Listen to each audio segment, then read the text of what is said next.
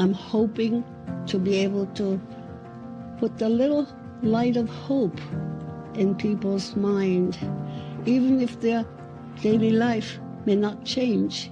When there is that hope, there's a big difference in the way they live. So you see in the world now, a lot of people, everyone's working towards the transformation of the world, climate changes, ecological and peace. Sharing is the key to solve the problems of the world. But who would take it seriously? What if it's true that the great teachers like the Christ or Buddha were to come into the modern world now and guide and inspire humanity? Then proposition of sharing may not be too far-fetched. From the point of light within the mind of God, let light stream forth into the minds of men. Dive in to the spiritual art and the prophetic message of Benjamin Creme, the awakening consciousness of humanity, and the presence of a world teacher among us today. I know you'll find this series enlightening and compelling. Join us for all 5 episodes.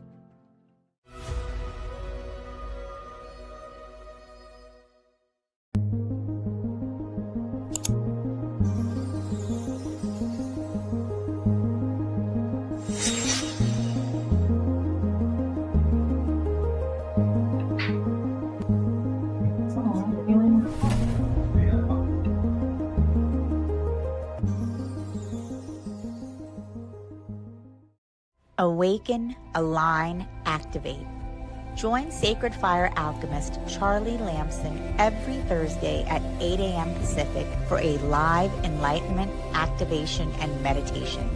Streaming on SoulSearch Instagram, Facebook, YouTube, and SoulSearch TV. Start your day with powerful, higher consciousness energy activations. Realign your mind, body, and spirit with your highest potential. Tap into deep peace and transformation. Don't miss this chance to raise your vibration and step into your highest self. Tune in live every Thursday at 8 a.m. Pacific.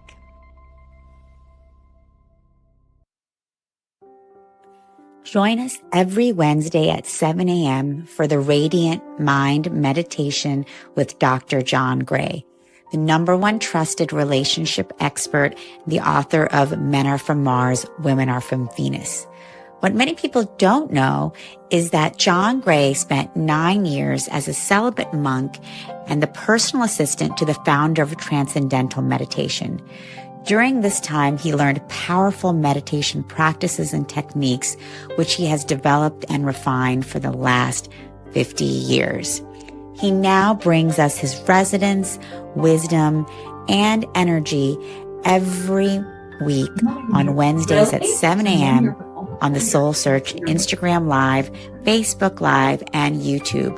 Join us every Wednesday. You didn't have a senior picture? It was that because you didn't watch. Get ready for the SoulSearch Rohnert Park, Sonoma County Enlightenment Expo and Psychic and Healing Fair, happening Saturday and Sunday, April 12th and 13th from 10 a.m. to 6 p.m. at the DoubleTree by Hilton, Sonoma Wine Country. Experience a weekend of awakening, healing, and high-frequency connection with spiritual teachers, intuitive readers, holistic vendors, and energy workers. Explore our special biohacking section featuring the EESystem Scalar wave healing technology. Attend transformational talks all weekend. It's free to attend with advanced registration. Come raise your vibration, discover new tools for healing, and connect with your soul tribe. We'll see you at the SoulSearch Expo April 12th and 13th. And it's funny because the kid that I work with at prom, it was the same thing. No, I'm gonna go. No, I'm gonna go.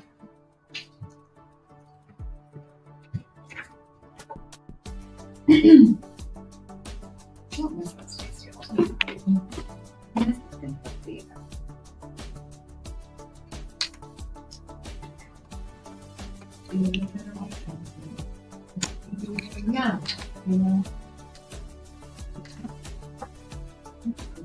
You ever talk to Mr. K? No, but he follows me on Instagram. Aww. So he knows we're together. Because he was also Mr. K's boss. Oh, so he was in digital. And he didn't want to video over before. But yeah, he follows us on Instagram. It's always kind of thing. If you graduate, you graduate. Except when we cleaned that one time. That was cool. We went to the school and checked out the new room and stuff. Not like that little closet area that we had. So dumb. Oh man.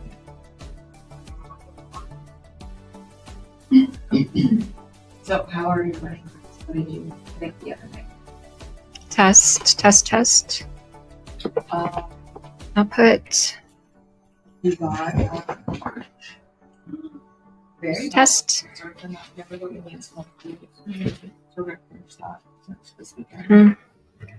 You can hear me? Okay. I'm hoping for people to be able Streamer to tab. put a little light of hope nice in to like what people's a week ago mind. it's like 80. even if their daily life may not change. When there is that hope, Not enough. there's a big difference in the way they live. So you see in the world now, a lot of people, everyone working towards the transformation of the world, climate changes, So it stays up. ecological and peace sharing is the key to solve the problems of the world. But who would take it seriously? What if it's true that the great teachers like the Christ or Buddha were to come into the modern world now and guide and inspire humanity? Then the proposition of sharing may not be too far-fetched. From the point of light within the mind of God, let light stream forth into the minds of men. Dive in to the spiritual art and the prophetic message of Benjamin Creme, the awakening consciousness of humanity, and the presence of a world teacher among us today. I know you'll find this series enlightening and compelling. Join us for all 5 episodes. So because she wasn't coming because it was her right. Right. And she swears Doesn't look the same. Oh, that's what she says. Is that Hilton Honors Lobby? It might be Greek for what you want to do. Awaken, align, activate. You want to Join stream? Sacred Fire Alchemist Like- Charlie streaming. Lamson every Thursday at 8 a.m. Pacific for a live know, do you think enlightenment, activation, and hotspot would be meditation. Streaming on It's right there SoulSearch earlier. Instagram, Facebook, YouTube, and SoulSearch TV. Start your day with powerful higher consciousness energy activations. Realign your mind, body, and spirit with your highest potential. Tap into deep peace and transformation. Don't miss this chance to raise your vibration and step into your highest self. Tune in live every Thursday at 8 a.m. Pacific.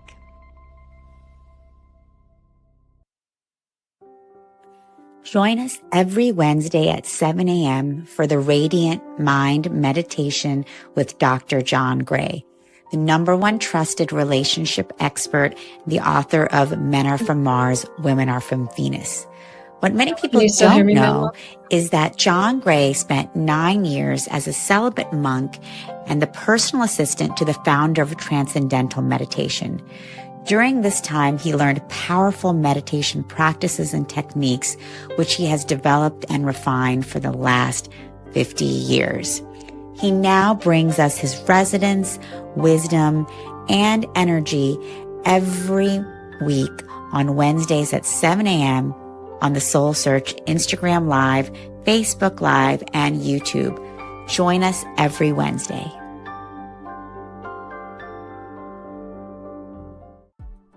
Get ready for the SoulSearch Rohnert Park Sonoma County Enlightenment Expo and Psychic and Healing Fair, happening Saturday and Sunday, April 12th and 13th from 10 a.m. to 6 p.m. at the DoubleTree by Hilton, Sonoma Wine Country. Experience a weekend of awakening, healing, and high-frequency connection with spiritual teachers, intuitive readers, holistic vendors, and energy workers. Explore our special Biohacking section featuring the EESystem Scalar wave healing technology. Attend transformational talks all weekend. It's free to attend with advanced registration. Come raise your vibration, discover new tools for healing, and connect with your soul tribe. We'll see you at the SoulSearch Expo April 12th and 13th.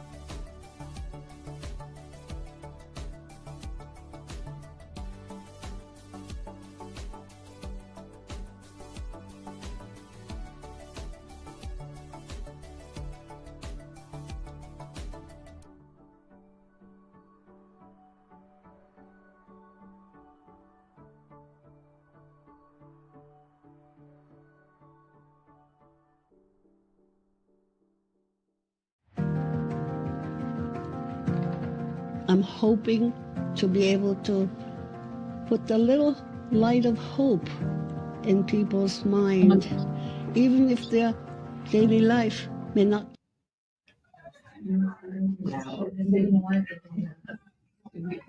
Hi, we're live at the Rohnert Park SoulSearch Enlightenment Expo Psychic and Healing Fair. So we're live streaming this, and you can find the recording on YouTube on our YouTube channel, SoulSearch 33. If you get a chance or you've missed anything, want to hear something again. So I'd like to introduce Nguyen. Yeah. Okay, we're still working on it. Also known as Moon, which is, I think, a very sweet name. She is a natural-born energy healer with divine gifts. Moon channels source energy with the highest level of frequency to facilitate healing for physical, emotional, spiritual, and mental pain. She has helped people with a range of health conditions, including insomnia, arthritis, headaches, menstrual cramps, erectile dysfunction, spinal fusions, spinal stenosis, urinary tract infections, depression, anxiety, allergies, and cysts. In addition, Moon offers channeled copper and sterling silver bracelets that can be customized to heal a variety of emotional and physical conditions. Today, Moon will share her unique healing modality with us, and she will also offer a free 5-minute channeled group healing session for all attendees. So enjoy. Thank you. Thank you, everyone, for coming and attending. And my name is Nguyen. I also go by Moon. Moon is my nickname because my name means moon in Vietnamese.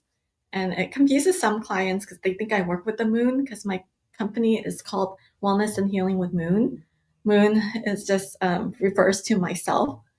And I'm a natural born healer with gifts where am able to facilitate instantaneous healing.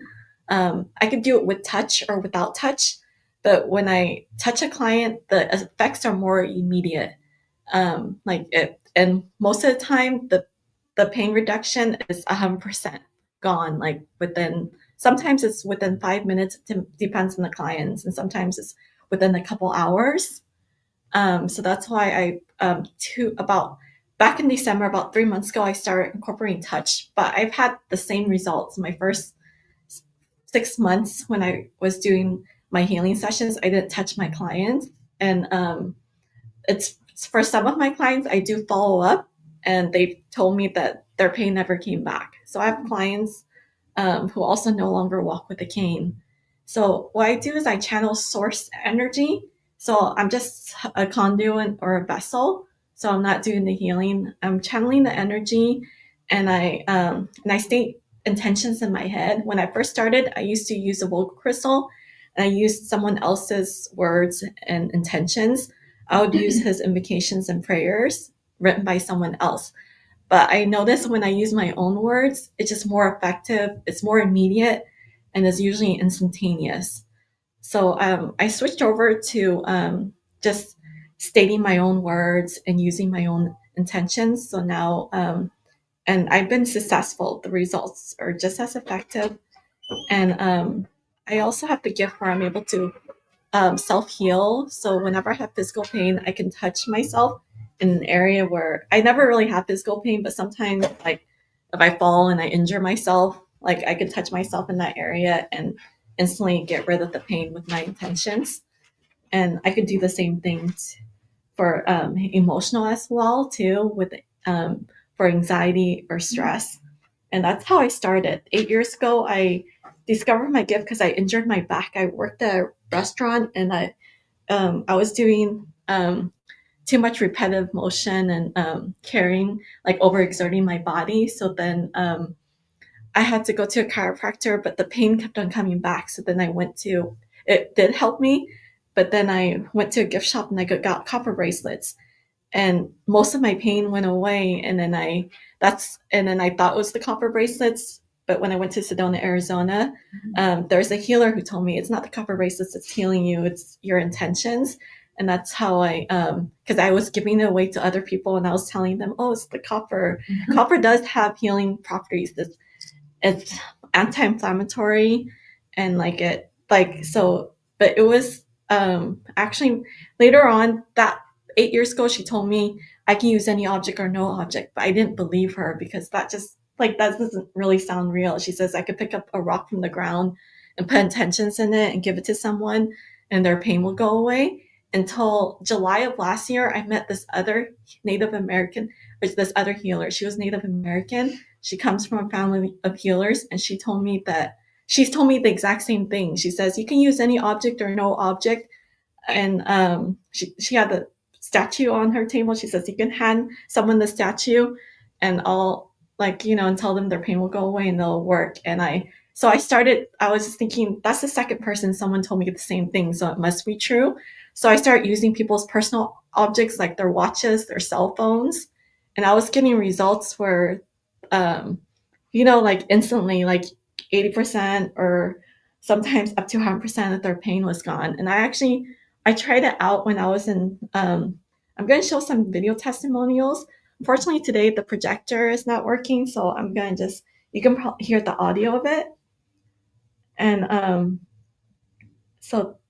and then I'm also a distance healer too. So my sessions work just as well if the client believes it. Like if they it works just as well in person as in virtual. I have had almost the same results. So this is you can listen to the audios. This is one of my first clients when I first started my business a while back. You can very thankful to you yet for helping. Okay. Are you able to hear? My brother, he was walking for pain. He had hurt his back. I told her about it, and she recommended her copper bracelet. I got it for him. I took it back to him. He wore it, And by the next day, he was walking without a cane, and the pain was gone. This was 7 months ago, and he hasn't been using the cane anymore or the bracelet. Sometimes if his back starts to hurt, he'll put it on, but within hours, the pain is gone. So this is actually, I gave her the bracelet April of last year. So this is a year ago. He's still actually pain free. And I never met him. So I have a gift where I can put in any object. I don't have to know the person. And once the intention is there, it doesn't have to be recharged. I spent probably like, back then I didn't even clear the objects. I started clearing the objects now. I spent probably only 10 seconds putting intentions. All I did was state in my head that all his pain will go away. I didn't even know where his pain was, but that's how, like, I think I made it more complicated. Like as I was doing it, now I say more intentions, and now it's a lot longer.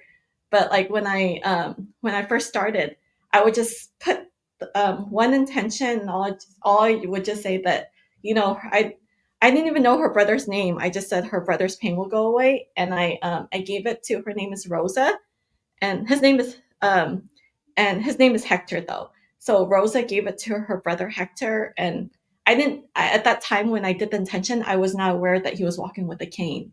And later on, he emailed me and he said that he was walking slowly with a cane, and all his pain is gone. And this has been a year, and he had level 9 out of 10 pain. So I've done it. I have other video testimonies too, where I used a pendant for another lady too. So I don't have to know the person, and I've never actually met him in person or even spoken to him. So that shows how strong, like the the intentions are. And then this is when I was channeling other objects in Turlock. And this is all at the same fair. And I spent about 10 to 15 seconds. This is when I started clearing the objects. So it took me longer. I stopped by the booth at the Holistic Fair to see Niet, and I was having some neck pain. She asked for my watch, and she put prayers and intentions into my watch. And as soon as I put it back on, my neck pain was gone. Hi, yes, I'm here at the Holistic Expo. Came to visit Juliette, and she used my phone to put her personal intentions that my pain would go away, and I noticed that the pain did significantly. So I used her cell phone. The first person, I used her watch, and it was just like a regular watch. It's not like a iPhone watch, or it's just a normal watch. And then I used her cell phone, and go away. My name is Santiago, and I'm here with Nuguet, and she,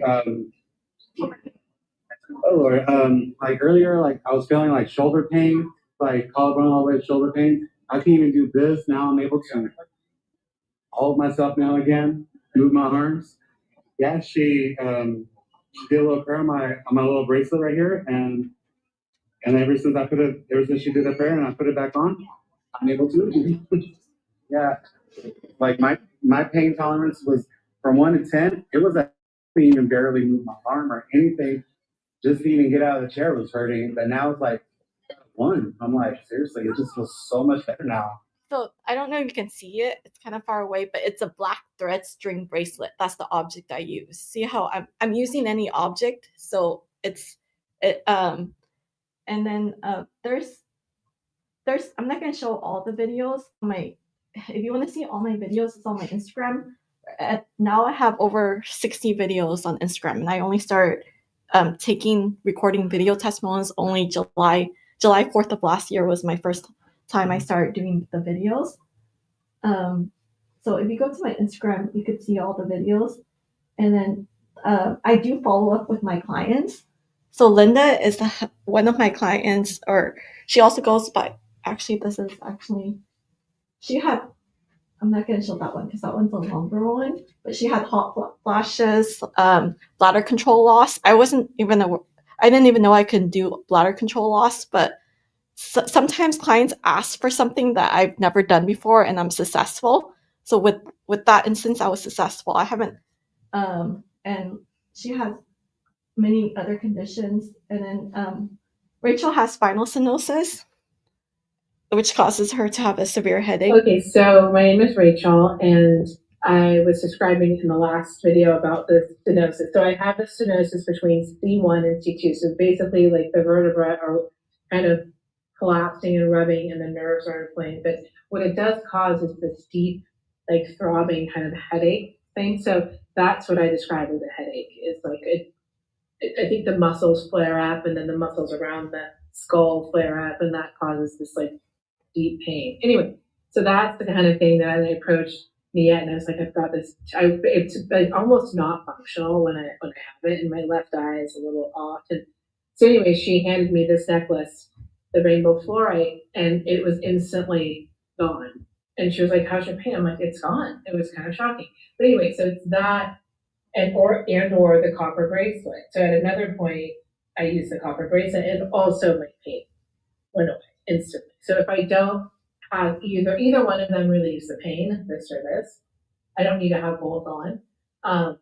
But either one relieves the pain, but when I don't have them on, the pain returns. So with her and many of my clients, that's why I noticed it was more than half of them. Whenever they took off the object, the pain would come back. When they put it on, when it touched their skin, it would go away. Then when they take it off, it would come back. But then over time, like I have my very first client from 8 years ago, her pain, like she told me when she took it off, the pain would come back. But then after wearing it for 6 months, she no longer needed it. One day it broke, or like it got twisted, and she couldn't put it on anymore, and her pain never came back, and her pain has not returned. It's been 8 years. Her pain has not returned, and I never recharged it. I only did the intention one time, and it was like back then, like she actually was skeptical. She thought I was crazy. She didn't even believe me. She's like, "Sure, Nia, you can give me a magical bracelet, and it'll, I told her, oh, I can give you a bracelet. It'll take away your pain," because I had such strong faith.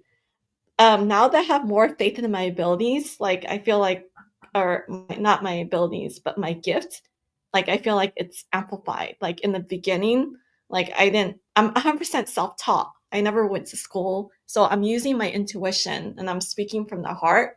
Like I'm not following anyone's like system of beliefs, and it's just been working. It works better for me when I do it that way, but it didn't really, it took me a while to develop faith because, and then so I'm going to just go to the next video. Adam, I did a dog, or actually, it was through Adam where I found out my bracelets can help dogs. And ever since then, I've been. Hi, my name is Adam, and I just want to share my story with you for what. Okay. Well, I can go over what the video.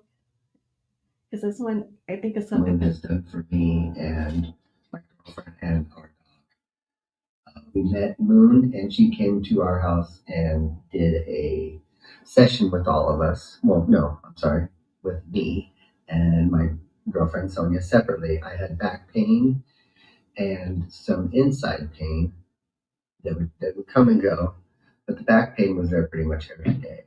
And after our sessions and after Moon's intentions, in our bracelets, which I like to wear all the time anyways, but I know that it's not in my bracelet, that the intentions are already in me and my back pain is gone almost all the time now. I hardly ever feel it. My girlfriend's arthritis is doing much better since our sessions. The thing I want to share with you that is just like a miracle to me, like literally a miracle to me, is that our dog woke up one day, and it's an old dog, and its rear leg wasn't moving at all. It wasn't even working. The dog would take a step and it would fall down, and it would just lay in the hallway. And it being an older dog, we were really worried about that maybe it had a stroke or something. We had to carry it outside the restroom and stuff. So we were thinking about taking it to the hospital, the dog, and so we decided to put the bracelets on its leg. And before the end of the day, the dog was walking, and then the next day, you couldn't even tell that anything had happened to the dog. It's got to be it's a miracle. I mean, because just the intentions that were in the bracelets. It was actually through him that I discovered that I can do animals, and since then, I did a virtual session for a cat where Like it had 2 viruses. It was nauseous and it wasn't eating. And afterwards, like my client said, oh, the cat was eating. And then she did a checkup like a couple months later and it's not sick anymore and it's fine. So I can also do animals as well too, where I can channel their caller. So since then, animals are like, to me, it's like I have a pretty high, just so you know, my sessions don't work for everyone. I would say like it depends. Like I would say I'm at least at 80 to 90% success rate, but with animals it's even higher. Like, you know, because I just feel they're spiritual and I feel like in a way I can telepathically communicate with them because when I'm saying something in my head, like they respond to me. So I also have that connection with animals as well. And it was through him because I didn't know, I wasn't aware at the time that I can help animals. So his was an interesting testimonial. And I used to do 2 people at once. Like I did Dennis. He had severe hip pain with his wife at the same time. About, I'd say late August, early September, I just woke up with major hip pain and it's constantly nagged me. Like every time I stood up, every time I got in the car, anytime I would like stand up or get out of bed, I would have major pain on my left side, all radiating from my hip. Like to where I would have to take a couple seconds like before it would go away, or I'd have to walk a little bit before it would go away, and it was just constant. I had a healing session with Nuet, 15-minute healing session. My wife and I had a group session. And literally, Nuet asked me if the pain went away. And I told her, honestly, I won't know until I stand up. So she asked me to stand up. I stood up. And seriously, even right now, I don't even believe it. It's kind of crazy to me. Like, no pain. Like, I stood up perfectly fine multiple times with no pain. So the healing session. So, like, that was with him and his wife at the same time. And back then, I didn't touch the clients. So that was with no touch. And then this is, I've been doing, one of my clients for my last Summerfell group session, she's a vendor out there, Victoria. Today I'm going to do a free whole group 5-minute healing session for everyone in this room. There's about like 15 or maybe 10 of you guys in here. And last time when I did it, there was about 10 to 15 people in that room, and 100% of her neck pain and her shoulder pain was gone. And that was a month ago. Like I think it was March 2nd. And it was the last Summerfell Expo, and it remained. She says it hasn't came back. So I do get long-term results after just one session. So this is actually, I don't know if this is a bit. Oh yeah, this is Victoria's. So I'm going to show her because she's actually out there right now, and I got verbal permission from her. She said I can show this. Did a healing session for everyone in the room, about probably 15 people. And Victoria, did you want to talk about how you felt? Yeah, I have a chronic neck and shoulder yeah, like the internet's not really pain, and it feels like it's pretty much gone after the session. After the 5-minute whole group healing session. Thank you. So yeah, I just did a whole group healing session. So her pain hasn't came back, and it's been about 4 weeks now. And then there's someone else in the audience. When I asked the audience, I said, did anyone feel a difference? She says, yeah, my neck pain and my shoulder pain is gone. Someone else said, me too. And this other lady, I also, this was at the Summerfell talk, during my Summerfell talk. Hi, this is Nuya, and I just did a whole group healing session. And I'm going to ask one of the attendees on how she felt afterwards. Yes. I just got the recession, started moving my shoulder. That was painful. My neck was stiff, and I feel great. Right? What was your level of pain before the whole group healing session? Oh, about 6, 7. And now it's 0%. It's completely gone. And that was just a 5-minute whole group healing session during my talk.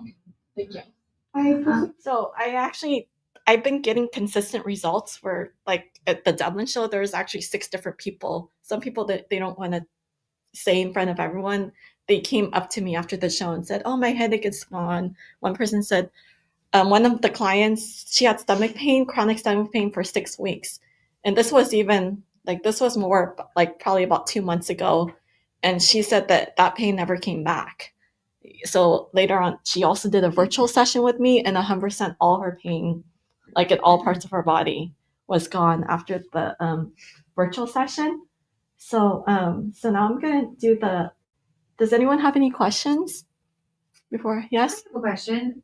You set intentions by using people's like items and stuff. Yeah. Have you ever like thought about setting intentions to like people's like souls, or like, because with these items you take them off and sometimes it works and sometimes it doesn't. I can do it without objects. During my healing session, I don't use objects at all. I see. I do at the end. Just so you know, I showed a lot of videos with objects. With my session, it includes a free copper bracelet. I use the object to amplify it, but many times I don't even need, I just use my hands to amplify it. Like if I use my hands, 100% of their pain is gone. I actually have a lot of clients who say, oh, I don't even need the object, because when I do the intentions, I do it directly. I project the source energy directly into the person without an object. Oh, That's why I always recommend a session versus like a channeled object, because some people, it could be just as effective, but because they don't have to rely, some people need to rely on the object in the beginning, like so, and then it's a different experience. My hands usually heat up and they can feel the energy, like when so I do offer touch, and most people take, in the beginning I would ask, but now everyone, like, they prefer, some people don't like to be touched, but I don't have to use an object. And for my sessions, I usually I channel the object after the session. But at that point, most of the time, their pain is already gone. Yeah, but yes, did you have another question? Yeah. Yeah. Does the object have to be intended for that particular person, or can it could be one person? Like 8 years ago, like I didn't even know. I wore this pendant, like it's one of those ones that, like, you know, they raise your vibration, and they, you know, I just liked it. And it was like, it was made of, it wasn't silver. I forgot what it was made of. I just wore this necklace, and like this lady had knee pain. And back then I didn't even think that I was using another object. It was and it had gemstones in it. And she shared it with her husband. I put intentions for her knee pain to go away. But when she put it on her husband, his back pain would go away. So you can actually share it, just kind of like how Adam, he shared the bracelet with his dog. You know, I didn't put specific intentions for the dog's pain, because at that point, I didn't even know his dog, like, couldn't walk and had pain in his legs. So, so I've helped dogs with arthritis too. And since then, I've helped, like, the last animal I did was a turtle. I've helped like, you know, any animal or pets. I've been pretty successful with animals, but nothing's 100% guaranteed. For some people, the session doesn't work, even if they have faith. But I feel like if they have faith in it, it usually works better as well. Are there any other questions? Yes? You mentioned assisting with emotional or mental pain or issues as well. Yeah. Is that correct? Yeah. Can you elaborate a little on what that looks like?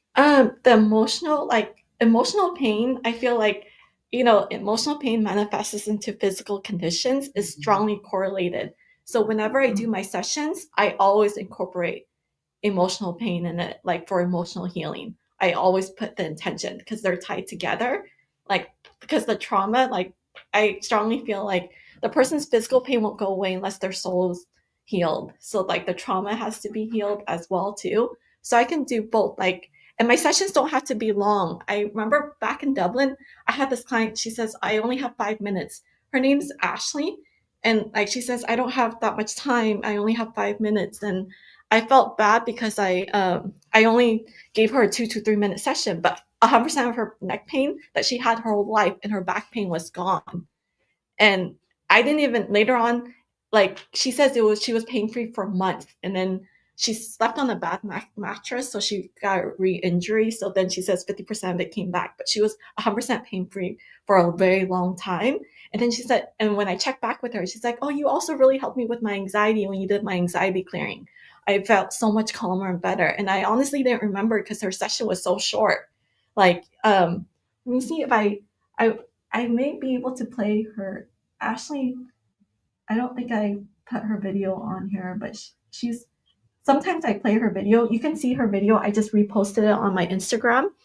But so I usually do both, even if they only ask for physical pain. I do an intention for emotional pain because I feel like they're closely tied. So if they do a full session with me, or even for the demonstration, but like in the beginning when I first started, I didn't even do an intention for emotional pain. It's just the gift, or even, like for Victoria, I didn't even know she had shoulder pain and neck pain. I'm just doing general intentions, but 100% is gone. So I also feel like I have a gift for spontaneous healings can occur, and I don't even have to be aware. Some of my clients think that I can see auras. So I can't see auras, or they think I'm doing a body scan, because they would come up and they said, how did you know I had like knee pain? It's gone now. And I said, oh, I didn't know. Like, I actually, when I'm doing the whole group healing session, I've had multiple cases of people who is now not just 80% gone, it's like 100% gone for more than one person in one area of their body. With Victoria's case, it was 2 areas of her body. And I had no clue that she even had pain. So sometimes I don't have to be aware of it, but when I do a session, I have to ask the client. And the more specific it is, the better usually. But I'm going to go ahead, and so we don't run out of time, I'm going to do the whole group healing session. Do I have permission to connect with everyone's soul? Yes. So I'm going to just put on Wayne Dyer's music. So I'm going to put a bubble of white light and protection around each and every one of you, so only positive energy and white light can come through. And I'm going to clear everyone of your negative energy. I'm going to put a bubble white light and protection on me, so only positive energy and white light can come through.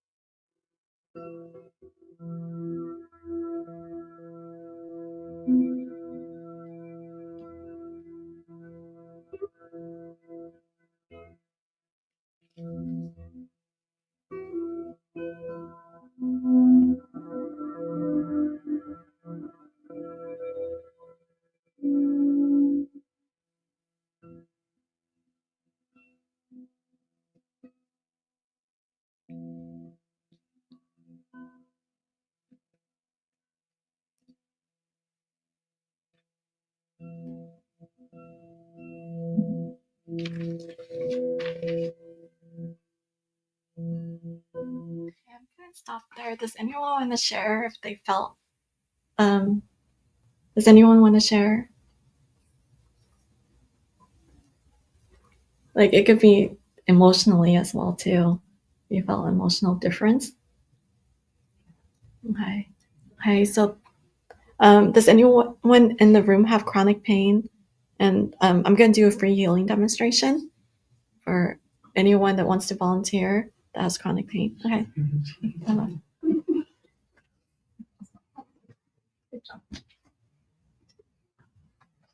Hello. Hi, how are you? What's your name? Maria. Thank you for volunteering. Mm-hmm. Hi. So did you want to? Okay. So where's your pain? I have hip pain, knee pain. Where's the most severe? My right hip and my right knee. Okay. Do you have permission to connect with your soul? Yes. Okay. So I'll just do your right hip, and then sorry, your name again? Maria. Maria. Okay. Okay, Maria. I'm gonna put a bubble white light protection on you, so only positive energy white light come through. I'm putting a bubble white light protection on me, so only positive energy white light come through. And so do I have permission to touch you? Yes. Okay. So I'm gonna touch your hand, and then I'll just touch over. Is it over here? Mm-hmm. Okay. So what's the symptoms? Pardon me? Like, is it stiffness, achiness? Pain. Just physical pain. Okay. Okay.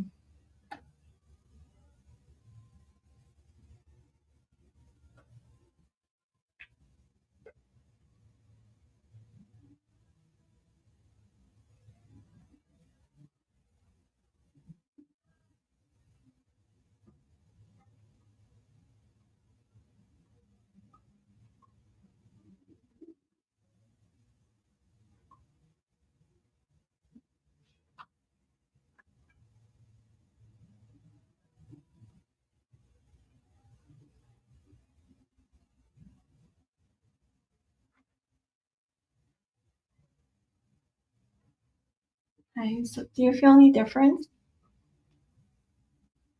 Feel somewhat of warmth. Yeah. Okay. Okay. And I can amplify it. Okay. Okay. So. Gotta take it off? Yeah.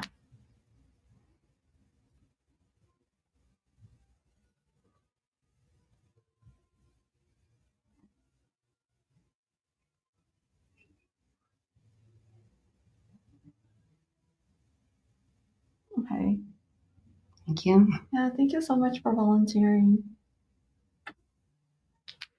Okay. Thank you. Thank you so much. Yeah. Is there anyone else that wants to volunteer? Okay. We'll do one more. Do you have any other person in the audience? Like headaches. Oh yeah, I can do headaches. Hey, what's your name? Jenna. Jenna. Hey, do I have permission to connect with your soul? Yeah. Okay, so I'm gonna put a bubble white light and protection around you, so only positive energy come through. I'm putting a bubble white light and protection around me, so only positive energy come through, and I'm gonna just clear my energy. Okay,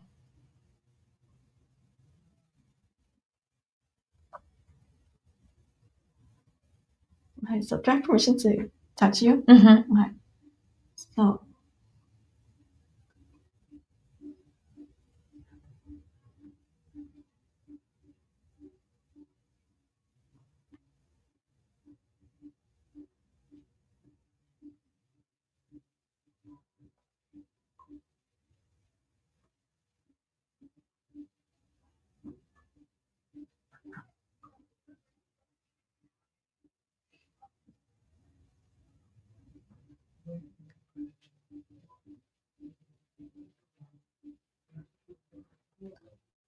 Do you feel your headache lightening, like good?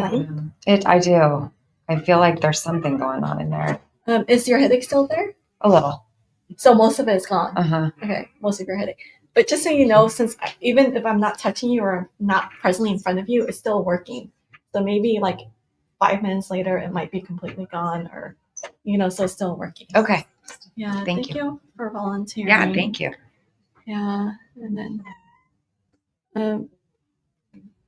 yeah. So is there anyone else? Because I have 2 more minutes. Is there anyone else? Yes. Thank you.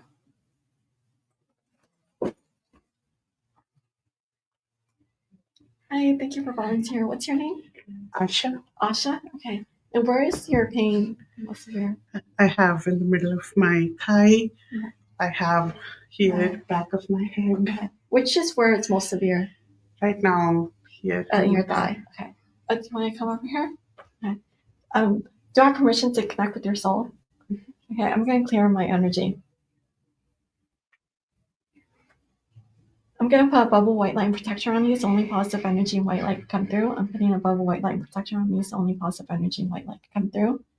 Okay, so then it's your thigh. I'll just hold your hand for your thigh. So.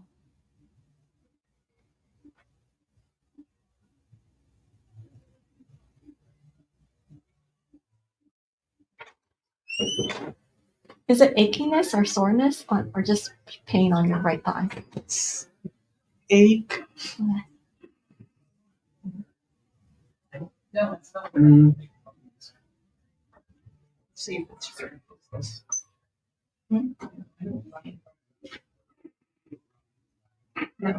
No.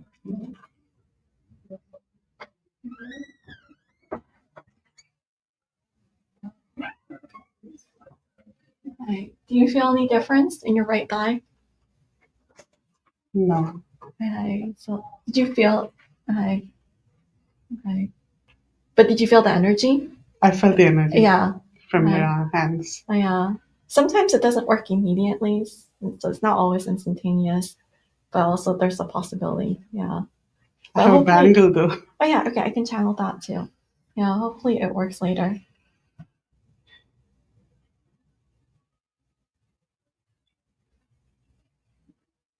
Okay. Thank you.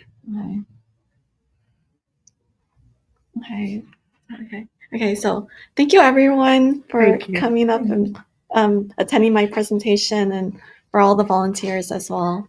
Well, thank you.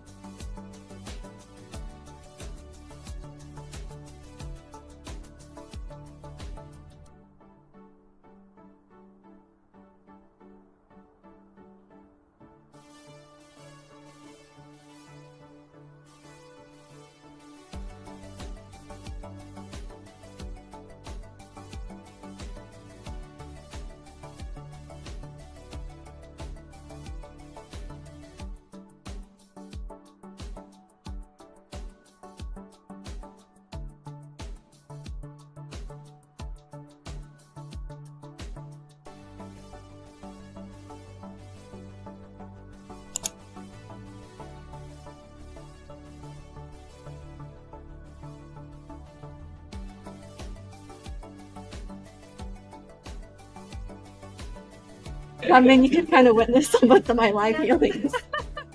I know. I never get a chance to see that.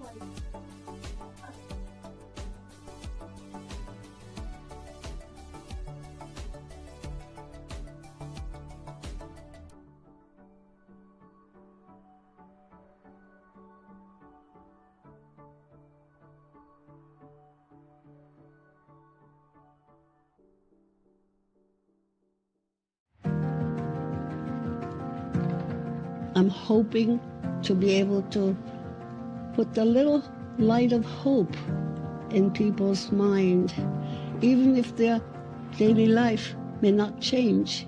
When there is that hope, there's a big difference in the way they live. So you see in the world now, a lot of people, everyone's working towards the transformation of the world, climate changes, ecological and peace. Sharing is the key to solve the problems of the world. But who would take it seriously?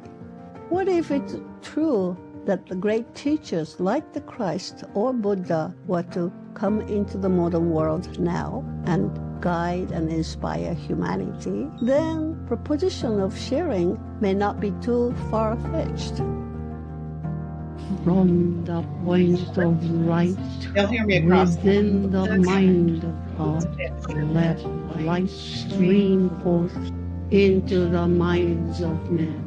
Dive in to the spiritual art and the prophetic message of Benjamin Creme, the awakening consciousness of humanity, and the presence of a world teacher among us today. I know you'll find this series enlightening and compelling. Join us for all 5 episodes.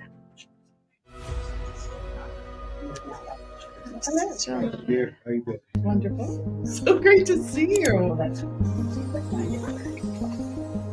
It took me a while. Did you tuck it in the bathtub?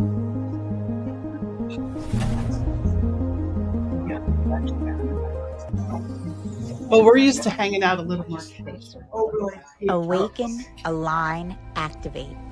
Join Sacred Fire alchemist Charlie Lamson every Thursday at 8 a.m. Pacific for a live enlightenment, activation, and meditation. Streaming on SoulSearch Instagram, Facebook, YouTube, You were the and star in SoulSearch my last TV. video. Start your day with powerful, higher consciousness energy activations. Realign your mind, body, and spirit with your highest potential. Tap into deep peace and transformation. Don't miss this chance to raise your vibration and step into your highest self. Tune in live every Thursday at 8 a.m. Pacific.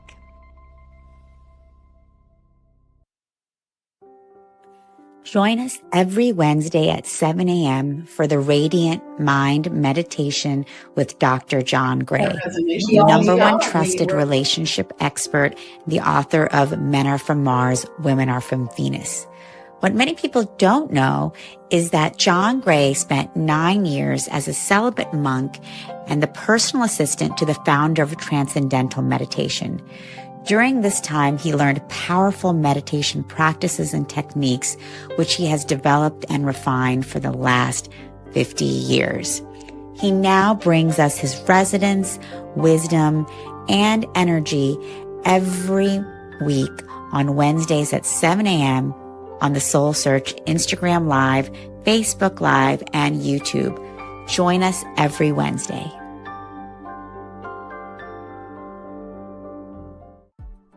Get ready for the SoulSearch Rohnert Park, Sonoma County Enlightenment Expo and Psychic and Healing Fair, happening Saturday and Sunday, April 12th and 13th from 10 a.m. to 6 p.m.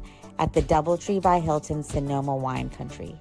Experience a weekend of awakening, healing, and high-frequency connection with spiritual teachers, intuitive readers, holistic vendors, and energy workers.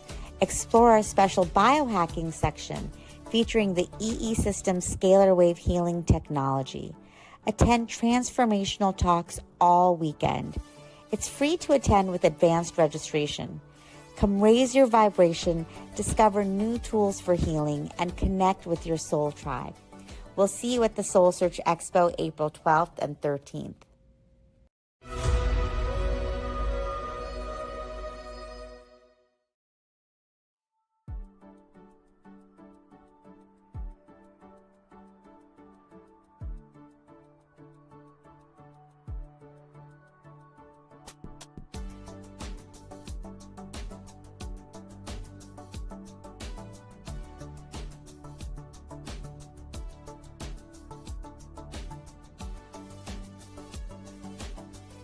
Choice? No choice.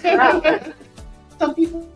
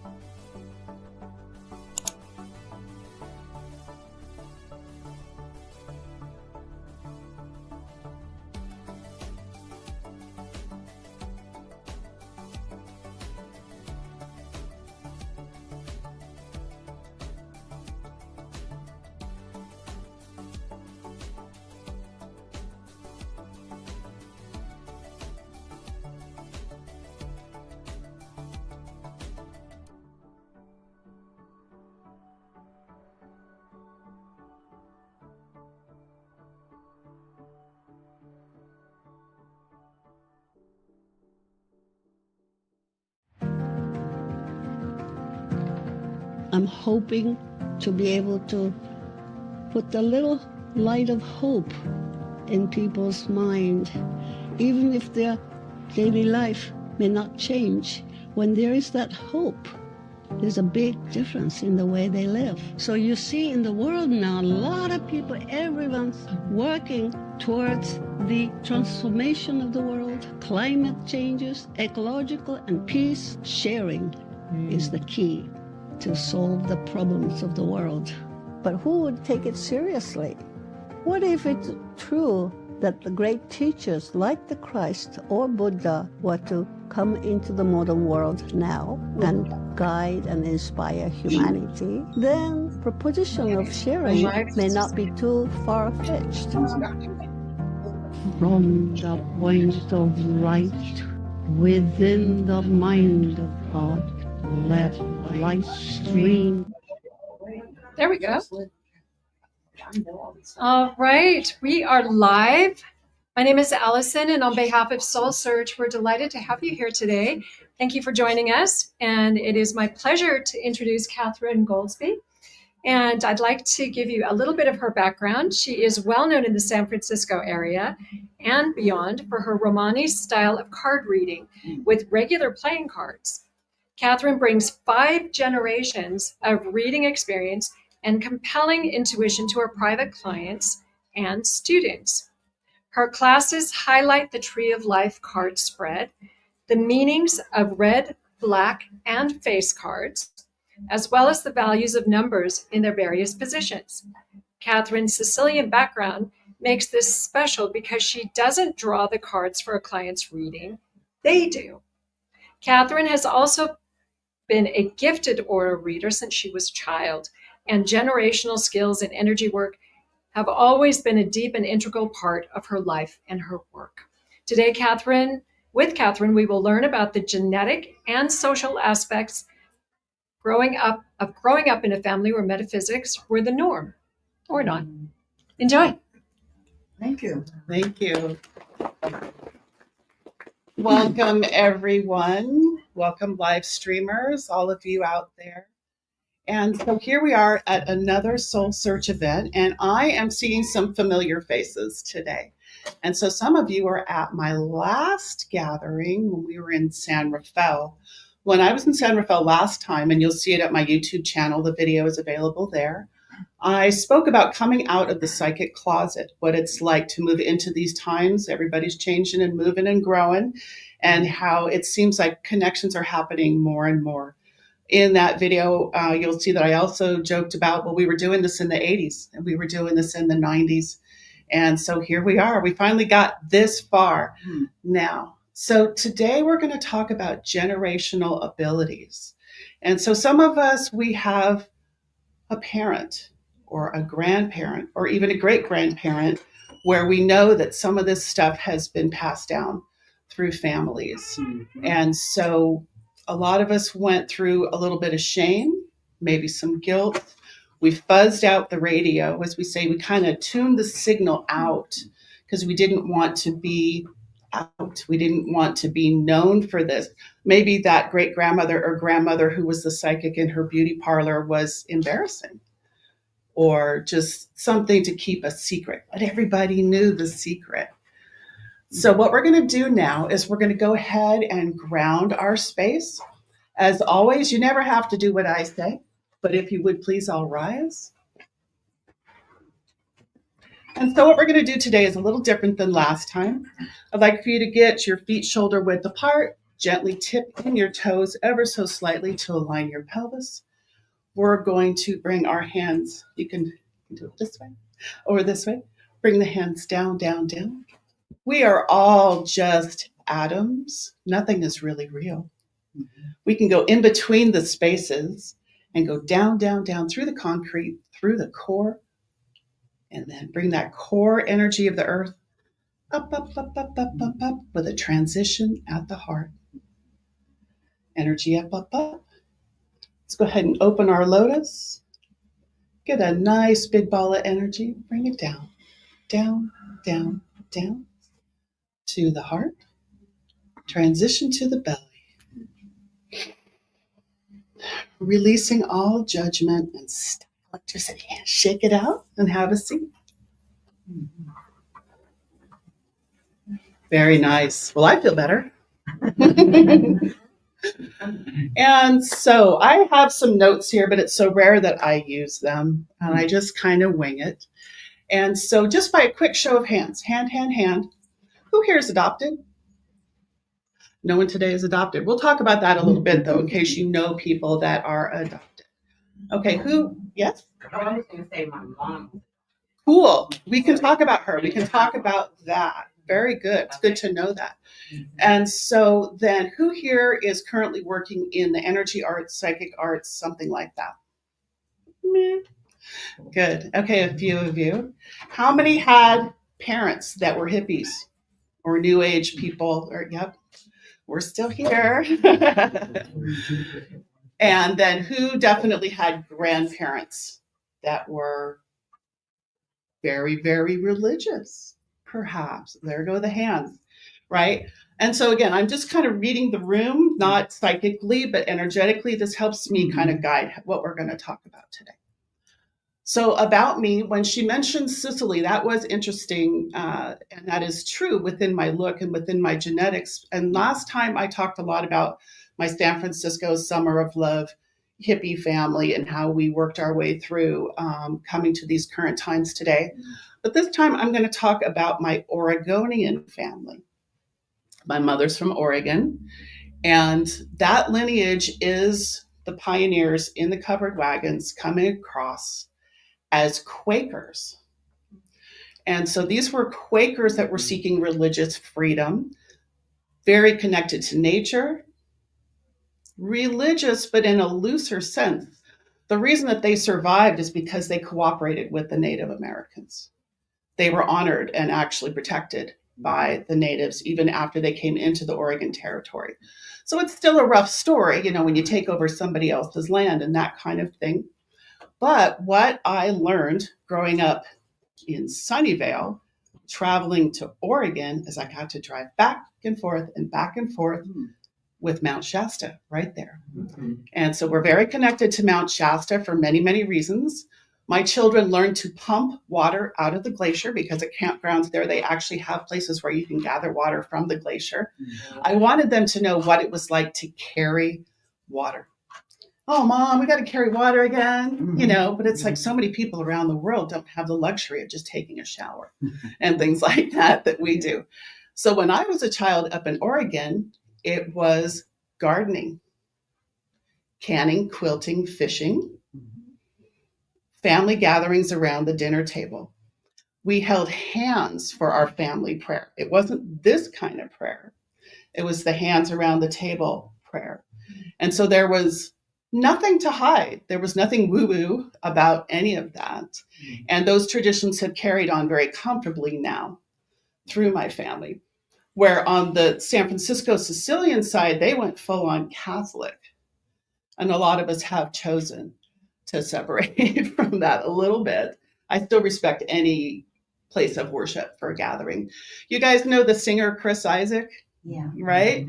One time we were hanging out and he said, "Oh no, I'm not pagan. We're Catholic. We don't believe in all that bells and whistles." I'm like, come on, you guys swing incense and all of that. So he was joking with me, of course.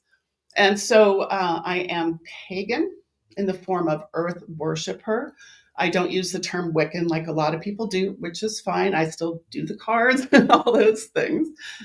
But what we have now is science integrating into spirituality, or just that it's all science and it's all spiritual, whatever labels or words or God you want to attach to it.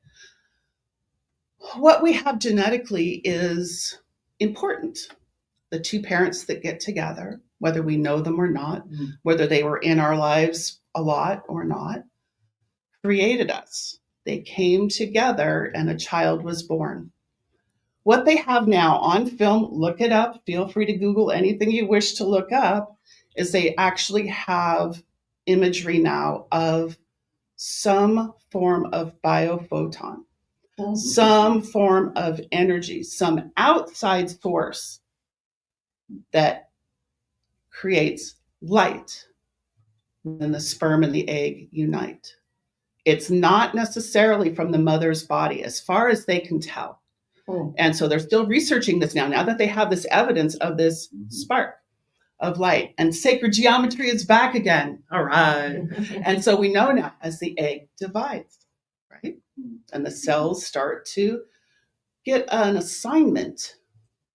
How do cells know to become an eyeball? How do cells know to become a kidney? That is also what we're coming into now is, yes, there's genetics and there's cell division, just like in any organism. But how is it that this biophoton spark, if you will, is informing this process? They've also discovered that within the womb, within the lining of the womb, and within the mother, there is nothing coming from that bag, nothing coming from that sac that is telling you to be who you are to become. It's there to serve its purpose, its egg, its cooking spot, but it's not informing the baby what it's going to look like.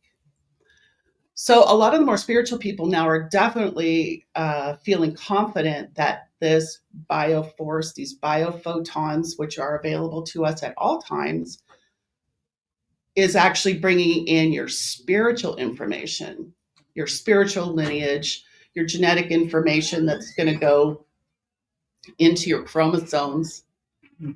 And so just so you know, my background is health education, child development. I do work in supplements and body care now.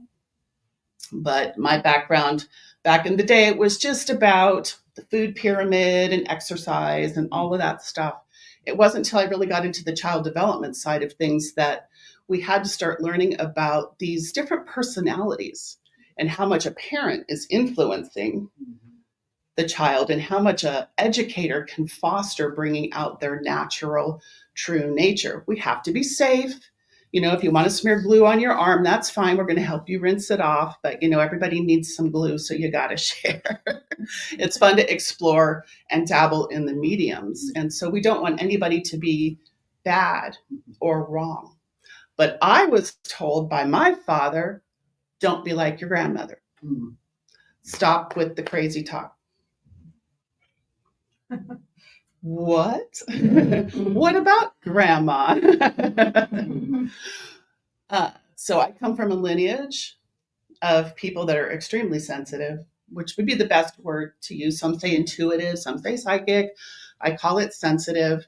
I'm the one that's like talking to the trees and talking to the animals and talking to the birds, and because I can see this energy everywhere. And so I do have to tune my eyes out. I have to fuzz the radio, and it actually takes energy, by the way, to block this, and it's exhausting because when you can finally relax, you're by a stream, you can just let it all go. It's like the earth just transforms into this completely different world, and it's blissful. It's really nice to be there, and then someone will speak or something. You're like, dang it. And it brings you back again. So if you recall, don't be crazy like grandma's, because she got into some trouble by being a channeler and actually was institutionalized. And so that's family trauma. And so within these lineages, within these genetic roles that we carry out, there are real traumas that happen. A house burns down, the Holocaust. The stories that you hear that are told over and over again don't just influence you psychologically. All this stuff gets into your DNA. And so this is genetic memory. This is how, we have like a irrational fear of water or whatever it is. And so these telomeres on these ends are what we're learning to heal when you go to different energy workers or to an EESystem and things like that. This is just helping kind of reconnect all of that so that you flow a little better. What I teach as an aura energy educator is I teach self-empowerment. So I teach you how to do it for yourself. It's great that you can have machines and red light therapy and all that stuff, but sometimes you're just out camping or you're just at work at your desk or whatever it is. And so if you're interested, you can always come to my table. I have more information, not just on the card readings that I do with the Tree of Life spread, but also the aura energy development work that I do. And I was just curious yet if anybody had any questions. Kind of rambling on here. No? Yeah. How do you break generational curses? How do you break generational curses? We are all one, right? We are all just a division and a fragment of the whole and the one, going through these life experiences together to learn and grow in love. We embrace the light and the dark. We have to have some darkness or we won't know the light. The yin has the yang. We talked about how the lotus grows from the mud. I don't give voice. I don't give power. I don't give energy to anything called a demon. They don't exist. Boom. Just like that. Curse, no such thing. You can yap about a curse all you want. I'm like, okay, so if you believe that you've been cursed, you are. But what if you don't know? Who knows this? Talk about generational things. Fiddler on the Roof. Let's look this one up. Sometimes spitting through your fingers, or sometimes you go like that. If you don't know that you've been cursed, that had power, that had resonance, that had energy. And so that's what I teach in aura energy development, as how to cleanse and clear and how to protect yourself. How to walk around in the world with all these people that are so full of anxiety right now with everything that's going on, right? And so it's okay if you want to tap, if you need to do a little tapping, if you just go like this with your hands, whatever you want to do, nobody can get to you. So how do you break a family curse? Is just break it. The curse that I'm breaking right now is that we were told, don't be out, don't be public, don't say you're a psychic, don't charge a fee. So I don't charge a fee. I was taught that that was evil. It's evil for me to be the authority on anything. That's why we have the other person draw the cards. I'm not telling you what, you're telling me what, and we do it together. So this is all self-empowerment. This is why we have issues with churches and other institutions, because they're coming at you from above, telling you that you're down here. And really what all of you are here for now, as we leave this space today, is we're going to go raise everybody else up. Earthing, so important. But maybe you can't. Maybe you can't get outside for a while and just walk amongst the trees and decompress a little bit. But you can visualize it. You can drink some water. You can create it energetically within yourself. It took me quite a while to learn how to be in buildings like this, or like an airport, without getting, just twitchy. And so we've got the electromagnetic fields, the EMFs. And now we have our phones and our computers and all this kind of stuff. And so the more that you learn, the more that you'll grow, the more you'll relax. Because that's really what it's all about. We want to go fast. We want to get it done. We got an agenda, la, la, la. And so what the best part of a day off is I'm just cutting an onion, just relax. And so when we relax into who we really are, despite wherever we came from within our family, how do you stay true to yourself and become the true you that you really are? Well, that's your whole life mission. That's the whole reason you came here. That's the whole fun of it. It's really fun to be like, wow, I got a body now. Check this out. You get to go explore and do things and make big mistakes. Dang it, I learned hard that time. Am I going to repeat that mistake again and again? Well, that's crazy. We know now that experiments have results that we may not necessarily want to repeat. But if we do, we catch ourselves at it. And you might say, my mom always did that.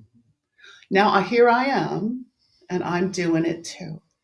Okay, so it's up to you to honor her, honor the person that's teaching you this, thank you for bringing that to my awareness once again, that I'm going to grow and change. And I'll take the good stuff and I'll cast away the stuff that doesn't work.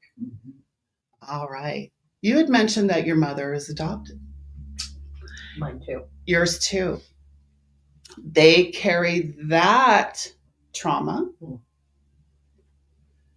but yet we see the wonderful blessing of the transition of who becomes the most fabulous role model and nurturer, who's changing those diapers, really. That's how we grow. People are like, oh, diapers, oh. Well, yeah, but we all eat. And we have to have some waste, and that's how we grow. So we talk about the sun energy. We honor the sun. The sun is such a big deal. That's amazing. We've got the moon. That's also wonderful. And we have water. So we call adopted connections the water line that flows through. We all are made of water. We know now that we can talk to a glass of water and give it intention and affirmation and consume it. So this is, again, science blending with spirituality, where it's all becoming very real. A lot of aha moments for people. They're starting to get it. Just a quick show of hands again. Who thinks that this was all predetermined, figured out, and your destiny? Well, I believe in free will too, though. Free will, here we go. Free willy. Could it be that there was a karmic, cosmic, whatever language you want to use, agreement that a mother is going to carry a child, learn and grow from the circumstances that she is in, and make an incredibly difficult decision to let that child go? Yeah. It's the parent, there's a mother, father here, there's whoever the adoptive people are here, and then there's the child in transition in foster care, multiple foster families. That kind of thing happens a lot now. And so it's nice that we can consider giving that honor instead of saying, that poor kid, God, they really went through it, or they're such a troublemaker. So these are our agreements. These are the experiments. This is the growth in love. And there is a dark side to it. There is a tough part about it.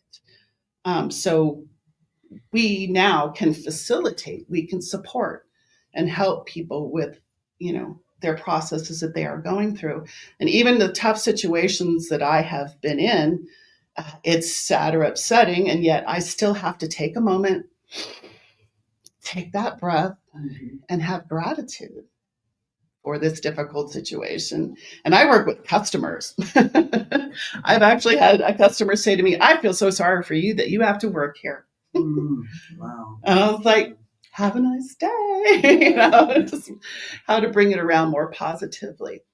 So what's going to happen in people that were adopted, and you'll see one of my videos because I interview people like us, is there's a gentleman there that I interviewed, and he was also adopted, but he did get to meet his birth mother. And so by the time he was like 22 or so, he was allowed to meet his birth mother, and he found out he was exactly like her. He's an entertainer. She was an entertainer. That's why she couldn't have him, because she needed to continue her performance career. He is a very small person. She was even tinier. So that must be really something to finally connect with someone that, you really wanted to. But we do that now here at these events, or just out in our world, where we're all starting to see each other a little more, where we're starting to be aware of, yeah, we're all one. Yes, we're all fragments. Some of us believe in karma. Some of us don't, which is fine. But how many people believe in reincarnation? Okay.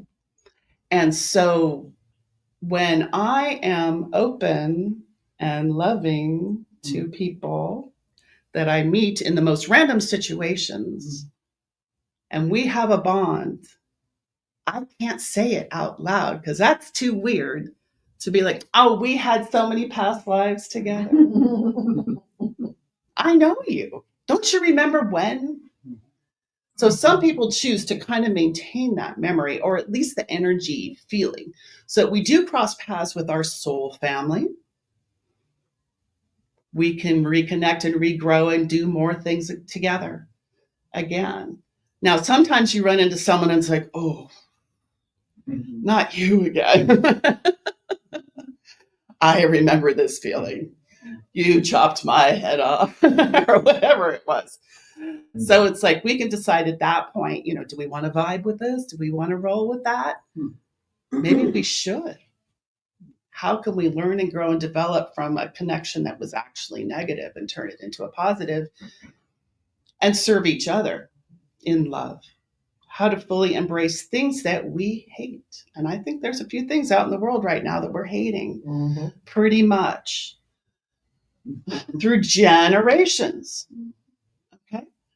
My first birthday was the day after JFK was shot. Everybody in the pictures for my first birthday looked horrible. My dad was based in Yuma, Arizona, where they were building drones for the first time. So we're talking 1962, which was the Cuban Missile Crisis. And the reason that they were in Yuma, Arizona was that they were actually guarding the border against Castro. So now, when you're out in the Yuma desert, messing around with drones and stuff, sometimes you see funny lights in the sky. Things like that happen.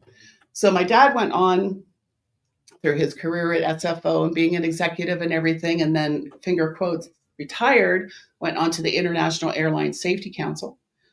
And there are safety and security issues going on with what is happening in our skies that we may not know exactly what those things are. But some of us in this room, we know exactly what it is, right? So it's interesting for my whole life to be raised with this awareness, but on a conservative level. So we call it woo-woo sometimes, really far out concepts. And things actually have been carried on where my dad was watching Star Trek and all that stuff and making sure that we knew what was what. And we were involved with the Reno air races. We knew a lot of pilots. Everybody had stories, but there was also footage. So whatever you want to believe of where it comes from, if it's very far away or very close. Now we're getting into time loops, the concept of time, the bending and folding of space, wormholes, and all this kind of stuff. How many of you were able to talk to your parents about that stuff? Okay. So now I'll go on to the fact that I'm a mother. I'm also the high priestess of the Golden Triangle of the Great Pacific. We can talk about that sometime. To just come out and say that, it's a lot of fun, especially when you realize it and then you say it. So since we're all local people here, I was in Cupertino at De Anza College doing backstroke, just having discovered that I was pregnant. And something came to me in the skies from above, and it was the constellation Orion. And that was the name of my son. So a lot of people right now are way into Orion. It's Orion's back. But in 1985, that's what I named my son. And so it was still kind of a new age, hippie, trippy, dippy thing to do that. And so then we moved to Marin County, very involved in the new age movement there. And he was allowed the freedom to be himself. None of this stuff was suppressed.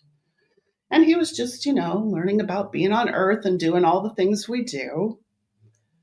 And people started to adore him. People wanted to raise him up as some almost Christly figure. They wanted to touch him. And so I had to separate from some of the groups that we were getting involved with because it wasn't appropriate. Just because his name is Orion and he's so angelic and has this beautiful glow and maybe healing you for whatever reason you feel the need to be healed, whatever that is, that's fine. And so we just completely separated. from all of that and just raised him as normally as possible. He's now a robotics engineer. Robotics. Huh? Right? And so he went hard science. He did not want to get involved in anything really that was overtly spiritual, though we did go to, a lot of Grateful Dead concerts where he was in backstage childcare and that kind of thing. A lot of events here locally, festivals and such, a lot of drumming. But still, he in second grade was staring out the window, not paying attention because he was contemplating dark matter. And so they put him into special ed to learn how to focus, how to concentrate, and then they put him into the gifted and talented program. And so it's interesting to be the parent of someone like that who clearly, go ahead. I'm sorry, can you elaborate on he was focusing on dark matter, meaning? He's a little Einstein guy. Mm-hmm. He was just, he could build, Legos, no instructions, just. So why is that considered? What is the dark matter part? Dark is not like dark holes, space stuff, not like spiritually dark, but like scientific spaces between space. So again, very Einstein's theories and those kinds of things, which I had not exposed him to. And as a believer in past lives and all of that, I'm thinking, well, here we go. We got someone coming in like those people that can just amazingly play piano at age 3 or whatever. Or, there are young people now that really want to dress a certain way in these like old timey clothes and stuff. I love it if their parents allow them to do that. They're kind of just reliving who they were back in the day. I am most comfortable in my Renaissance fair clothes. No surprise there. I was also a belly dancer and portray a gypsy quite a bit in the acting fields that I do and at the winery events and things like that where I do my card readings. And so I got all the stuff. It's a lot of fun. So what happened with Orion is that he actually got really angry at the world, the whole world. We went through our little blue mohawk phase, that kind of stuff. But it was just like angry at me and his dad. How could you even do this? How could you even have me and bring me into this? And again, this is like the 80s, the 90s angst, of course. And I tried to explain to him that we had an agreement. That he was not a mistake. He was not a surprise. We knew exactly what we were doing. And that he was in communication with me before he arrived. And that when that connection happened and that spark and that biophoton thing, I was just like, I really felt it. It was different than any other experience that I had had. We can have a lot of fun. Boys and girls getting together, whatever, whoever gets together now. But there's really a moment when you conceive. If you're conscious, if you're like drunk and out of your body and all that stuff, you might not even be aware, which is fine too. It's all different. And so even to this day, I think it's still difficult for him to comprehend that there may have been some predetermination, some destiny. I know that doesn't sound super scientific, but that we have these agreements to learn and grow together. I had to have a moment of like past life regression during his birth. So I've had 2 midwife births, home births, that kind of thing, where not only did I have a doula, but I had a psychic support. And so everybody in my family just had to deal with the fact, oh, she's bringing in a psychic again, but these are energy workers, energy healers. And so when we are giving birth, we try to distract, we try to count seconds and the minutes on the clock and, do all these things to get away from the pain. It's a beautiful pain, but it's pain. And that's what we do in our daily lives now, is we try to distract ourselves from the things that are agitating and irritating. We're just, looking at our phones or whatever we do, which I love all that stuff. But there comes a point, there comes a moment where you just have to get into your body. No more distractions. The moment is here. And now the great stargate is really, really opening. And this is why astrology is so specific of your first breath. That's why they want to know the time that you, and still breath. Now, the water, the breath, the earth, and all of that is so important to us.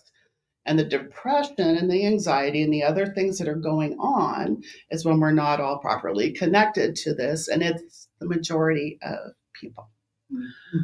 So thank you all for helping us all fix all this stuff, which we will. We're getting better a little at a time. I rambled. I got distracted.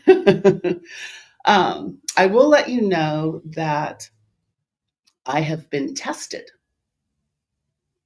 So I've actually, had the EEG cap put on.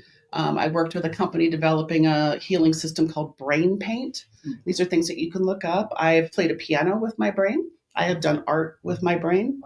Those kinds of things. I've actually been to events where investors are looking to create some of the tools that they sell now. Because I do have a knack. I do have a certain style. And so they want to believe it. They want to test it. They want to know if I'm real or not. And I'm like, there you go. And so I had an entire body scan done. I went through the tube, not just for an elbow or whatever. I had my entire body scan. And that's pretty cool to look at your guts. My brother was really worried that I would have a tumor or something, but I did not. And so we learned some interesting things from that. And also I'm part of a UCSF medical study where they have actually taken my DNA. And they're doing a lot of studies on my DNA as well. So I had to sign a lot of release forms to do that. You can join that program, by the way. It's called All of Us. And you submit DNA and they're testing it with new drugs and things like that. One of the things that they learned from my DNA is that I metabolize very quickly. And so certain drugs and things just whoosh, like whiz right through me. And so that was, I'm not taking any kind of medications, but it's good for me to be able to tell other family members that I do. They also found out through my DNA that I'm not predisposed to any disease. So some people say, oh, I have a genetic position, what do you call it? Sensitivity or whatever to cancer or whatever. I don't have any of that. With the full body scan that I had, they found an anomaly, something that only about 20% of the people in the world, or at least who they've studied, have, and it's called the Circle of Willis. Circle of Willis is a little connection back here in your brain and has to do with a series of blood vessels that provide extra blood to the brain. So only 20% of the people that they know of have this complete Circle of Willis. And I hope some of you do, because a lot of you don't. And it actually can lead to some of the damage that's caused in stroke. So you know how someone has a stroke and part of their body doesn't work right or whatever? It's because they don't have that other pathway to kind of divert things different directions. And so some people think that because of this, that might be also adding to some of my abilities. But I think that we're all just electromagnetic, magno-electric beings. And so I have some more information to give you, but do we have any other questions? Hi. So I just was, that's all really fascinating about your choice, your direction right now with, that measuring and using the DNA. My concern is that I know that I have been looking at the fact that they've been taking, they've been cloning DNA from women for a while and creating children. And so there's that whole aesthetic thing and saying that if you were doing 23andMe, you might want to eliminate that because without people's consent or anything like that. And a lot of the women that have been pregnant in the last how many years, they've been taking the DNA and giving it to China and some other places. Okay. It's not just China. I don't care. Just so you know. Yeah. So what we're talking about is how releasing our DNA into the public, maybe it's through doctor tests, maybe it's through a choice. We love Ancestry.com. We love 23andMe. I've actually done those as well, and I could talk about a lot of genetic stuff from that, since that is our focus today. I think that it's more important for them to be able to understand somebody like me to help somebody like you. If something nefarious is going on with my DNA out there in the world, that's their karma, perhaps mine. So you have to kind of do weights and measures. You have to kind of evaluate these kinds of choices. And if it's not right for you and you don't want to do it, or you want to stay super private, that's great. You're still going to go through your path of evolution as it should. Was there another question? I think I saw another hand. I wanted to bring up with your son, it's been my experience that people in science, people with psychic abilities are the same people. They're just opposite sides of that coin. They just use their psychic abilities in science. That's what's run through my family, is that we're using it in business. We're using it in the arts, and that's what you're all doing too, because I believe that everybody's psychic to just their own degree and level. It's just a word. It's like the word God. It's just like the word energy, whatever we want to attribute it to. My concern, as is yours, is the people that we see that are so out of balance, because I actually help and work with a lot of very out of balance people. I help mentally ill people, spiritually ill people, how to help get them a little more in balance. And sometimes we just have to cut the cord and not spend time with them anymore. It's like you can only do what you can do, and then you got to just kind of let it go, you know? And that's why I appreciate you all so much. Now, yeah.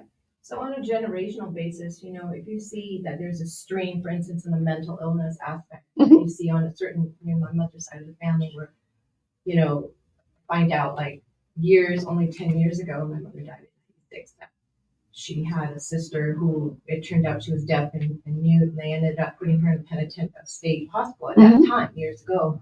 So then you go down, and then my grandmother had a Down syndrome daughter. Her sister ended up having a nervous breakdown. One of the daughters ended up having shock therapy because they don't have any, they don't have very many tools now.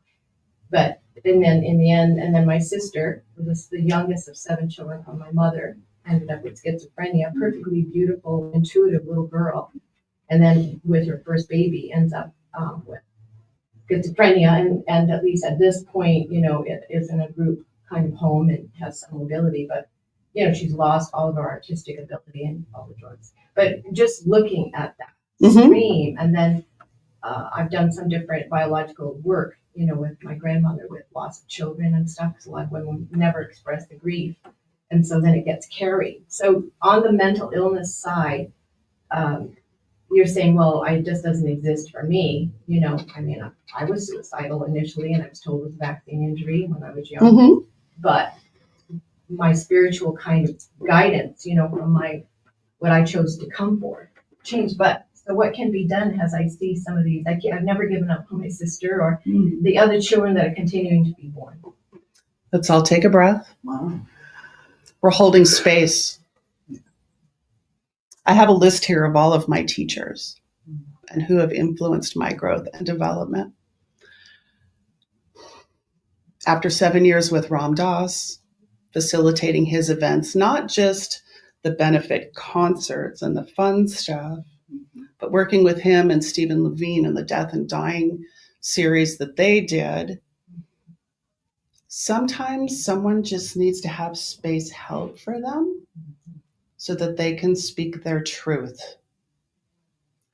By you resonating that energy out of everything that you just shared, it just hit all of us. All of our tingles are going off of like, oh, I had that in my family, or, oh, this has happened to me too, or, oh, I feel so sorry for you, or, you know. So those are the choices that we make every single day. When I say I don't care, it's that I consciously chose, sound, mind, and body, to sign documents to say, please take my DNA. I don't care. And the benefit that I got back from that was greater. And I think that the benefits that people get when they learn about how different drugs affect DNA and things like that, there's a dark side to everything. Okay. what we call mental illness may be genetic, it may be sociological, it may be physical. Each person has their individual physicality. I have webbed toes, just 2 toes, not all my toes. So it's like that's handed down through certain generation. But I was also told that it was the mark of the witch. And I am strega. Stregaria.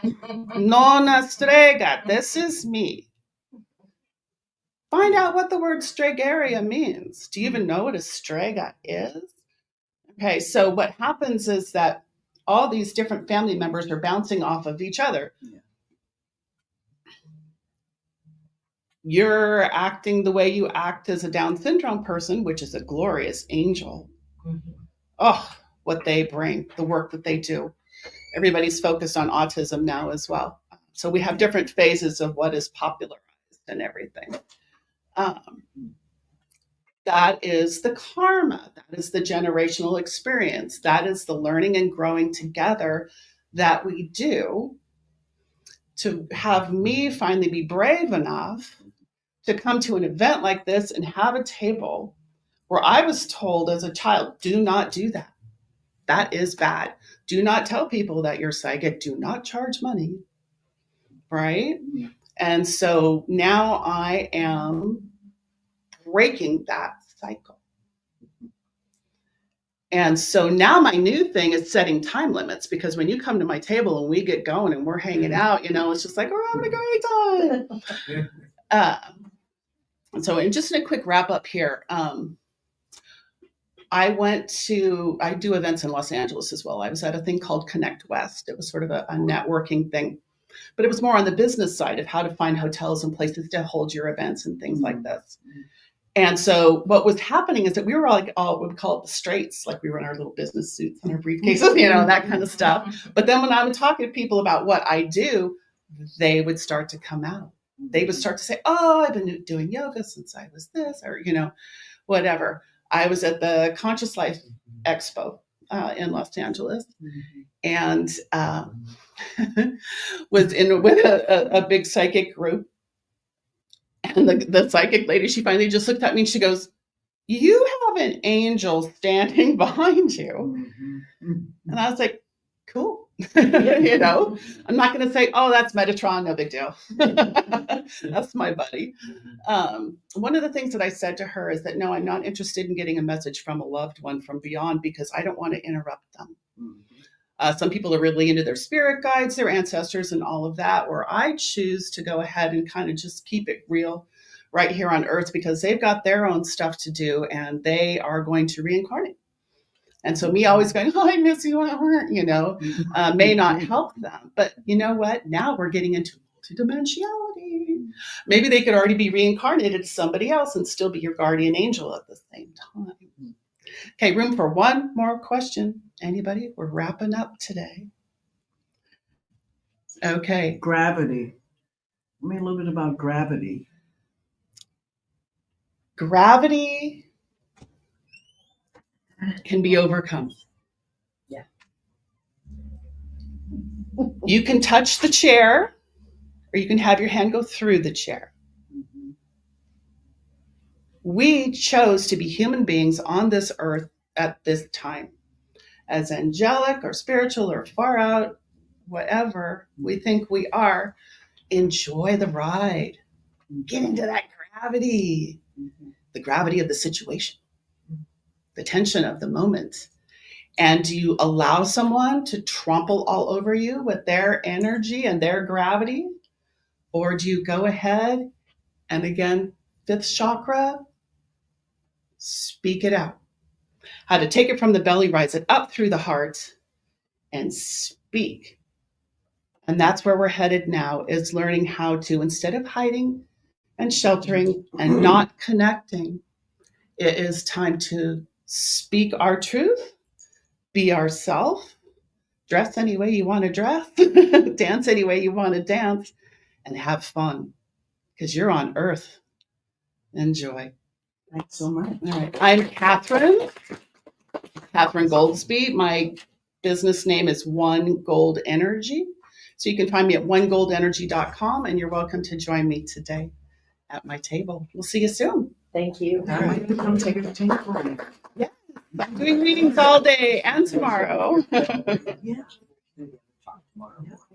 And we're at the Aura Imaging. Yeah, we'll go. Yes. I'm gonna see if I can check. Yeah, I like to check. Where's all my babies? Let's see. Really open. Yeah, I'm gonna go back over there right now. Hello, Phil. You did so great. So nice to see you. I wanted to make sure that I got you have papers in your One Gold Energy. Yeah.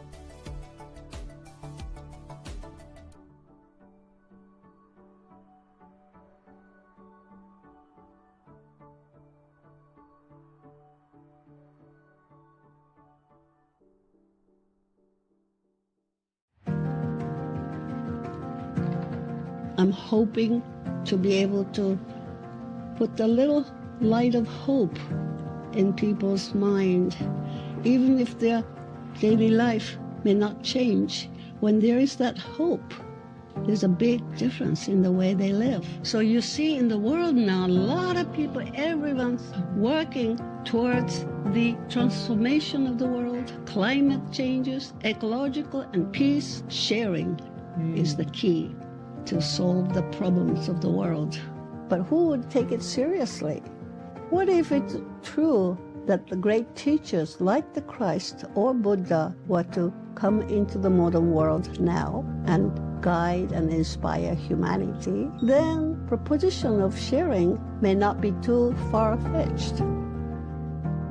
From the point of light within the mind of God, let light stream forth into the minds of men. Dive in to the spiritual art and the prophetic message of Benjamin Creme, the awakening consciousness of humanity, and the presence of a world teacher among us today. I know you'll find this series enlightening and compelling. Join us for all 5 episodes.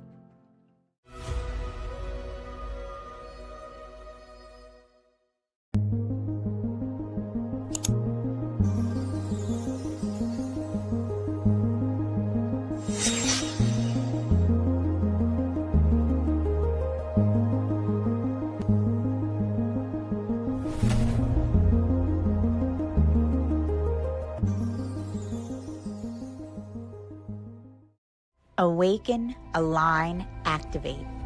Join Sacred Fire alchemist Charlie Lamson every Thursday at 8 a.m. Pacific for a live enlightenment, activation, and meditation. Streaming on SoulSearch Instagram, Facebook, YouTube, and SoulSearch TV. Start your day with powerful higher consciousness energy activations. Realign your mind, body, and spirit with your highest potential. Tap into deep peace and transformation. Don't miss this chance to raise your vibration and step into your highest self. Tune in live every Thursday at 8 a.m. Pacific.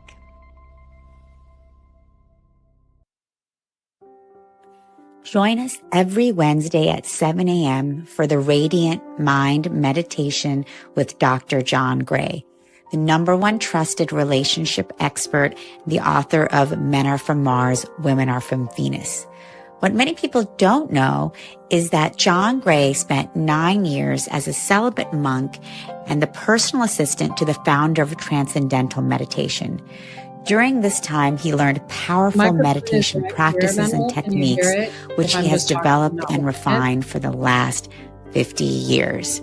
He now brings us his resonance, wisdom, and energy every week on Wednesdays at 7 a.m. on the SoulSearch Instagram Live, Facebook Live, and YouTube. Join us every Wednesday. Figure out why I cannot get the sound for the trailer. But it doesn't seem to be bothering me. SoulSearch Rohnert Park, I'll work on it Sonoma tonight. County Enlightenment Expo and Psychic and Healing Fair, happening Saturday and Sunday, April 12th and 13th from 10 a.m. to 6 p.m. at the DoubleTree by Hilton, Sonoma So they're getting set up. Experience a weekend of awakening, healing, and high-frequency connection with spiritual teachers, intuitive readers, holistic vendors, and energy workers. Explore our special biohacking section featuring the EESystem Scalar wave healing technology. Attend transformational talks all weekend. It's free to attend with advanced registration. Come raise your vibration, discover new tools for healing, and connect with your soul tribe. We'll see you at the SoulSearch Expo April 12th and 13th.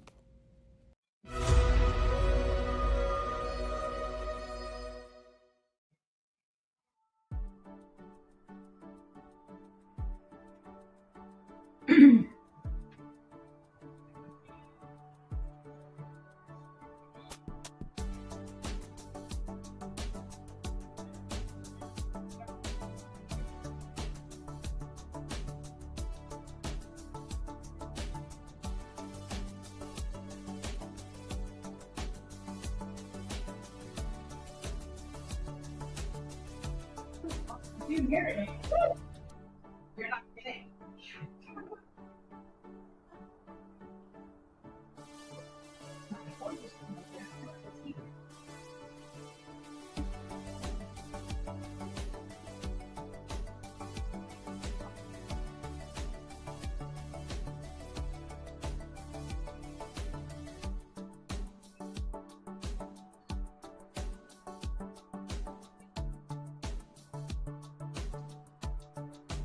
I'm a little behind here.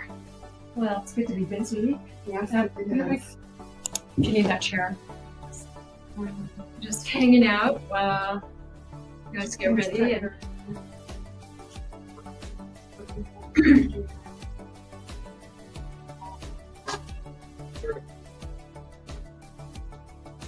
you need a holder for the phone? Oh, you got.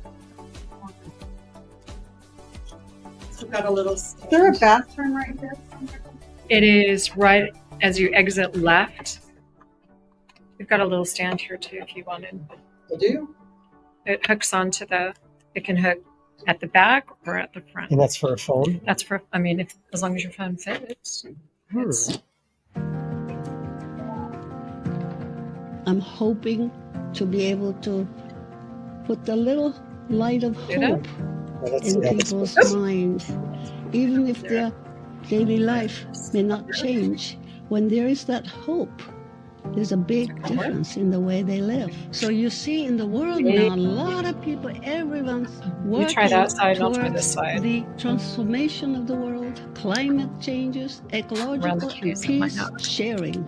I think it's the case. Yeah, to solve the problems of the world. But who would take it seriously? What if it's true that the great teachers like the Christ or Buddha were to come into the modern world now and guide and inspire humanity, then proposition of sharing may not be too far-fetched. It goes in one little From hole. the point of light within the mind of God, let light stream forth into the minds of men.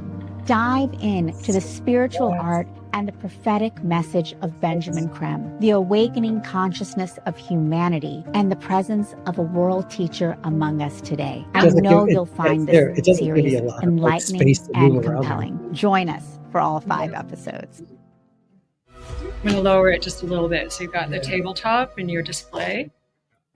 How's that kind of stuff? Yeah, you still have a lot of headroom.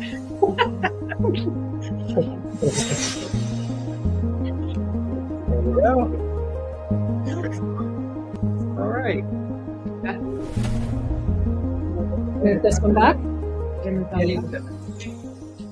That's better. That's better. Awaken, align, activate. Join Sacred Fire alchemist Charlie Lamson every Thursday at 8 a.m. Pacific for a live enlightenment activation it actually came and with a whole thing. streaming on SoulSearch Instagram, Facebook, YouTube, and SoulSearch TV. Start your we need powerful, these higher So- consciousness energy activations. It picks up. Realign your mind, body, and spirit with your So highest I just potential. was checking it before Tap into deep peace and talking to myself. transformation. Don't miss this chance to raise your He said that was vibration good. and He said step give your into your rest. highest self. Okay, good. Yep. Tune in live every Thursday at 8 a.m. Pacific.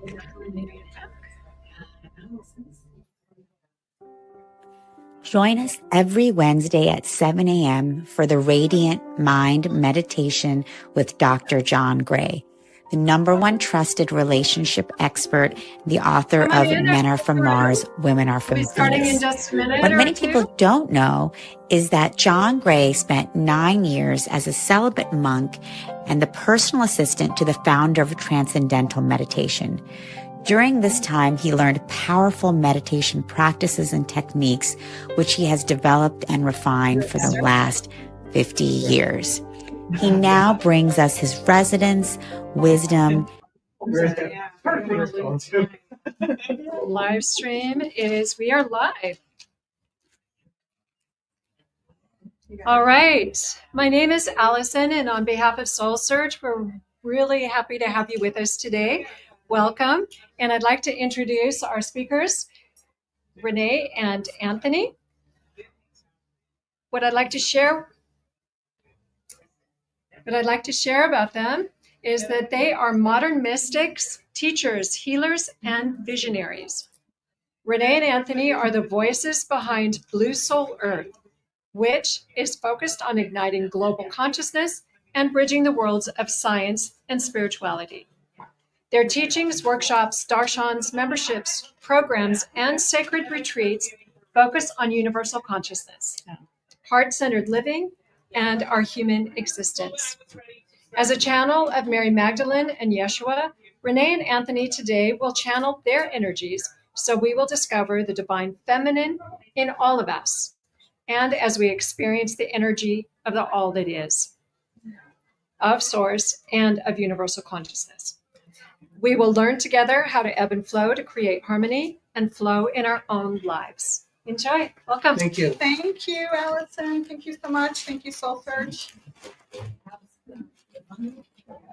Thank you. All right. So thanks all for coming on a Saturday at lunch hour. Hopefully you're not all too hungry to be here. Anyway, anybody here new to channeling? Wow. I saw your eyes open up there too. Yeah. Wow. Okay.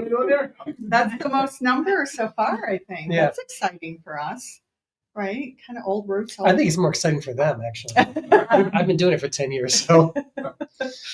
Well, anyway, so maybe we should spend a couple minutes on how channeling, a little bit. Yeah.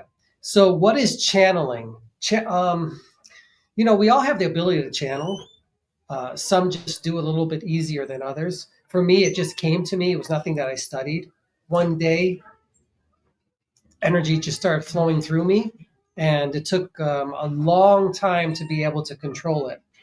So what you're seeing now is 10 years in the making of the energy flowing through me.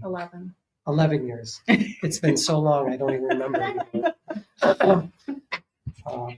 So anyway, when we first started channeling, we started channeling a lot of different energies, including the angelic realm and the seraphim. And then lately, it's been really our guides, Mary Magdalene and Yeshua, who come through. So how many are here because of the Yeshua Magdalene connection?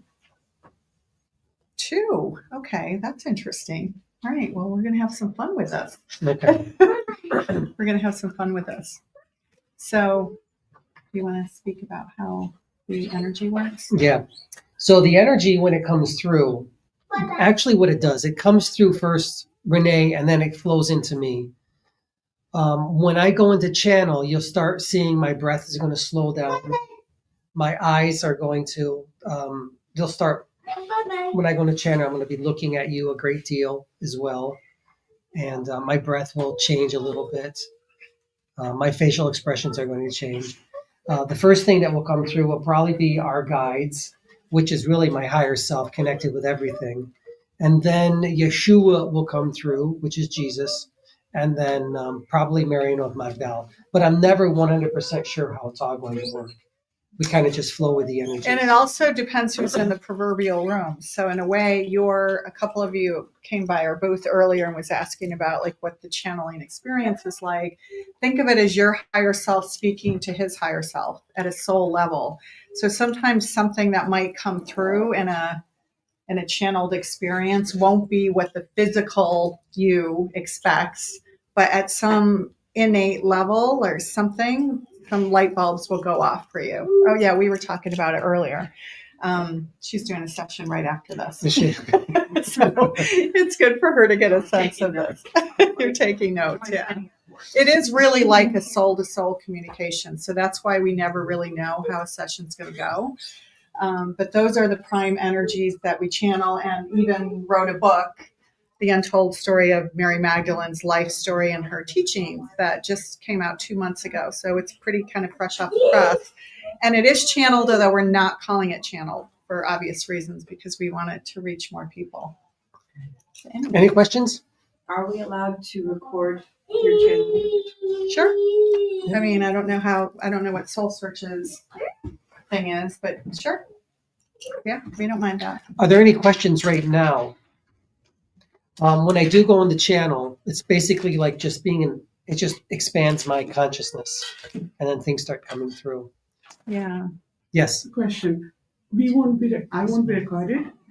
Pardon? You're not recording. Everything's up here. Yeah, it's only showing this right now. Yeah. But we can turn it if you want. No. We can have it come up here. Yes. So after channeling, like anything that you're trying to, my guides connect with it, come through, does that include like auras or what does that entail? Like just whatever I need to hear at the time? Well, I mean, how do I put this delicately? About what? Well, it's just I think that's it's not an aura reading. It's deeper than that. It goes much deeper. Think of it. If you ask for it, they'll tell you about. They can, but I wouldn't waste your session on that. You can get auric readings a dime a dozen. I mean, I would go deep into. I'm just trying to be direct. If you do ask questions, they remember that we're being recorded, so your voice is also being recorded. Your time is better spent going into the deep of what he can bring through. Yeah. All right. Without further ado, I'm going to sit down, and when I sit down, you'll see the energy start coming through. I'm not in any pain or anything, but it does take my breath away a little bit. Yeah. Okay. And then this was not a great idea, but it's okay. Okay, there you go. I'm also very silly too. By profession, I'm a speech language pathologist. I work with children with special needs, so I'm always silly all the time. And has to do it in 3 languages. So let's see. So remember, everything is divine, believe it or not. This whole process is divine. We're divine. Love is here. Don't be afraid. It doesn't serve us. All right. So yeah, I'll explain more about the frequency match maybe after you go into trance. You're going to hear it clicking in my throat. So in It's order, going to start moving. yeah, for us to connect, we need to get to a silent still point. Like you've probably heard theta brainwave state, right? When you get into a theta brainwave state, everything slows down. That's why meditation is so great. And then you can able to connect. Really, it is, Anthony's right, really to your higher self. And very few channels will actually say that. In fact, I don't know any channels who say that, but it's been a new part of our teachings that we have started speaking about, which is really what it is. You're channeling your higher self, but your higher self has connection to everything, literally to everything. And so when he's bringing forth the collective, those of you old enough to know Esther and Jerry Hicks' work, right? The vortex, the Abraham, that's a collective speaking as one. So our guides, which will probably come through first, the Ascended Masters, they speak collectively as one. And then the energies or the frequencies of Yeshua and Magdalene will come through afterwards. But think of it like when you're connected to the all, he's fine-tuning and connecting to the frequency of which makes up Yeshua or Mary Magdalene. Does that make sense? I know it gets a little complicated, but hi guys. 1 second, please. They're just making the connection stronger. So in the beginning, they might just take a minute or two to kind of see who's in the room energetically. So they see us all as light, literally as light beings. That's how they see us.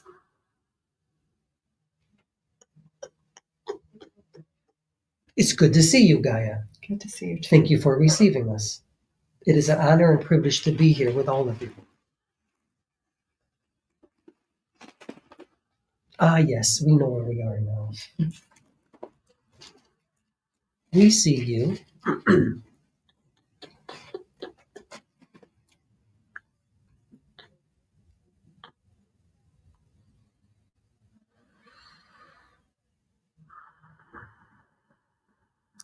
So speaking of auras, they are looking in the auric fields of the collective right now and individually to kind of see, you can tell a lot from a person's field. That is a good way of putting it, Gaia. The simplified way to put it, I guess, right? It's easier for us to understand it that way too. We look into your eyes and we see things. Your soul, your aura, if you will. Whatever it is that you are, that is what we see in you. But do you know what we see, good sir? What do you see? We see love. Mm-hmm.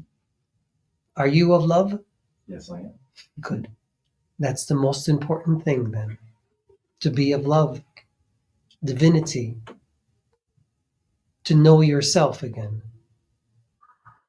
And to have the courage to come here with all these ladies in the room. How fortuitous. Don't be afraid. We're the same as you. Just in spirit form, manifesting ourselves like this. In truth, you too are spirit, above all things, manifesting yourselves as human. Okay, good. Well established.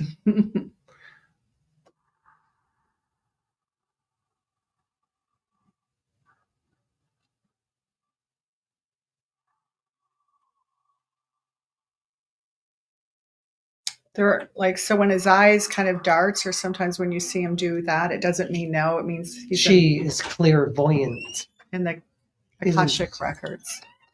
This one here? Yes. I'm not sure who he's referring to. That being there speaks to us. In the middle? Oh.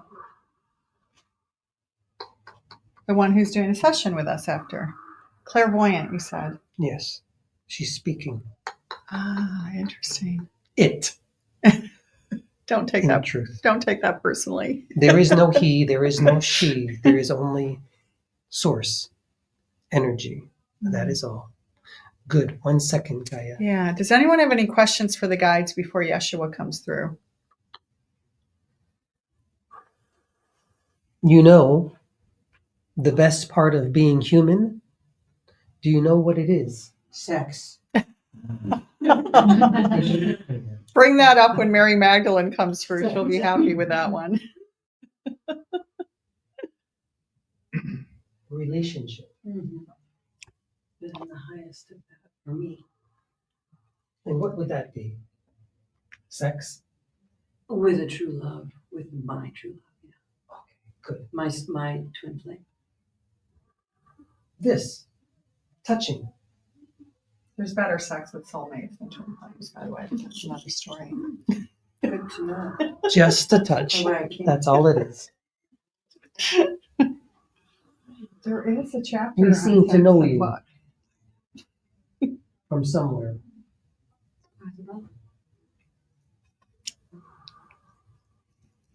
We seem to recognize your frequency. It is good to see you. 1 second, please. I'm having to move this around because I see what you're they're doing a live thing. Sorry, Tangela. You know, Yeshua always likes to walk around the room. Yeshua. Ah, yes. 1 second. 1 second, please. That being comes as well. Yeah. We are a part of all of it, just as all of you are. There is no separation between you and God. Just as if there's no separation between a drop of water that goes into an endless ocean. It is all the same. Mm-hmm. You two are not isolated and separate from anything, but you are part of a great community of souls, all energies, all frequencies, all residents, if you wish to see it that way. But it is up to you. All paths are divine. All actions are divine. All things are of source, of God, if you will. You, in essence, are God. You just have forgotten it. Good. Yeshua comes now. 1 second, please. Thank you, Gaia. Thanks for being here. You look pretty. Oh, thanks, guys.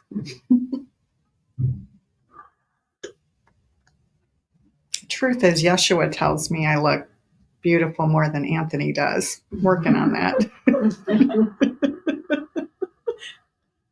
It's great for relationships.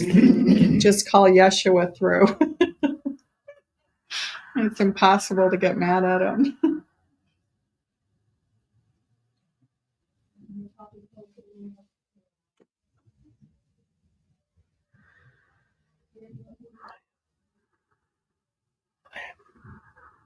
His ability to be able to stand and go in and out is probably only about a year, maybe 2 years that we've been able to do this. In the beginning, he could just be in a chair. The lights had to be off. There couldn't be any noise. It was very, very different in the early days. So he's able to stand now, go in and out. All right, we've come a long way. Humanity, Gaia, has come a long way, you know. Are you with me? Yes. Do we make a good team? We do. Good. Is the divine feminine here? Hey, Crystal, how are you? It is. Is the divine masculine here? It is. Two become one. Then you will find your peace within you. My message is the same. It has never changed. For that you are love, you are loved, you are divine, and everything is within you if you choose to find it. You do not need to go outside of yourselves. It is always within you. It never leaves. because you never leave. There is no heaven, there is no hell. There is only now, the present moment, in which you exist as energy. My vocabulary and lexicon is different than what it once was 2,000 years ago. I do not speak to you as the Father, but as source, as oneness in all things. And it's here within you, if you choose to have it. I am Yeshua, and these are the words that I give unto you. Soul. Miriam was my partner, in truth my wife, during the marriage of Canaan, you say, I believe. And it is there I turn the water to wine. Simply change the molecular structure of it, that's all. But I wish to tell you that you too have that ability, if you choose. Eastern sages and mages have been able to do this for thousands of years, right? I am not the only one that can do these things. There are others as well. In different cultures, different lands, they do the same as I do.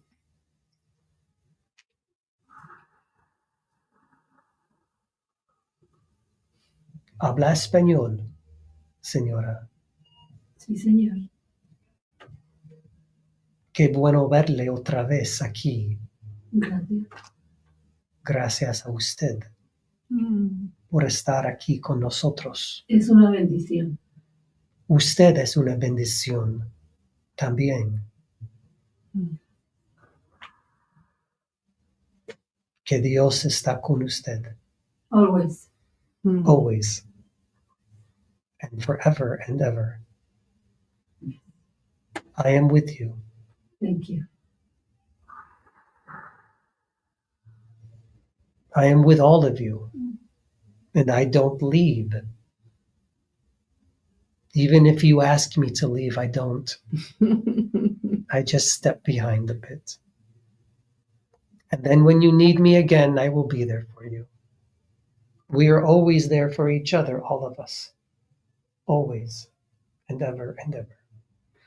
Are there any questions before Miriam comes? And by the way, it gets very interesting and juicy for all of us if you make the questions really hard. I have a big one. Yes. The Roman Catholic Church teaching and belief of the second coming of Jesus.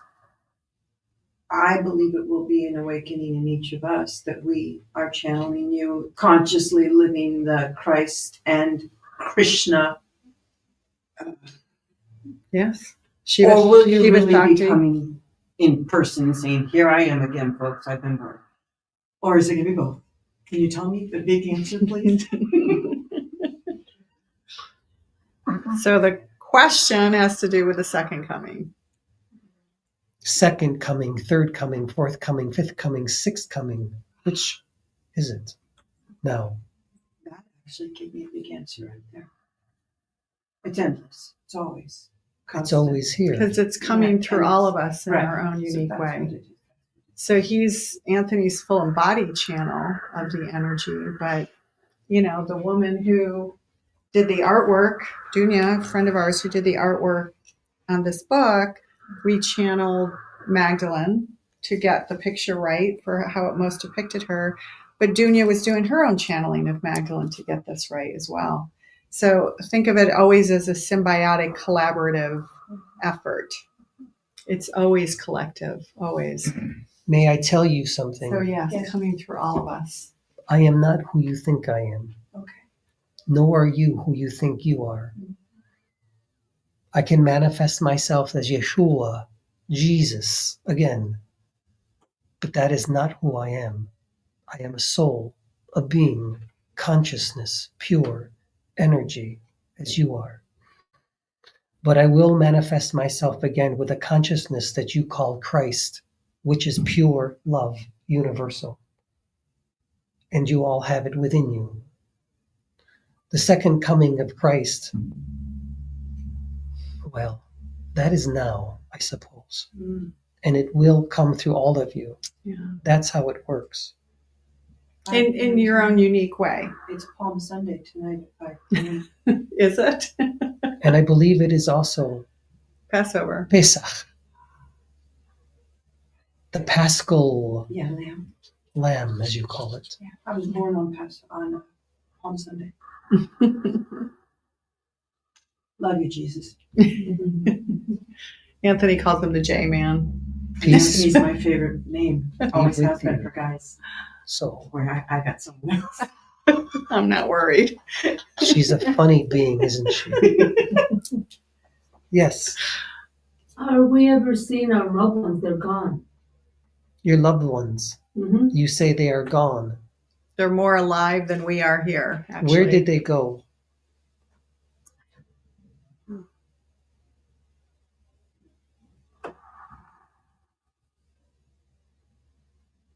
You know,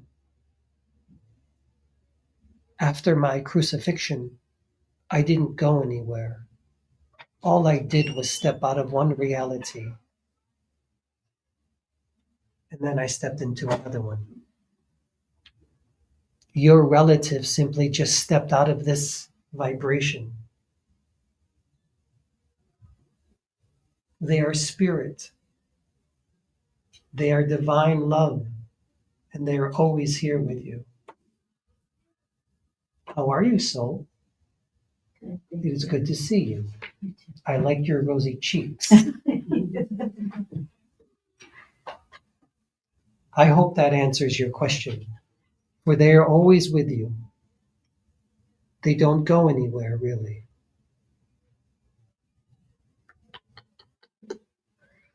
Are there more questions about your Catholic Church?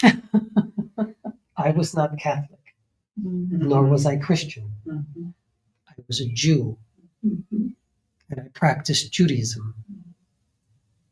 I didn't wish to create a new religion. Humanity did for me. I was only here to show you something different than an eye for an eye and a tooth for a tooth. But to practice a new form of living called love, caring, oneness, to know that God is within you. As I said, the Father, but that's all you could understand 2,000 years ago. But now you can understand things that are much different, like consciousness, quantum. Father, Mother, God. Do you have a question? Did you experience frustration, anger? Was I not human? Yes. I was with Miriam as well. That is a joke. I know, I was laughing. She is a different being than I am, much stronger. Like this one is with Anthony. Very strong. So yes, I experienced everything as being human. I did. Including fear. Of course, fear. Yeah. A great deal of fear. And trauma. Yes. Yes. What is life's purpose on earth? I don't know. You have to discover that for yourself. Should I say the joke that I tell all? Yeah. The older people will understand this. But how many licks does it take to get to the center of a lollipop? A Tootsie Roll, that is. You have to be over a certain age to remember that one. You see, it depends on you. Whether you decide to go all the way or bite into it quickly. Do you have the patience to find out and to see what your passion is? Do what you love, not which you hate. Exactly. You're not here to hate what it is that you are becoming, but to love what you are becoming. And to love endlessly. That's our purpose, really, is to love each other. You say that all the time. Then why else not be here? Why would you be somewhere if you couldn't just love each other? Isn't that the greatest gift that you can give to one another? Is love divine of who you are. Absolutely. Absolutely. I believe that is the buzzword you say. Absolutely. Love is absolute, but it comes in a myriad of colors and textures and frequencies and resonance. Find the one that you frequent with the most. And that's your purpose, right? Whatever you're tuning into most. And there'll be symbolic things that will show up, whether it's a book that arrives on your doorstep that you didn't plan, or suddenly you're feeling drawn to go to Egypt and you don't know why. All of these are signs, right, for you to go and follow a path, and think of it as the onion gets peeled back, and then you learn something else that will emerge, and then you follow those breadcrumbs. That's really what it's like. Your soul is always evolving and changing. And when it was early days for us and he was only channeling the angelic realm, we didn't realize it was going to keep morphing and changing until we are at this place of the guides came through and said, okay, enough playing. Now you're here to bring the masculine and feminine together through Yeshua and Magdalene. Not through Shiva and Shakti. Although it's interesting, we do bring in chants and Sanskrit into many of our events. And I don't know. Just falling in love again. But I don't know if you want to address India, but he did spend some time in India. I won't address that now. Okay. But yes, I did spend time there.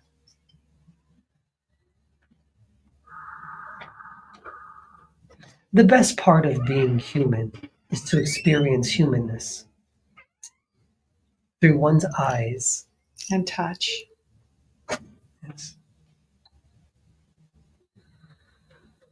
Are there any more questions? Did you have children?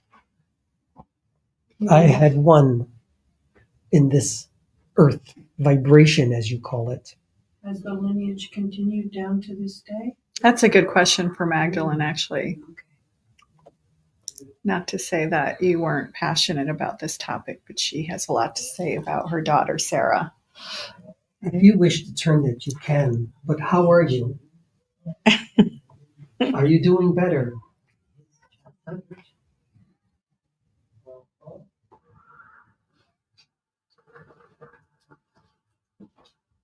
I say unto you, soul, how beautiful you are, how precious you are, how strong you are.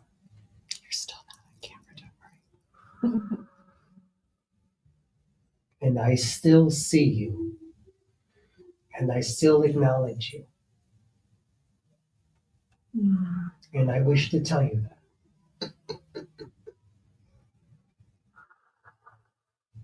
And you, I see. I see all of you. Miriam comes now. Okay. She is very different than me. She is all woman. Don't be afraid of her. Her bark is worse than her bite. That's funny. I've never heard you say that before. Next time we need someone to do that for us. On your journeys, things will always change, especially spiritually. Don't expect to be in the same place all the time. That's kind of what I was saying earlier about us starting with the angelic realm and the other energies, and then things kind of morph and change.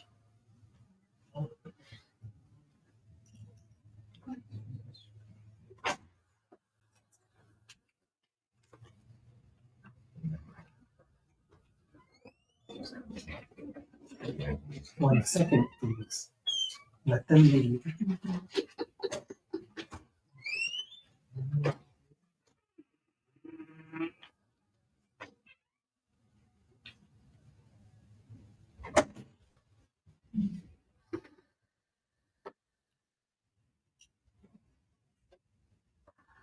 So if you can think of us all as just energy beings, it's almost like we're living antennas.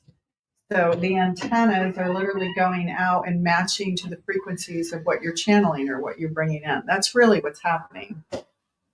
And so this is just a change in frequency. That's all it is. Good. I'm here. You're here. I am Mary Magdalene. It is good to see all of you again. How are you, sister? Lots of lessons lately. Lots of lessons lately.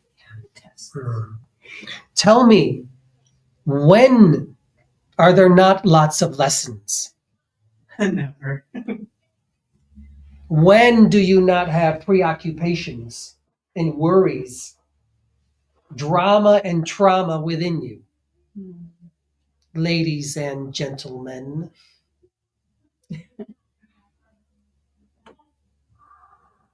It is not about the problems that you have, but how you go about dealing with them. As I did with Yeshua. My journey. Yes, Magdalene's journey. That's who I am. That's what I look like. I didn't have skin like this. I had skin more like this, more like her skin, darker, darker. I didn't have the luxury of not being in the shade all the time. We walked a lot. Our skin was dark. Another thing that humanity got wrong about who they once were. We weren't always clean. We didn't get to take showers every day. You understand? Things were different. Things are different now for all of you. No one's coming after you. No one's chasing you. Don't be afraid. I tell you that all the time. Don't be afraid. Make my jewelry. Write my books. I can't come through you like I do with Anthony. But I can create through all of you if you choose. All of you.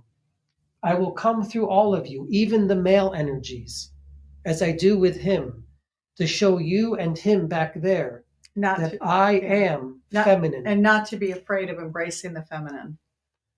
You know, it took us a little while to figure out why Magdalene is also, you know, coming through a male energy. And we believe that if it can come through an alpha male Italian from the Bronx, I'm just saying, if you can come through an alpha Italian male from the Bronx, you can come through any man. Yes, that is true. It's a demonstration about the masculine and feminine coming together as one, and not to fear embracing it. Are you with him? And do you love him? Do you love her? Yes, I do. Do you make a good team? Yes. Good. Then do that. And stay together. You support her on her spiritual path. And you support him as well. Two becoming one again. Know thyself, know thy goddess. Goddess. You're very strong. And I see that in you. And don't be afraid of anything, of anyone. And never allow any man to say anything to you. Don't allow any man to say anything to her. Protect her. You're trying to say protect her? Because I see something here with both of you. Good. Do you have questions for me, any of you? If not, I will keep talking. That's what I do. Could you tell us about your daughter? Sarah. I have to put it back in. She was spunky like me. Very spunky, very intelligent, very outgoing, very outspoken, as I was. And born in France, by the way. What would you like to know about her? Did she grow up? She Yeah, did. Did she get married? She did. Did she have children? Yes. Things I haven't told you yet. No, I know. Well, we know about one Yes. one child. The first one was a daughter. So I don't tell you everything. And I can't tell you everything either. But yes, she did grow up and she did have children. I love that.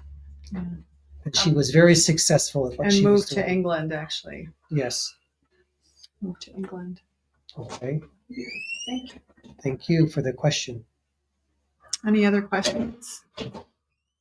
It doesn't have to be related to Magdalene and Yeshua per se, actually. It can be about it. Do you know if the Shroud of Turin is really the true fabric that was put across Jesus? Yes, I understand what you're saying. You wish to know these truths about things that perhaps are true or not true. I don't think it's true. I am not here to comment on it, to be quite honest. Okay. But I can tell you that there are things that are true. If you will, truth. Truth, again, is relative to where you are at any given moment in time and space. Is it true here? It could be. But I can tell you this. The garments that were put on top of him, they have been saved. They have been saved. And what I mean about that is human beings have them with them as well. But not yet discovered. No, they've been discovered. Everything that you see that comes from myself or Yeshua doesn't necessarily mean that it's true. You call them relics.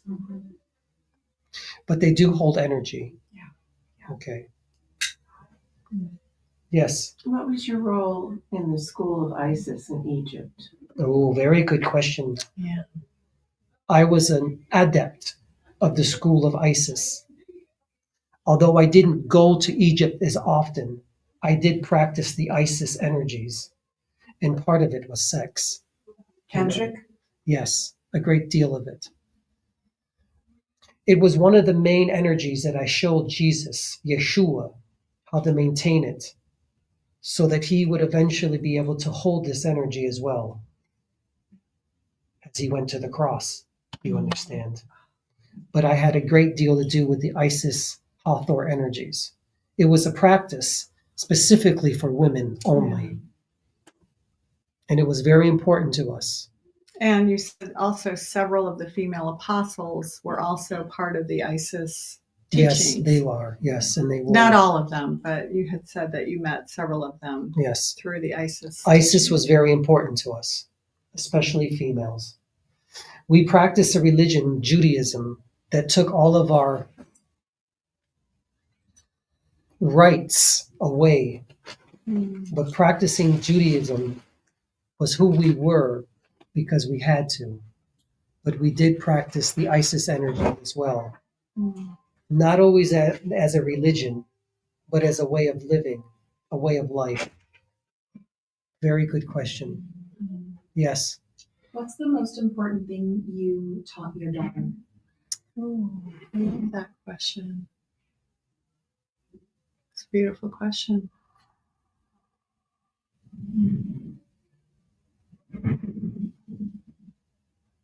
I taught her that when she marries, you marry for love, not because you're forced to. That no one tells you what to do, that you are woman, divine, and you can make up your own decisions and decide what you wish to do in your life. And no man can tell you differently. Or parents, right? In your case, you had a challenge there. Yes, of course. With all our parents, we did.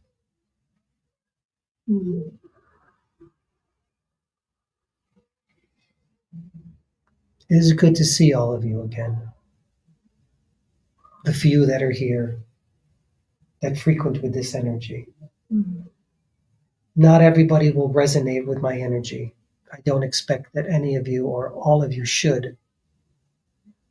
But those that do resonate with me, I will come through you, to you, and work with you and through you, if you choose. You decide how. Questions? I have another question. You probably know, So, but I should have asked when you were channeling Jesus, but Mother Mary, would have been your mother-in-law. She probably wasn't a virgin, correct? And she probably had children? I'm wondering this. I'm very polite to my priests at work, but I have my own opinion. that is a good question. She had regular births, plural. But you can expand on it. She was not a virgin, although the concept is nice. And she did have other children as well. I feel they're praying to a part of her essence that they can acknowledge that has to be a virgin in their mind, but everything exists on all planes at all times, and so I kind of can understand where That they're coming from. idea of becoming a virgin didn't occur until 400 or 500 years later, to be honest. By what you call the Catholic Church, the patriarchy, Catholicism, during Constantine's rule. The patriarchy, which we also talk about in the book. I believe our time is coming. Because we still have. Do we? So, but what I was going to say is in the book, she talks about how, well, she doesn't talk about it. She probes Rochelle, the main character in the book, which is kind of based on our lives, really, to go deeper into looking at the patriarchy. And then that kind of bubbles up to the surface, as a way to look backwards at when the goddess religion was really prevalent through most of the world, right? Persia, Babylonia, Egypt, or whatever. Isis and other goddesses were revered. And then the monotheistic Catholic Church, right? First the Romans, then the Catholic Church, followed by, all of this suppression by the patriarch. The patriarch, the men. Yes, they ruled. They did. But not for long, you understand. The feminine is rising. Okay? Masculine is here, but it's rising and rising, and soon it's going to come together. But give yourselves time, ladies. And men help the women rise in their feminine divinity of who they are. And when that happens, the men too will rise. They will know themselves as God, as source, as feminine and masculine all at the same time. But it takes time. It's happening. How are we doing on time? It's an illusion. 4 minutes, an illusion. I prefer to say it's a perception of your own reality. Remember, you are all in charge, we are, of our own perceptions of reality. An illusion is more of a game. This is real, in a manner of speaking. But we are constantly manifesting and creating and co-creating the perceptions of reality in every moment. Changing quantumly. So in a quantum universe, right? Every single intention, every word, every thought has a ripple effect and a vibration that creates our reality in every moment. So a reality right today, right, could be a probability, like in the session we're going to do with you, right? There's a probability of something that's happening right in this moment that could change by tomorrow, because that's how quickly the timelines are happening now. 2 more minutes. I didn't speak to you about the quantum aspect of your reality. Do that. I can't. I only have 2 minutes. Try. I'll help you. 3 minutes. This hair is like your soul, if you will. But each strand is a frequency of energy in which it resides in different quantum aspects of realities. You are multidimensional beings. Having a multidimensional experience. All at the same time. Simultaneously. What you do within one piece of hair, this frequency here, you do in other places as well. Other quantum aspects of yourself. So when Anthony's connecting to Magdalene, he's connecting to one hair that was Mary Magdalene 2,000 years ago. Actually, I'm connecting to him. It's emerging. Yes. Think of it as emerging. Ah, yes. Avatar. Yeah. Let's connect our energies. Like the Avatar movie, apparently it's very similar to that. That's what we do. Yeah. And then we disconnect if we choose. That's what I'm doing with Anthony and Renee right now. So it's interesting. So for so long, you know, it would be that Anthony was channeling Mary Magdalene and Yeshua, but really they say they channeled him, which is kind of the other way around. Time to go. 1 minute left. Just in time. It's always an honor and privilege to be with all of you. Grace and gratitude, love, divinity, all of these great things that you are. Remember who you are in this lifetime and share them with others. And don't be afraid. Not everybody can frequent in the light, you know, unless they choose. I am Miriam of Magdal, and it's good to see all of you again. Your hand, Kaya. Yes. Thank you. I will dim my light and let Anthony be Anthony now.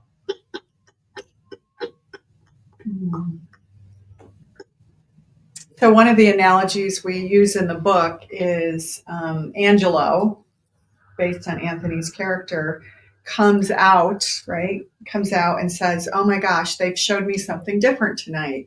It's almost like a Christmas tree. So imagine that we are in our expanded state of awareness, Kundalini awakening, when we're shaking, right? That Kundalini awakening. In an expanded state, we are the Christmas tree. All the lights are lit up.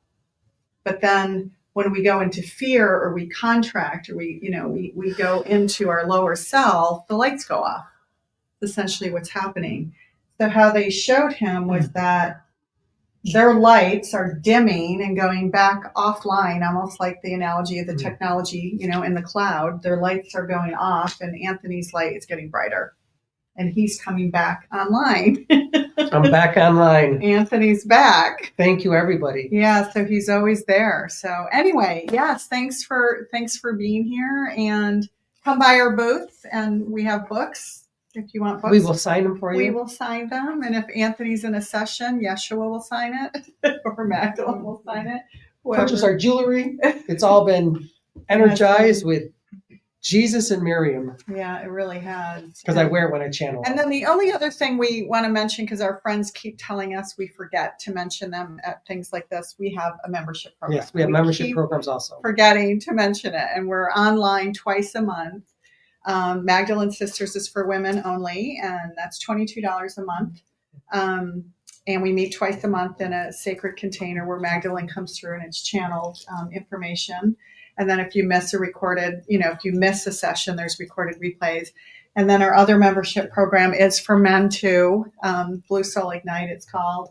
And that's $33 a month. And we meet twice a month. Mm-hmm.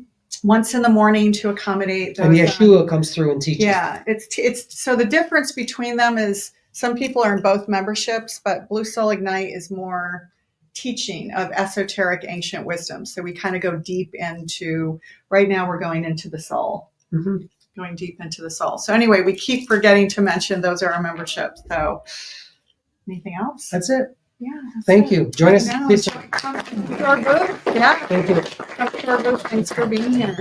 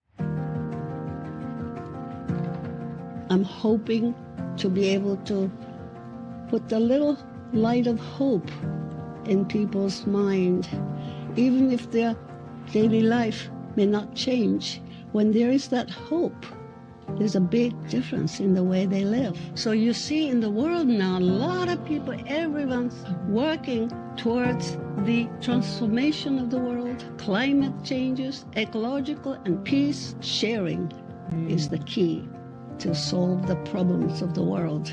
But who would take it seriously? What if it's true that the great teachers like the Christ or Buddha were to come into the modern world now and guide and inspire humanity? Then proposition of sharing may not be too far-fetched. From the point of light within the mind of God, let light stream forth into the minds of men. Dive in to the spiritual art and the prophetic message of Benjamin Creme, the awakening consciousness of humanity, and the presence of a world teacher among us today. I know you'll find this series enlightening and compelling. Join us for all 5 episodes.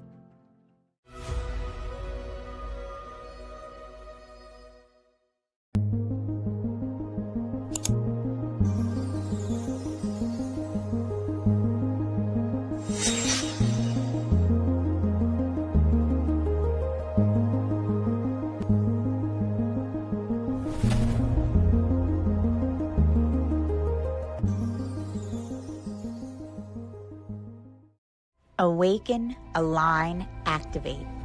Join Sacred Fire alchemist Charlie Lamson every Thursday at 8 a.m. Pacific for a live enlightenment, activation, and meditation. Streaming on SoulSearch Instagram, Facebook, YouTube, and SoulSearch TV. Start your day with powerful, higher consciousness energy activations. Realign your mind, body, and spirit with your highest potential. Tap into deep peace and transformation.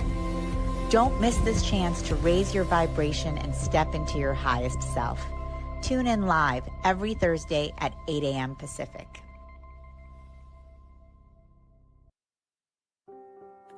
Join us every Wednesday at 7 a.m. for the Radiant Mind Meditation with Dr. John Gray, the #1 trusted relationship expert, the author of Men Are From Mars, Women Are From Venus.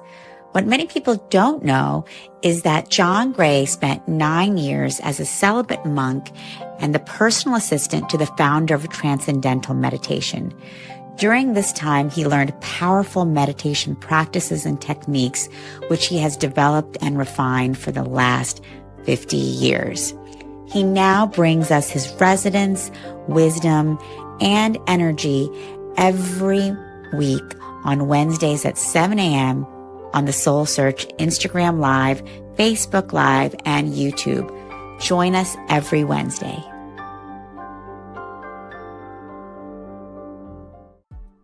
Get ready for the SoulSearch Rohnert Park, Sonoma County Enlightenment Expo and Psychic and Healing Fair, happening Saturday and Sunday, April 12th and 13th from 10 a.m. to 6 p.m. at the DoubleTree by Hilton, Sonoma Wine Country. Experience a weekend of awakening, healing, and high-frequency connection with spiritual teachers, intuitive readers, holistic vendors, and energy workers. Explore our special biohacking section featuring the EESystem Scalar wave healing technology. Attend transformational talks all weekend. It's free to attend with advanced registration. Come raise your vibration, discover new tools for healing, and connect with your soul tribe. We'll see you at the SoulSearch Expo April 12th and 13th.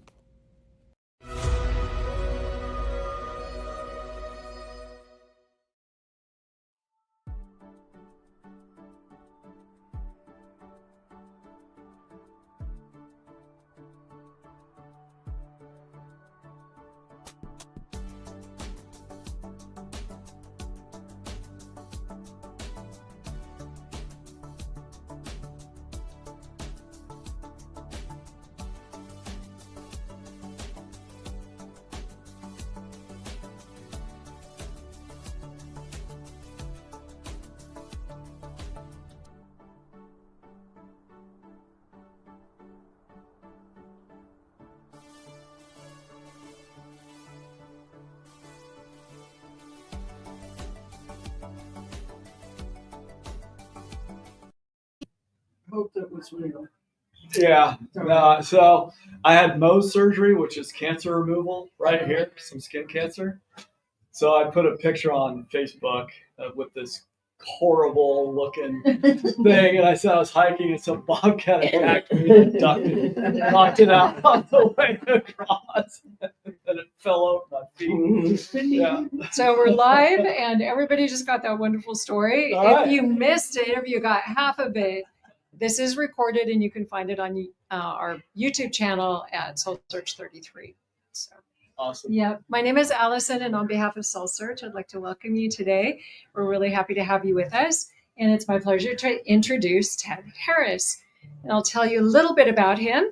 He began his psychic reading and healing business several years ago at continual prompting from friends. His mission is to ensure that no one should have to suffer with emotional trauma the way he did for most of his adult life. Ted is dedicated to physical health and has been working as a personal trainer for 12 years. And his last several years as a powerful clairvoyant reader, healer, QHHT certified past life regression hypnotherapist, and licensed massage therapist. What a powerful punch. Applying many powerful cellular and energy healing modalities to his practice. Today with Ted, we will learn how to clear our energy body in order to live from a healed and whole space. Enjoy. Thank you. I'll be back at the quarter of the hour with your 5 minutes. Okay. Sounds great. Yeah. Okay. Well, thank you again for coming. I appreciate everybody being here and soaking up what you can from this. So I got into this business about 20 years. I was in the military in 97, and the only thing that got me through was my massage therapist. So she did Reiki, and I decided at that point that I wanted to be a massage therapist. So, 10, 15 years later, I talked to a friend, a mentor, and he said, well, if you want to do that, you should learn how to manage energy. I'm like, okay. And he said, the Berkeley Psychic Institute is one place that will teach you how to do that. So it took me a year to get in the program, but essentially that's what I did. It took on a life of its own. I didn't get licensed in massage therapy till 2 years ago.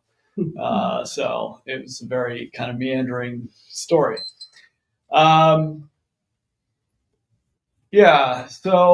the bobcat is still at the vet, so I don't want anybody to worry about that horrible critter. Did I see you at, you. Yeah, I think a couple fairs ago. Anyway, Dublin. Okay, so the bobcat's okay. So we got that out of the way. So I went to Berkeley Psychic Institute. I went to San Francisco after that. I took adjunct classes here and there throughout the Bay Area and worked with some friends in groups to really learn and hone my skills. And they kept telling me to get out there and offer it and offer and offer it. So finally, that's what I did. And it's been great. I am very happy and fulfilled that I can do what I can do. And it's bizarre. It's, why me? How did I, all that. But after a while, you just accept it, and it's just part of who you are and what you can do. So let's see, moving forward. I lived in Arizona for 6 years. And I got back in September, and while I was out there, I got past life regression certified. So the spirit realm is a very interesting and dynamic thing. And there are lots of different paradigms that explain the nuances that occur there. I will share with you some bits of mine. When I got past life regression certified, I'll start off with this. There's the creator, source. In my mind, that's at the 12th chakra, which is half in this universe and half in the next. We pull energy down from that source. We run it through all the chakras coming down, all the way down to the 7th, and then back down our spine, hitting all the basic 7 chakras on the way down. And then wrap it around and bring it up the front, cleaning out the fronts of these chakras. The reason you want to do that is because energy from your day gets stuck in these chakras, and it has profound emotional consequences or, effects. You feel it. There are things that, we learn growing up.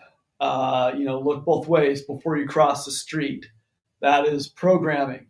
It sets up a little logic loop in our space that teaches us to do that. So, we can choose to ignore that, and we often do, but that's a rudimentary example of all the types of programming that we can encounter as we grow up. The kind of education you have, the kind of people you associate with, what they teach you, what their beliefs are. All these things factor into the hats that we wear at work, different jobs, different careers, different roles in a family. The programming that we inherit genetically from our parents and our ancestors really impact us heavily on the decisions that we make in our life. If you notice that you wish you could have tried this instead of what you did do, that could be one of two things. That could be somebody's foreign programming telling you that the grass is greener over there, and you're actually better off where you are, or it could be that there is something programming in your space keeping you stuck where you are. So it takes, some discernment when you're reading somebody to see which is which. And there's a lot of gray area. You can jump from one thing to another and experience different things in your life and see what fits you. All right, so that's basically about our programming. And they show up as, like I said, kind of logic trees in our space. I guess that's probably the most benign way to put it. Beings and entities, there's dozens and dozens around all the time. It's not something you necessarily need to be afraid of. It's a fact of life. A lot of them we have agreements with from past lives or future lives. And they can keep us feeding energy into that agreement. And once we sever or manipulate the energy on that agreement or de-energize that past life, that energy draw towards that being dissipates. And also, so there may be a cord there, and there also could be that energy stuck somewhere in your energy anatomy, which there are a lot of parts of, right? Okay. So then you can de-energize that and escort that being on. And what I do usually when I have time is I ask my guide, my healing master is Archangel Gabriel. I ask Archangel Gabriel to find that being's guides to bring that being to its next evolutionary step. So it stops hanging on to my client and feeding them stuff that is in the past, that doesn't serve them anymore. They need to let go of. So it could be a trauma picture on a big scale of just a tiny little irritation to, something pretty disastrous and catastrophic that happened. So, and everything in between. Okay, so anyway, I'm going to back up for a second. I'm going to switch to past life regression. So to get certified, I had to do 25 practice sessions. And I like to share this story because it talks about the difference between a past life and a future life and a present life, and really that there's not a difference. Our souls are huge, and they are facilitating and conducting several lives simultaneously. Time is something that we experience down here. It's not something that we experience in the same way when we pass on and when we're only in soul form. So all these lives are happening simultaneously. Now it's a bit of a conundrum for us in this experience to look at a future life. Every once in a while I see one, but it's not something that I automatically just try and go to. It's very difficult to explain. So anyway, and it's on a timeline. So So I'll share the story.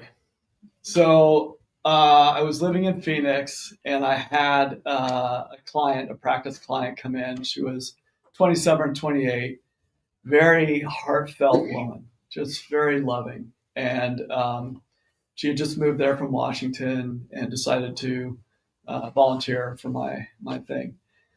So I started to regress her, and she ended up in 1727 Czechoslovakia. She was a male in this life, but I'm going to refer to her as her. So she was living with the family out in the cottage, out in the countryside, and her mother sent her to the market to pick up her watch that was being fixed by the local artisan. She picked up the watch. On the way back, she was mugged, and the watch was stolen. She was in shame for not having the watch to give back to her mom. So she wandered around the woods, for 3 days and decided to head back. She got back and the house had been burned. Yeah. So I know it's scary and dramatic. But anyway, it ends okay. She goes inside the house and finds the watch unscathed sitting on the counter. So whoever mugged her knew who she was. So anyway, so she went into the meadow behind the house, laid there, kind of, figuring out what to do next, just really bewildered, ended up wandering into the woods nearby and encountered a cottage in the middle of the woods with this lantern on the door. And I asked, is it electrically powered? No. Is it a candle? No. Well, okay. Well, those are the only two options I'm aware of, except for, magic. So, yeah, she goes inside, and a witch says, "I've been waiting for you. Are you hungry?" So she feeds her some bread, and she lives with her like the rest of her life. Learns witchcraft, and goes to markets with this witch, and does healings on the sly, because in 1727 Czechoslovakia, Alexandrian witchcraft is not very popular. So she does all these healings on the sly. So me being a clairvoyant healer, I'm curious. So I said, well, where are you getting the energy from to perform these healings? Well, they're coming from my heart. All right, but does it originate there? Where is it coming from besides that? She says, well, it's coming from up above. I'm like, really? Well, are you up for going up there and figuring out where it's coming from? She's like, yes. Okay. So I do something I learned at psychic school. I take her on an astral journey up into the heavens to find out where that energy originates from that she's using to do the magic. There are these, and I've since learned that this is common in out-of-body experiences, to experience and encounter these little orbs of light that are rainbow colored. And she found them and was immersed in them and just learned from them. And it was like pure love. And she just sat in there and conversed with them for about 10 minutes. And just, it was an amazing time. And she also passed by the Akashic Record Hall on the way back. We did some work there. But anyway, so I brought her back down into her body, and she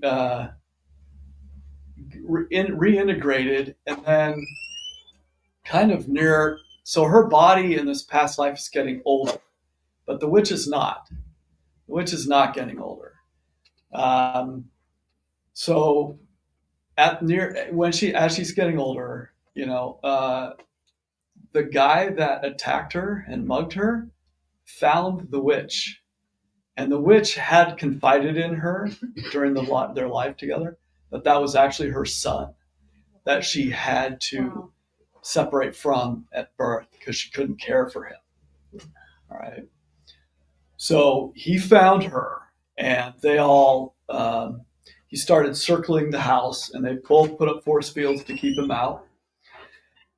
And my client's getting older, and this warlock's not going anywhere, and he's not getting older, and the witch is not getting older.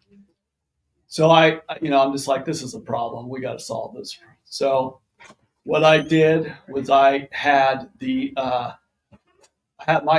my client, I said, do you feel like you can go outside and hold space for this warlock till he calms down? She said, yes. I said, are you sure? Because, this is, a little dicey. I mean, I'm there. I can help if anything happens. So anyway, so she goes outside. I say, don't say anything. Just stand there and be a presence. You know what's going to set this guy off. So she goes out there. She stands. She grounds. This warlock just starts emotionally vomiting energetically all the trauma of that separation from birth out of his heart into her space. And I say, be sure and ground that. Run a grounding cord into the earth. Dissipate it. Don't hold on to it. Just ground it. She grounded it. It took a couple minutes for all this to happen. And I swear, when she was done, he was done. He just kind of said thank you and sauntered off. So that, to me, I thought I did a pretty good thing there, because they're not getting older. You don't want a pissed off warlock running around Europe for the rest of eternity or however long it would be. And I decided, I learned something though. I learned that, even though it is a past life, it is happening right now. Just let that sink in. There are things happening that your soul's doing all over the place right now. And the mysteries involved in that are infinite. So, well, maybe not infinite, but there's one. So, I kind of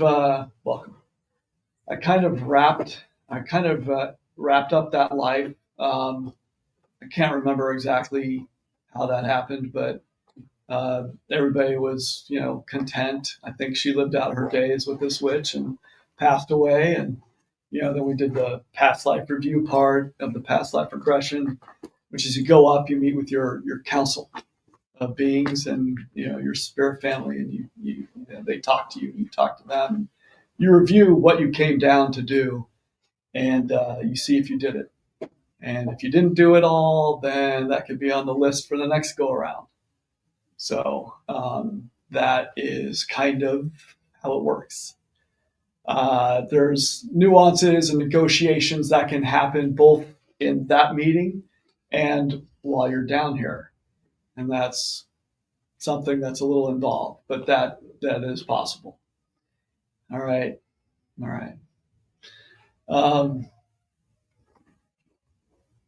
Does anybody have any questions about that?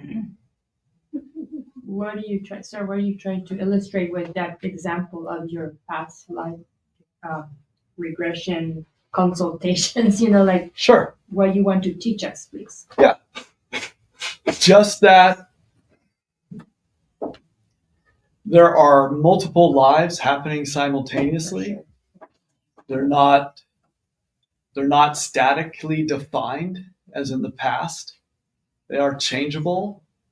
And maybe if we change enough of the ones that ended poorly, it could be a cascading effect into the present or the future. Maybe. Yeah. Something to think about. Yeah. Are you saying that we're bringing closure to these incarnations in the past? Yeah. So then it'll benefit us right in this lifetime? Yes. Yes. And there, everybody's heard of the Akashic records. It's a huge museum type looking building that's full of all the experiences and lessons we've ever learned from all our lives stored in there. Okay. So how much of that you access while you're in this life is, not all of it. But you can pull from it, and you can pull from other people's all the time. I'm not sure I'm really answering your question, but you can pull from those lessons to help you figure out how to negotiate things going on now. Oh, you mean you can access those lessons? Yes. So then we don't have to learn it right now. I mean, it's right. You don't have to relearn it. Yeah, you download it through your crown, and then it filters into your chakra body, and each of the chakras has a slightly different mission or purpose, but they all share the purposes. But yeah, so it comes down. It creates an experience, a memory, and then with that comes a lesson. And the lesson gets stored in the Akashic records. We each also have an Akashic record keeper that sits behind the back of our head that connects with all that. So that's pretty cool. Yeah, no, I'm sure. Do you have a follow-up question for that? Did I even answer your question? No, you did.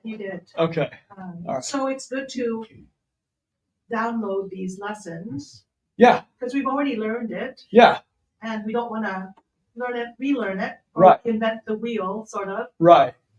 So do you teach that? Do you teach the access of the? Yes. You do. Yeah. That's part of the training that I have. Yeah. It's a simple exercise with profound results. So I'm kind of like trying to be nonchalant about it because it is fairly simple, but once you start seeing the stuff, it's pretty cool. So I assume that there's some kind of guardian for these records, like a librarian. Yeah. How are you going to override? Like you don't even have an account, or you don't have a card. How are you going to override this person? Like this guardian is a. No, it's an agreement. It's an agreement. Like it's a symbiotic agreement. So they're there for you, and you're there for them. Yeah. Okay. Sorry. I was just going to ask, at the end of that past life, when you go to that council, if you have met all of the requirements, then what happens? You get a whole new set, and you decide if you want to come down and do another life here, or go somewhere else and do something else. Yeah. Does that help with current life issues like addiction or codependency or livelihood choices? How to better be a human being in this lifetime? Be better global citizens or whatever. Yeah. I'm interested in that. Certainly. Yeah, it can do that. And why one people some have abundance issues and other people are automatically blessed in some paradigm and they don't have to worry about economic challenges about housing and where they're going to eat and they already have the prestige handed to them in a plate, golden plate. Right. Yeah, and those are we each have different life lessons to learn each time. Yeah. And with the removal and shedding of some of this energy, those things can become easier. I believe. Yeah. That's why we're here. Yeah. To be more conscious aware. So while I was going through the clairvoyant program at Berkeley, I went through 3 jobs, each one doubling in my salary. Okay. Because I was just shedding so much energy. I went there. I couldn't afford it because I'm in a certain financial paradigm, but I got introduced to there, and I'm very open-minded. Like I'm looking for shamanism or some healing modality. Like I'm in there, I'm going to know, because there's a lot of suffering in the world, and it's like the human games that we play with each other and within ourselves is disgusting, and it kind of makes me not want to be on Earth. But I don't want to be in suicide because I don't want to repeat life after. Because I don't know if you ever work with people in almost suicide or in suicide, or maybe that past life suicide or generational curse or whatever, like the Christians say. Yeah, the answer to that question is yes, I have. Okay. And it's for those that do choose to leave that way, there is a soul repair that has to happen, and it takes some time. And initially, when you leave that way, it's very a dark place that you're in for a while, while the powers that be sort things out. Because I've been watching a Christian and near-death experience, and I'm trying to explore what's going on cosmos and consciousness. And their theory is that there is a hell and there is a heaven. I would like to under Christ consciousness. I don't know. I work on what I believe. I'm not going to believe in fundamental Christianity. I'm going to take what I want to be a humane person. Sure. You know, I'm not a perfect human being. I'm going to tell my fellow audience member or earthlings here, and I'm like, I'm just have fallacies in the struggle to be alive. Yeah, and you know what's really important to know about this is the energies that are caked onto our energy body will cause us to have these kinds of experiences. Beings that we have attracted in other lives can sit there and like say these things to us, and we think they're our own thoughts, but they're not. Well, what if you're in this? That's what I would say to that. Okay, like right now I'm in a situation where I'm in a habitat where people are lying and manipulative. And I'm like, the more I see that, the more I'm like, it gives me the consciousness to discern, but it makes me like, oh my God, I don't want to be that type of human being. Right. I'm going to strive to be a higher vibration person. Yeah. I'm not perfect, but like have some do as much good as you integrity, can. You know? Yeah. So when I walk in the universe, money or no money, people say, you know what? She's a kind, compassionate person. That would be ideal. Yeah. Yeah. And to forgive the people is very hard, though. That hurt me. I'm working on that issue. Yeah, it's really hard. That's stuck energy in our space. Yeah, I feel it. Right? I feel it. Yeah, for sure. And why don't you come by to my booth when we're done? Okay. We'll talk more. Yes, please. All right. Thank you. Yes. How do you discern the voices in your head? I know. Which are real and which are beings from other places? You ask. Practice. Practice, and you ask. Yeah. And you have to really be in a space where you can sit there and learn and discern and know what's what. Yeah. It's just practice. Yeah. Can I go back to something else you said, which was that at the Sure. we have past beings from the past who are in the present. Yeah. And so if we're talking about there is really no existence, that time is fluid, and that what we do now can have effect on the past. To what length do you say that would go, or do we have examples of when that has changed? Could we possibly change what is happening now by still making moves as we go forward to change things in the past? Well, how things are unfolding now, we certainly do what we can to steer it and influence it, because we are all co-creating. Yes, we are. I say that, and I'm going to say this too. Taking on responsibility for the outcome of that is not necessarily something I would jump into full force. Okay, do you understand? Yeah, it's a lot. I would say do your best to keep your side of the street clean and help out those you can actually help out. A multifaceted effort. Yes. Pay it forward can be another way of looking at it. Yeah.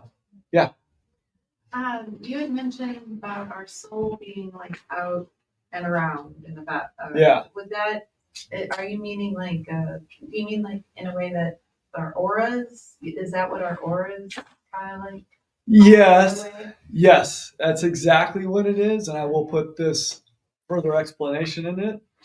So the soul connects up to the 12th chakra on the edge of the universe, so it's huge. Yeah. Comes down, You can populate multiple planets at the same time. And the aura, as it's taught in these schools around here, is 7 layers, 1 for each chakra. Boom, boom, boom, boom. Up to 7th, they teach to keep it about 3 feet in diameter around you, so it's arm's length.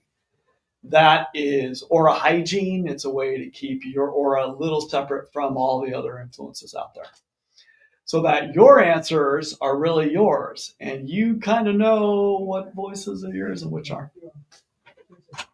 And when your space is really clean and you're hearing a voice, you'll kind of know, like, is that my regular voice or is that something else? And then, you'll start to learn.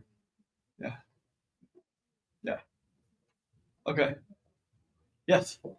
So you mentioned how at the end of your service with that one client, that you got to bring her to her like spirit guide or what I would call like either spirit guide or guardian angel kind of counsel, your own personal little right. Your spirit family. Yes, that's a really good way to put it. And I know that kind of a thing happens when you pass on from this life. Is that's one of the first things that happens is you get that meeting with them, and then they kind of explain, hey, these are the things that you did right, these are the things you did wrong, these are the things you could have improved on. Can you elaborate on, I never thought that it was possible I thought you had to wait until you passed to get that opportunity kind of a thing. But you mentioned that you could do it in this life, almost like a that's a very advanced thing to do. Essentially, you're manipulating one of the higher chakras. And that means that you are consciously choosing to change what lessons you came to learn in this life. Can you elaborate more on that? If you're able to. So say a man comes down to learn how to be a warrior. All right. So he does all that, whatever form that takes. He reaches middle age and he says, well, I don't want to be a warrior anymore. I want to be a gardener or something. So what can I do to flip that so that I can, change the lessons I'm going to get? So that is when you would go and look at the 8th chakra and look at the life lessons and then program it with something new. Okay. Yeah. But you're foregoing a lot of lessons that you decided were important to learn in this life. So just informed consent. But would you have to repeat those lessons that you foregone or that you decided you chose to forego in the next life? I would guess to a certain degree. Yeah. Depending on how much of it you learned. Interesting. And I will say this. The lessons that you learn in life will change. Yeah. Like this section of life, you'll be learning these things. You'll deal with them. And then, time goes on and then it's a new set of lessons with new sets of rewards. That's true. That you get. Mm-hmm. Yeah. And then hopefully every decade or ever, it becomes more expansive and you have more rewards to get. Yeah. Would you call that karma in a way, possibly? Karma is a very complex that's subject. very I can't grand word. boil that down. Yeah. What I'm hearing is that it's probably more important focus on the now than to try and fix something either from the future or from the past. Yeah, I would say so. I suffered from minor alcoholism and codependence probably up till about 10 years ago. And then I had a healing with somebody that used some guides and went through my space and just altered a whole bunch of stuff. And I went through like a 4-day physical detox without any real reason for that to happen other than her healing. So, there are resources out there. Yes. How do you release then an entity that attaches onto yourself? You find out what picture or energy that they're lodged into in your space, and you heal it, you de-energize it, you shift it, and then they have nowhere else to grab onto. And you can also do what I mentioned earlier, find their spirit team to bring them on to their next step and have a pleasant conversation with them and say, hey, your time here is done. There's something really cool for you over there. This is your team. They're going to help you find it. And, you will have your evolution and hopefully something better. Is that like through meditation? That exercise is done while in trance. Oh, okay. Yeah. Okay, thank you. Sure. So, how much time do we have? Are you guys up for meditation? Sure, why not, please? Okay, let's do it. All right. That was a good question. Psychic fires, no good. A good one. A good one. All right. Let's try and let's find our space. Keep your feet flat on the floor. Keep your palms up in your lap. And slowly close your eyes. Just breathe in and out through your nose. Breathe into your belly. Take a few pleasant breaths. And exhale all the charge from the discussion we had out through your breath. Just really relax and settle into your space. 3 feet out in front of you, I want you to see a movie screen. In the upper right-hand corner, 2 gauges appear. The one in the far right corner is for healing others versus healing yourself. Look at where it is. Just notice it. And then use your psychic hand and reach up there and turn that all the way on healing yourself. And notice your energy come back to you. The gauge right next to that is unconscious healing energy versus conscious healing energy. And notice where that is. And turn that all the way onto conscious healing energy. Lower right-hand corner, 2 more gauges appear. One is for your mind. And turn that down as far as it'll go. And one is for your analyzer. Turn that as far down as it'll go. And then the bottom left-hand side, see 2 more gauges appear. One is for your sympathetic nervous system. Turn that down as far as it'll go. And the one right next to that's your parasympathetic nervous system, and turn that high as it'll go. Relaxing. In the upper left-hand corner, 2 more gauges appear. One gauge has your male energy on one side and your female energy on the other side. Go ahead and just notice where it is right now and toggle that onto the male side. And notice how your energy feels in this space. And then switch it over to the female side. And notice how that feels in your space. Notice the difference in the quality of the energy. And then let it go and just watch where it likes to sit naturally. And the gauge right next to that is body on one side and your being on the other. Look at where it sits and toggle that needle all the way towards the body side. And notice how that feels. And then switch it all the way on the being side. And notice how that feels. And go ahead and pull your hand off it and let it fall where it's going to fall.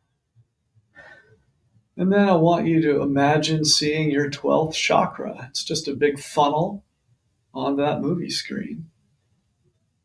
I want you to imagine some gold energy starting to fill it up. It's filling it up and it's healing it. And let it slowly trickle down those 2 cosmic channels till it hits the top of your 11th chakra. Let it start to fill up that chakra. And let it spill down those 2 cosmic channels into the top of your 10th chakra. Let it fill up that chakra. And on down to the 9th. Watch it fill up. And then slowly move down to the 8th. Watch it fill up that chakra. And slowly spill down to the 7th, right on top of your head, and fill up that chakra. And spin it. And then trickle down the back of your head to the back of the 6th. And go inside and fill up that chakra and heal it. And then trickle down the back of your neck, the back of your 5th. Let it fill in that chakra. And then the back of your 4th between your shoulder blades. It goes down your back. And it slowly fills up that chakra. And then it slowly goes down to the middle of your back, the back of that 3rd chakra. And fill that up. Then it comes down to the small of your back, the back of your 2nd chakra. And it fills that up. And then it works its way down to the coccyx, the tailbone, the root chakra. And it starts to fill it up and clean it. And let the rest of it go down into the planet. I want you to imagine right now sitting on a big redwood tree. And the middle of that redwood tree is conducting all the old energy in your space back down into the center of the planet. Center of the planet recycles this energy and sends it back to where it needs to go. It's inherent intelligence. It knows. It takes care of us. I want you to imagine 2 channels in the back of your legs filled with this golden energy, letting it slide down into the grounding cord, into that tree. And it also whisks down to the center of the planet. And then I want you to imagine some fresh, awesome earth energy to come up into the bottom of your feet. And it starts to swirl in your feet chakras and come into your foot, your ankle, up your shin, through your knee, into your thighs, into your pelvis, your hips, and into the front of that root chakra. That cosmic energy that was coming down your back now starts to come around the front, and it mixes with that mixture in the front of that root chakra with that earth energy. 90% cosmic energy, 10% earth energy. It comes up to the front of the 2nd chakra, 2 inches below your navel. And it spins in that chakra, validates it, pushes out anything old in there that you don't want, and refreshes it with this awesome, new, beautiful energy. And it slowly creeps up into the 3rd chakra, right at the V in your rib cage, your solar plexus. And it spins that chakra and starts to heal it, clean it, give it this awesome new energy that you're bringing in. And it starts to work its way up your chest plate into the heart chakra, into your 4th. That fills in that chakra, your affinity space for yourself and others. Yeah.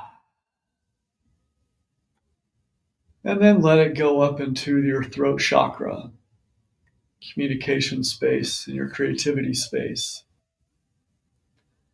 Let that energy go to that chakra and let it start to trickle down your left collarbone, through your left shoulder, your left upper arm, your left forearm, spilling out of your palm chakra. And the same thing starts to happen on the right side.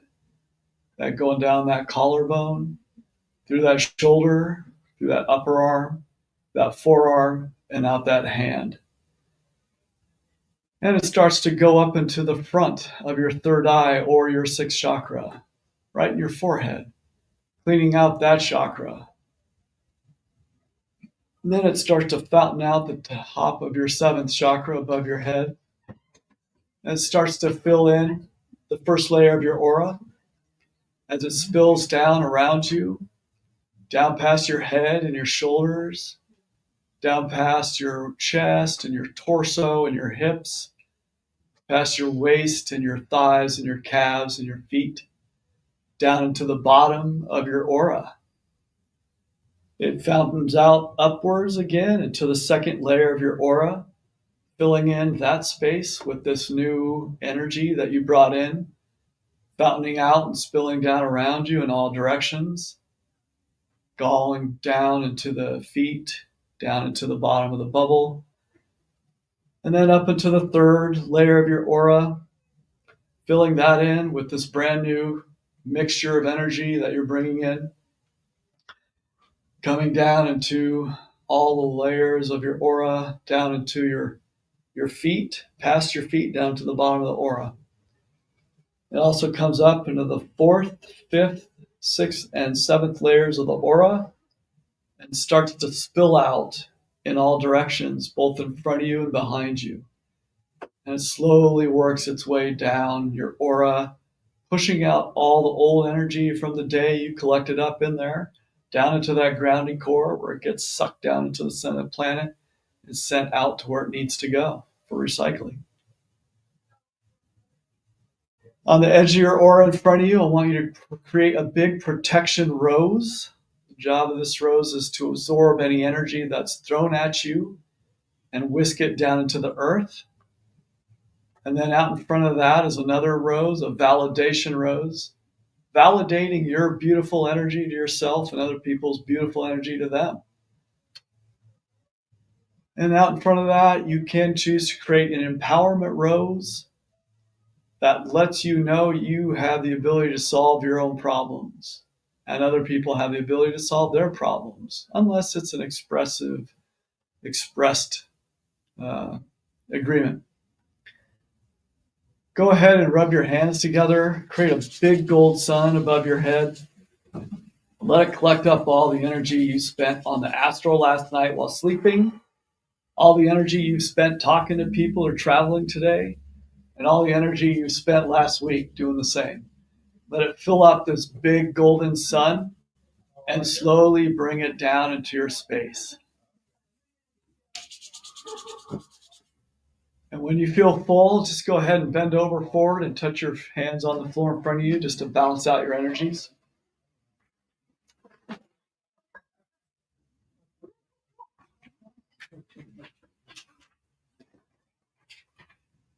I want to thank you guys for coming and listening. I hope you enjoyed this as much as I did. Yeah, we have 2 minutes. No, I was just closing it up. Oh, okay. Awesome. Reiki? Is that Reiki? Say that. Okay. Zip it up. Awesome. Zip it up. Okay. We have a minute left. Any comments or questions? My website is www.spirit4health.com. And I have a table out there, and it's all on there. Business cards. I got business cards on me, too, if anybody wants one. I'll leave some up here. Thank you. Thank you. Thank you.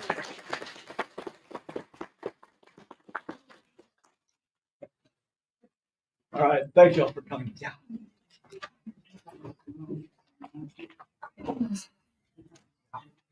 Thank you.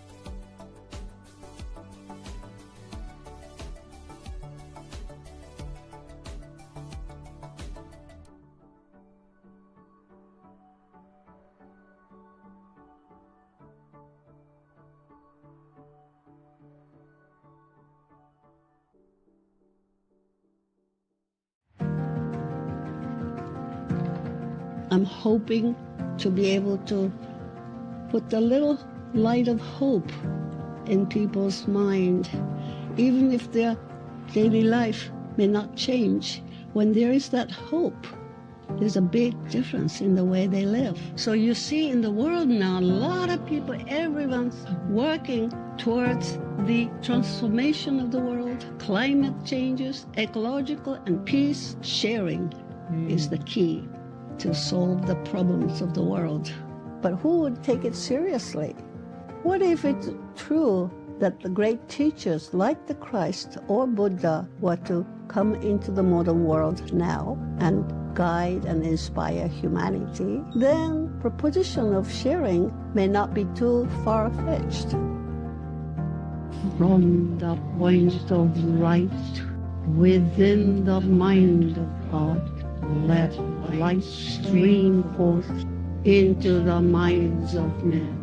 Dive in to the spiritual art and the prophetic message of Benjamin Creme, the awakening consciousness of humanity, and the presence of a world teacher among us today. I know you'll find this series enlightening and compelling. Join us for all 5 episodes.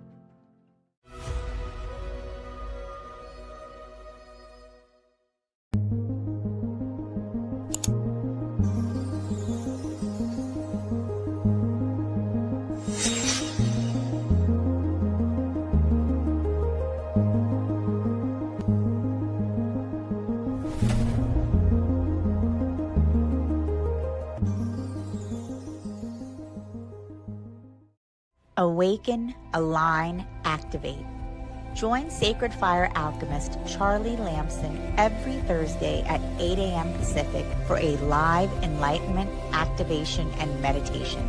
Streaming on SoulSearch Instagram, Facebook, YouTube, and SoulSearch TV. Start your day with powerful higher consciousness energy activations.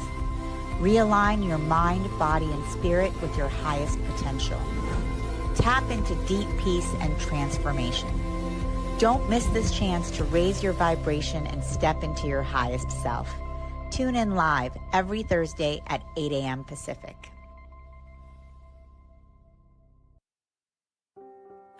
Join us every Wednesday at 7 a.m. for the Radiant Mind Meditation with Dr. John Gray, the #1 trusted relationship expert, the author of Men Are From Mars, Women Are From Venus. What many people don't know is that John Gray spent 9 years as a celibate monk and the personal assistant to the founder of Transcendental Meditation. During this time, he learned powerful meditation practices and techniques, which he has developed and refined for the last 50 years. He now brings us his resonance, wisdom, and energy every week on Wednesdays at 7 a.m.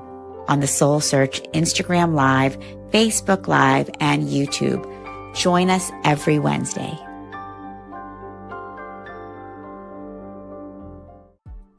Get ready for the SoulSearch Rohnert Park, Sonoma County Enlightenment Expo and Psychic and Healing Fair, happening Saturday and Sunday, April 12th and 13th from 10 a.m. to 6 p.m.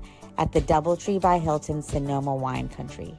Experience a weekend of awakening, healing, and high-frequency connection with spiritual teachers, intuitive readers, holistic vendors, and energy workers. Explore our special biohacking section featuring the EESystem Scalar wave healing technology. Attend transformational talks all weekend. It's free to attend with advanced registration. Come raise your vibration, discover new tools for healing, and connect with your soul tribe. We'll see you at the SoulSearch Expo April 12th and 13th.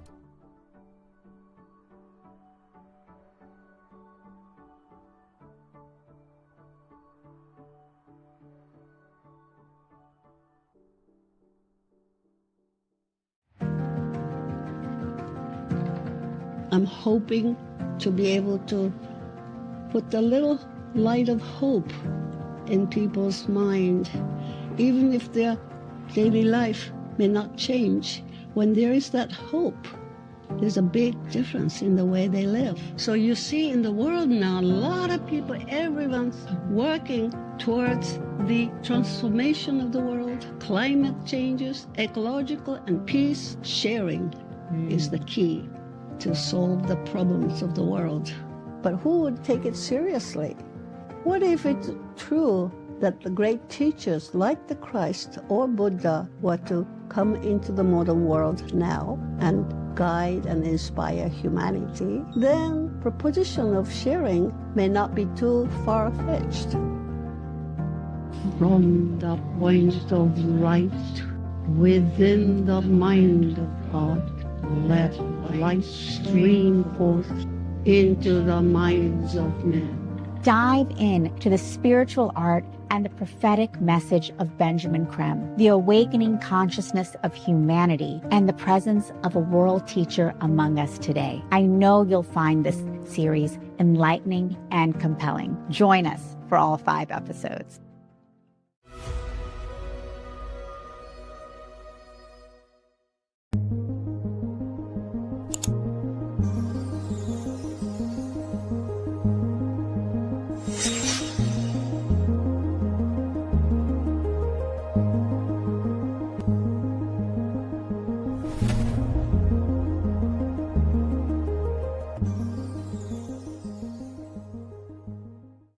Awaken, align, activate. Join Sacred Fire alchemist Charlie Lamson every Thursday at 8 a.m. Pacific for a live enlightenment, activation, and meditation. There we are. All right, we are live. My name is Allison, and on behalf of SoulSearch, we're delighted to have you with us today. And it is my absolute pleasure to introduce you to Pia Darling. And I'd like to tell you just a little bit about Pia as soon as I find her. It closed on me. So Pia uses 30 years as a corporate team leader and 30 plus years of healing, inner growth, and spiritual practice to offer the gift of accelerated transformation, clarity, and confidence. Pia's deeply embodied work guides her clients to transform current challenges into stepping stones, integrate old traumas, and activate their personal heart harmonizing resonance. By inviting in Pia's insight, wisdom, and magic, Pia's clients experience expanded self-acceptance, happiness, and align more fully with their soul's deep purpose. Today, with Pia, we'll discover what type of information our heart line reveals and learn why the same blocks keep getting in our way. Enjoy. Thank you, Allison. Hello, everyone. Thank you for being here. Thank you for being curious. Because, wow, what does a heart line mean? And where is it on the hand? And is it on the hand or somewhere else? Who knows? Well, I'm here because I've had such a life-changing experience since the first time I had a hand analysis reading, and what it told me and how I could engage with life in a way that would support me and help me grow more in alignment with myself, with my truth. And hand analysis is one of the modalities. There's really 2 basic modalities that I came across that really just, boom, 180-degree difference in my life and how I was and my happiness level, my feeling of fullness and of wholeness. And so this is what I became practitioners and certified in both of these particular modalities, just to share it with you, to help others just experience the level of freedom that I've experienced, because it's something that I couldn't get to. I didn't know. Even after a couple of decades of spiritual practice, even after living in an ashram, even after all these things, and suddenly these 2 kind of gave me an extra key that went right to the core, to the heart, because core in Latin means heart. right to the place where it made an impact and a true change and a real shift. I'll be looking at my notes every so often just to make sure I've said everything I need. So you're all here because you're looking for something about relationships, I would think, based on the title of my talk, right? Maybe looking for a new relationship, maybe wanting to energize an existing relationship. And what I'll talk about doesn't necessarily apply to just intimate partnerships, intimate relationships. It can be friendships. It can be work relationships. It can just be how you walk into a grocery store and interact with a complete stranger. This information will help you understand yourself at such a deep level that it'll help you align with your truth. Does anybody want to throw out any kind of addition to why you're here? Want to say a couple of words? You don't have to. Yes. I'm here with no intention. With no intention? Yeah. That's awesome. Just walked over to the door and here I am. A blank slate. You're open to whatever comes out. That's right. That's great. I love that. Plus, my friend, we were just talking, high on her mind was the topic of the door. And so our conversation directed us here too. Isn't that funny how life works that way? Yeah. And so I do want to ask if everyone would agree to confidentiality. What's said in this room stays in this room. If anybody shares something that's personal, please let's have a sense of safety that people can share if they choose to. Great. Yes. Awesome. So imagine that you've been wondering your whole life how to do relationships well. How can you make it better? How do you find out about this? Do you go to therapy? Do you go to astrology? Do you go to here, to there? Well, the answer actually is literally here. You've had it with you the whole time. Your hand is actually a mapping, a blueprint of how you are, of what your challenges are, what your gifts are. When we talk about hand analysis and specifically the heart line is one item in the hand and it gives you a lot of good information, but it's like one piece that, like reading one chapter out of a book. There's so much more. But for now, today, just knowing what's going on your heart line, you can actually take this information, go out in the world and experience something different over a bit of time and notice where you're engaging with in your right way, in your right alignment. Notice where you might need to do a little bit of a shift. It brings more awareness to you. Okay.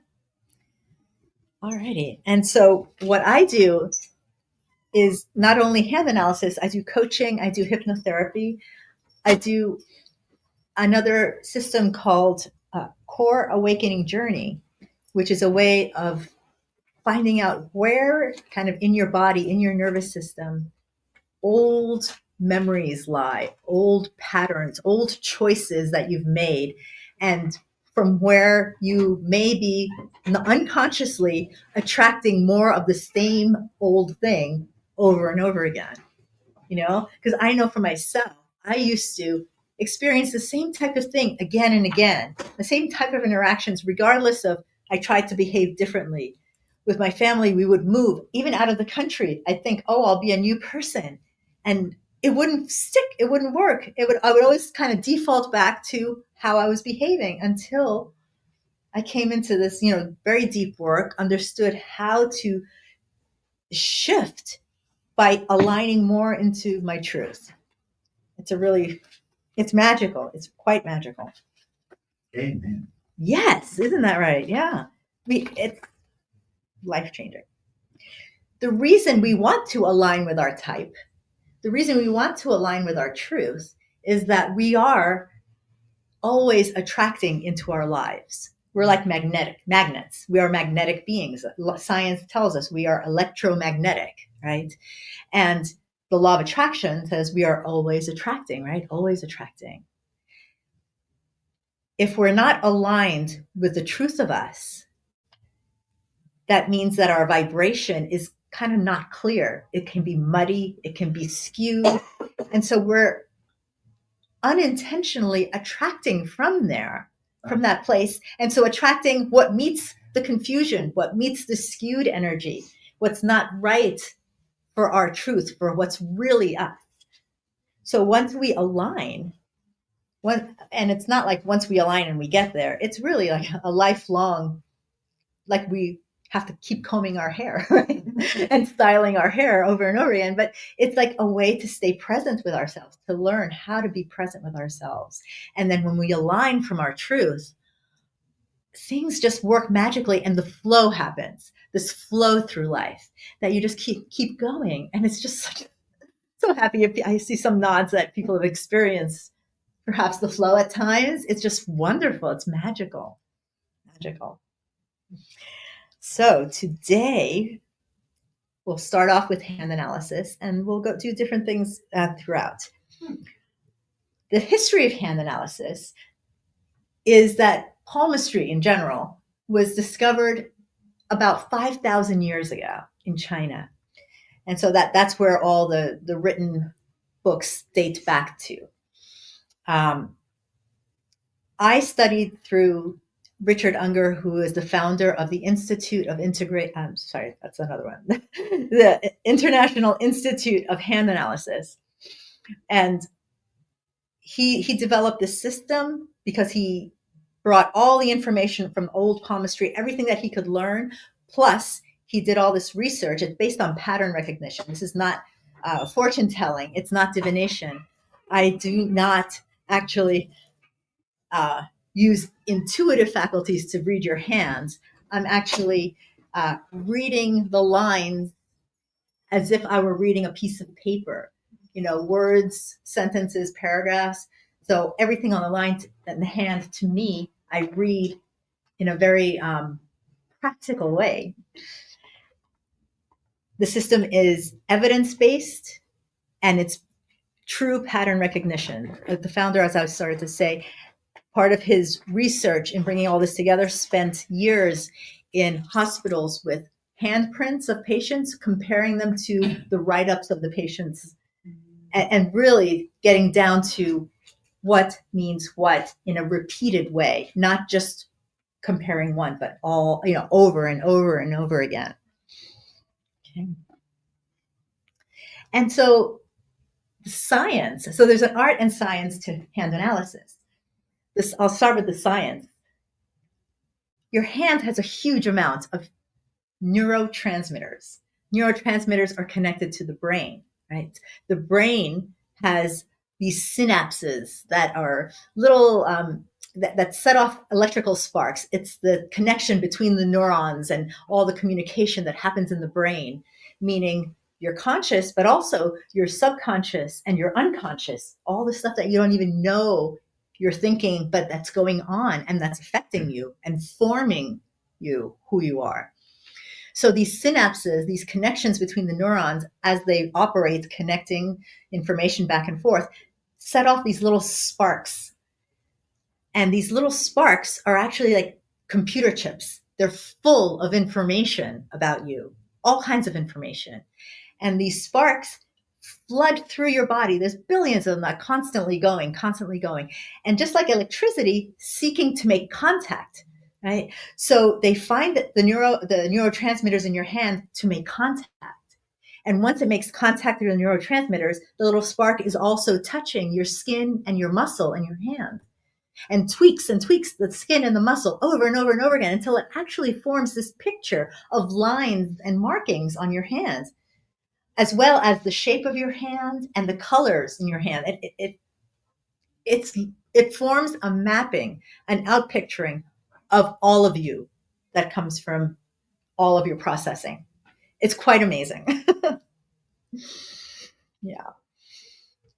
So when we talk about the heartline gives information about how you communicate in relationships. It'll talk about what your heartline language is. How is it that you show your affection, your love? We're going to work with the elemental archetypes, earth, air, fire, water. And so each one has a particular language through which they express that they care. And it'll be fun to start thinking about when I describe the different archetypes. Try to think for you, am I like that? Do I do that? And it may be a combination too, because lines on the hand don't fit just one mold, one pattern or template. We have the 4 basic lines, earth, air, fire, water, but then all these combinations can happen. All right, so let's start with earth. And we're going to start talking about the elements based on the actual elements. So earth is like the earth underneath our feet. It's right here. It's right underneath our feet. It's always here. We can always count on it being here. It's generally kind of quiet. You know, we pretend there's no people or buildings or anything, and we're just thinking of the earth. It's just kind of sitting here kind of quiet. Although every so often there are some rumblings of the earthquakes or some volcanoes that may explode. The earth produces food, fruits, vegetables, herbs, spices, the earth literally just nourishes us. So an earth person is, first of all, very stable. They're there for you. You can count on them. They will help you. They will help you by doing things. It's a physical movement archetype.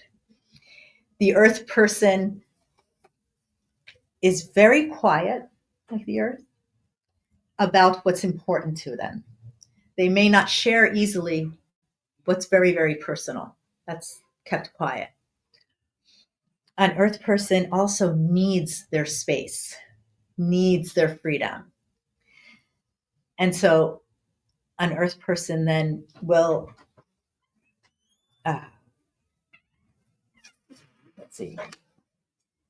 an earth person will have a hard time kind of tapping into their feelings because their emotional body is like the cauldron at the bottom of a volcano with the bubbling lava, that if you think you're going to just put a toe in there, it may just blow up in your face and the emotions will just pour out.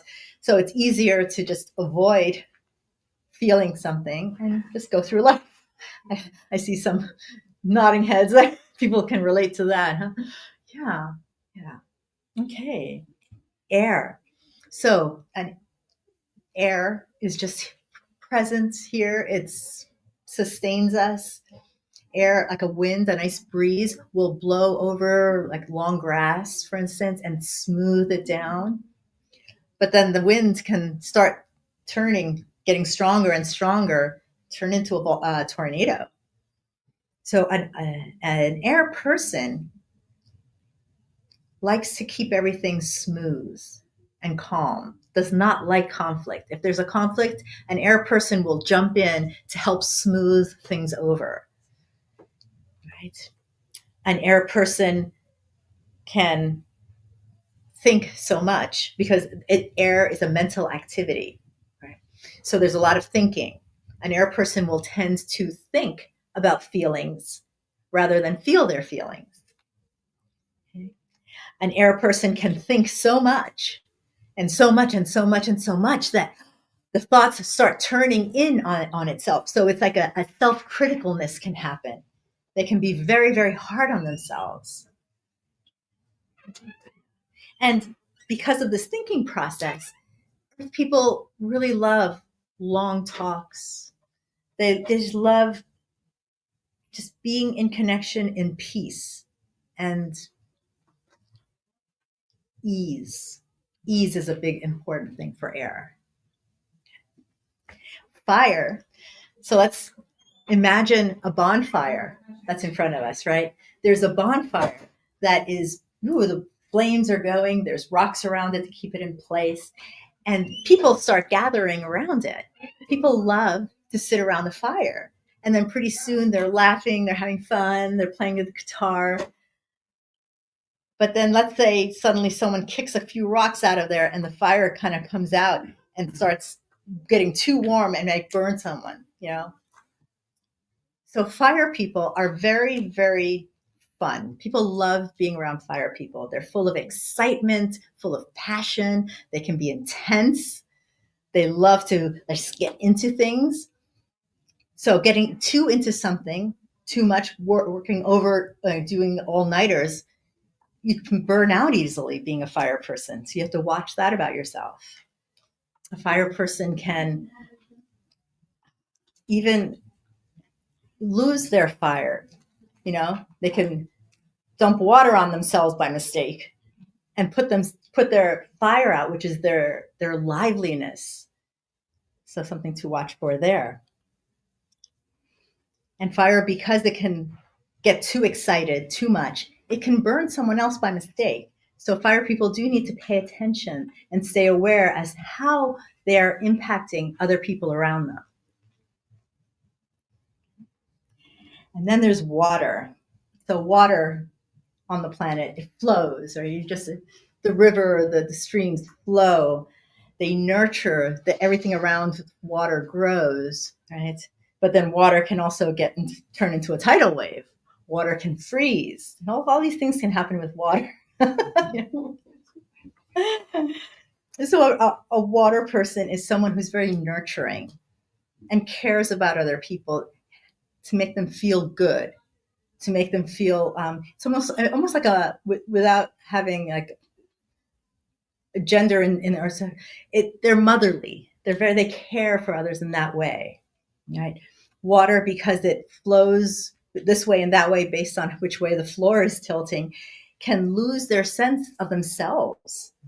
Boundaries are a challenge for water. Okay. And the water is the element of emotion. So water people can experience a lot of emotion, which is good and challenging, right? Depending how they are connected to their emotional body. Are they comfortable with their water, with their emotion, or is it something that overwhelms them? And because water can move and take the shape of whatever's around it, they can have a sense of loss of control, right? A loss of safety and stability. So to compensate for that, water people can tend to get controlling just to get a sense of safety. Yeah. So have you gotten a sense of what you might be in terms of these descriptions, more or less? And sometimes it's surprising when you have your hand read, it's not what you think. It's really interesting. My experience when I first had my hand read, my heart line was fire, but going into water. In other words, I was a fire person by design, but I was being a caregiver. I was giving too much. Because water rolls this way and that way to help. But a fire can still help people and be a caregiver, because that's what we have to do sometimes in life, to care for our family. But a fire person has to be like in their flame, like the outline of their flame in a way, have an edge, have a boundary to them that is their fire, and then decide, oh yes, I'm going to go help them. So they move this way and that way to help. Just one second. And then, but then acting like water, it's like you roll that way because someone needs help, and losing, see how it's like a whole different motion, a different posture. You have a question? Yeah, I've heard about in astrology. Yeah. How there's like a waxing and waning sign of sorts. Yes. But then there's your main sign. So there's elemental elements in those signs. Yes, absolutely. Yeah, in astrology, you've got the signs, you've got the houses they're in, and it's all different pieces that are brought together to define it better. There's different influences that happen. Yeah. So here in hands, there's the different lines use different archetypes to describe it. And like water is a universal sign of emotion. Yeah. And that, I know that was a lot of information. So I'd like to offer to send out to you a summary of the talk with all, everything I talked about, plus some extra information about the Heartline. If you'd like that, I'm just going to pass around the clipboard that you can fill out. I'll pass one out on each side to go faster. And in the meantime, I just wanted to tell you a couple of stories, hand stories, to give you an idea of what kind of things you can learn about hands and how to apply it. So some years ago, I was reading hands at a Valentine's Day event. So lots of couples there. And there was one couple in particular that the woman, when I read her Heartline, not only her Heartline, but her whole hand was very watery, so very emotional. Right? And I talked to her about her watery situation. And then her partner was very air. And so he had very strong mental situated awareness, right? Things had to make sense for him. I think he just thought about everything. And so while I was talking to him, I mentioned to him, and you might want to tell her how much you care about her, because she's water and she needs to hear that. And as I turned back just to look at her, the waterworks started, because she was so starved for hearing how he felt in her language, which is water, about emotion. So sharing his emotional experience of her, rather than just thinking on his side and analyzing and logic, doing these things that for an air person, that's how they would show they care, right?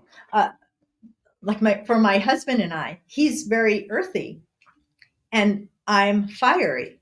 So I'm like, oh, pay attention to me. I love getting your attention. That shows me that you love me, kind of thing, right? And so when I'm in his face and getting, hey, it's me, he's busy working, doing things to show me how much he loves me. And so if we didn't know that about each other, that he was earth and I was fire, I would think he's ignoring me and just going and doing his own thing. And he would think, oh my God, she's such a pain. She doesn't get out of my face. And so it's so important to understand what language is happening, what is actually being said. Yeah. Let's see what other stories I have. Oh my goodness. So some years ago when the Sausalito Art Festival was happening, I was reading hands there.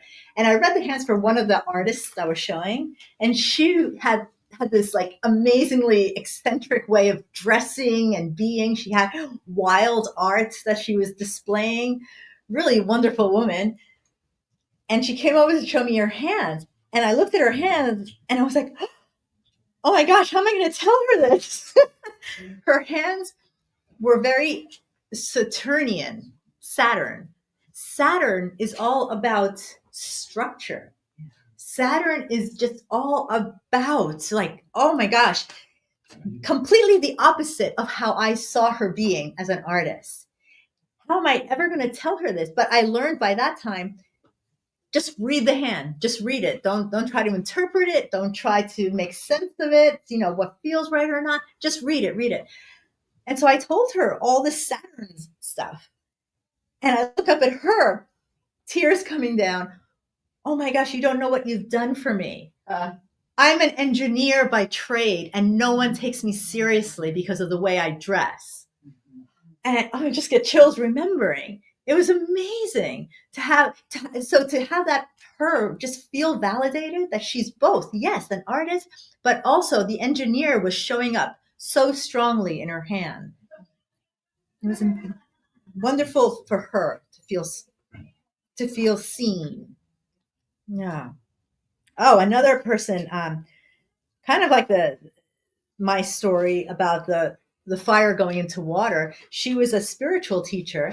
And when I read her hand, again, all this fire coming up, fire. But no, as a spiritual teacher, she had identified herself as watery, emotional caregiver type, right? But she wasn't using her fire. She wasn't even identified with her fire. And when I told her she was fire, she didn't believe me. She couldn't go there. Well, I got a call from her 2 weeks later after the reading. She's like, oh my God, I'm really enjoying my fire. Now because when we are our type, when we align with the truth of what our hand says, we get so happy.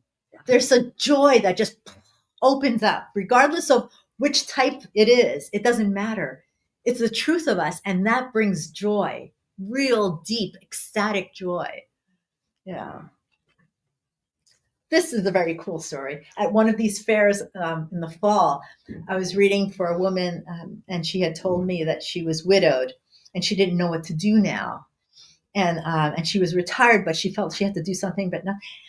I look at her hand. She's got all these markings of being a clairvoyant, a healer. She had a pen mark on this place in her hand, which is called the Neptune, which is all about grief.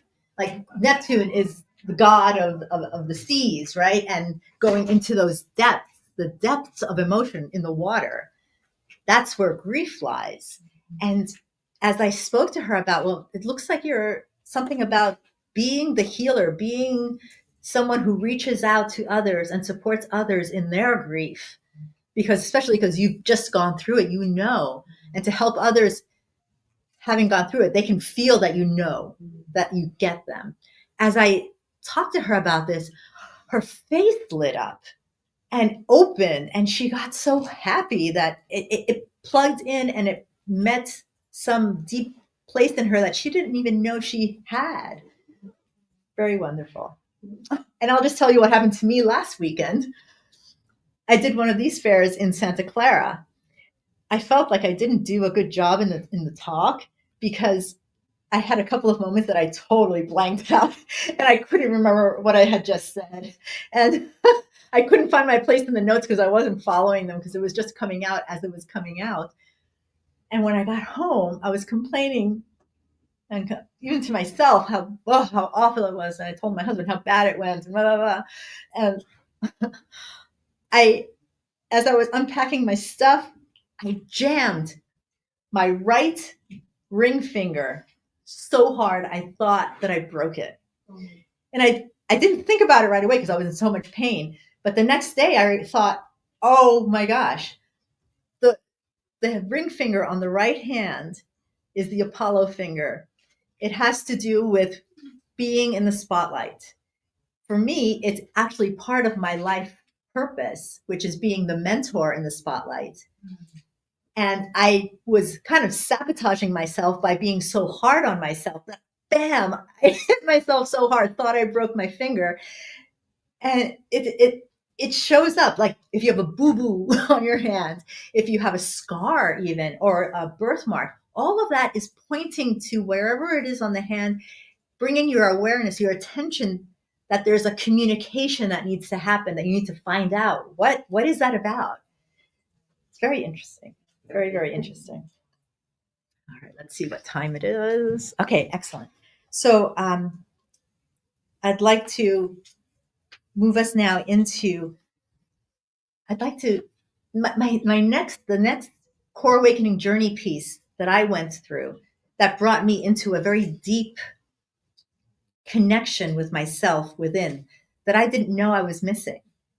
I had been very spiritual. I had like transcendental spiritual experiences, yet I didn't know I was missing this internal, very visceral, face-to-face experience of being present with myself and connected with myself in like heart to heart, belly to belly, face to face, like right here.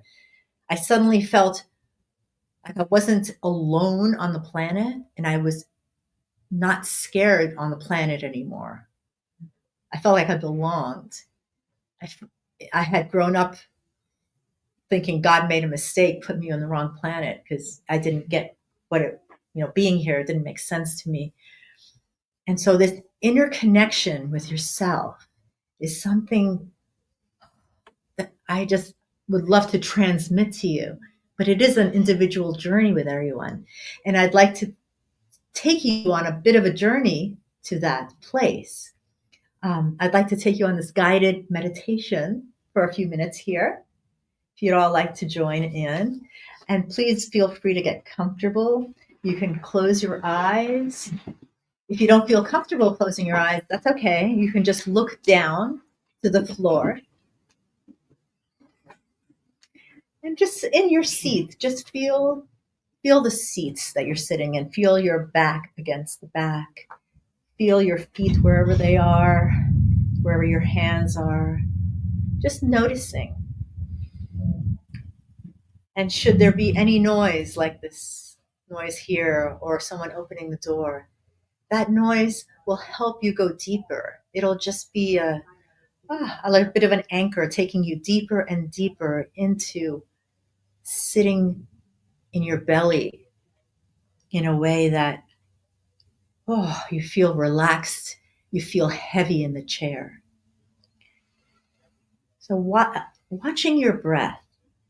So when I say watch your breath, notice your inhale and notice your exhale. Let yourself breathe naturally, but just noticing it. Taking a couple of more breaths. Noticing how maybe your chest rises or your belly rises. Notice how your shoulders might move. Let yourself go deeper with your breath, meaning taking a larger breath and letting that go. And again, another breath. And letting it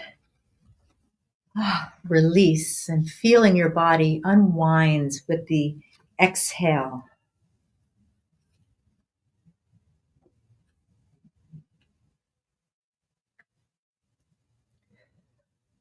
And I'd like you all to either quietly or in your mind say the word me and point to yourself as you say that. So me. So physically point to yourself. Me. And wherever you point, that's where your heart chakra lies. That's your heart chakra. And so just breathing towards your heart chakra. You can keep your hands there. Helps you bring your awareness there. And continuing to take breaths. Relaxing deep breaths. Bringing your attention more and more to your heart area. And I'm going to ask you to use your imagination. Use your imagination right in your heart area. Pretend that there's a comfy chair that you can just sit in. If you have trouble imagining it right in your heart area, pretend you're looking at a TV and imagine it there.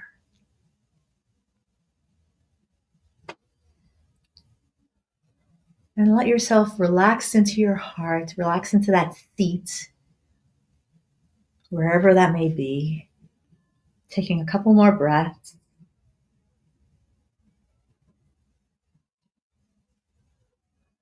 Feel yourself kind of opening up to, someone's coming. Someone's coming. Like anticipating in a curious way, someone's coming. And just out of the space in front of you, let a young version of yourself just come forward.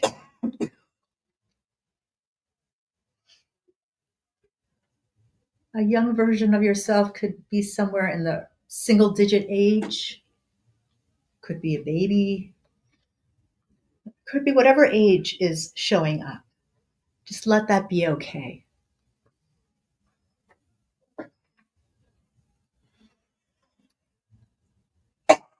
And let that version of you come up and have a seat across from you. And just notice what age they are, maybe what they're wearing. Notice especially what they feel like their facial expressions. What is their facial expression saying?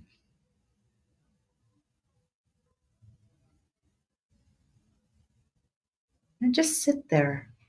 Sit there with that younger you. Notice how you're feeling. There's no right or wrong feeling. Just what's right for you right now.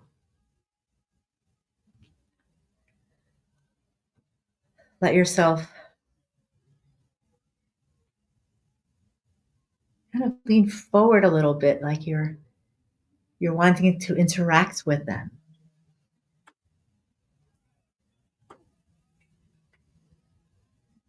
And from here, I'm inviting that younger you to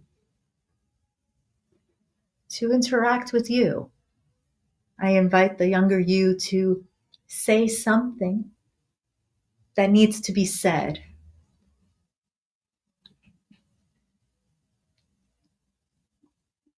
And this may occur or it may not. Just go with it. Just go with it.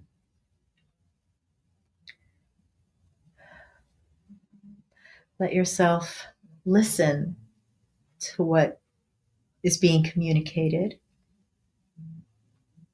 If it's not verbally, maybe it's just through the look in the eyes or their face, their expression. Just receive their whole being as a communication. Just take it in.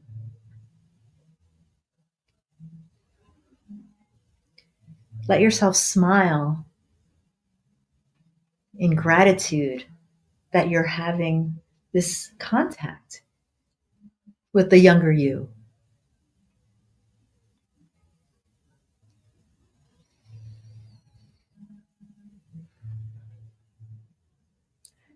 Let yourself take a deep breath.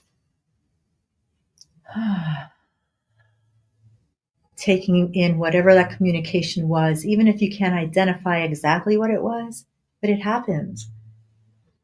And breathe it in.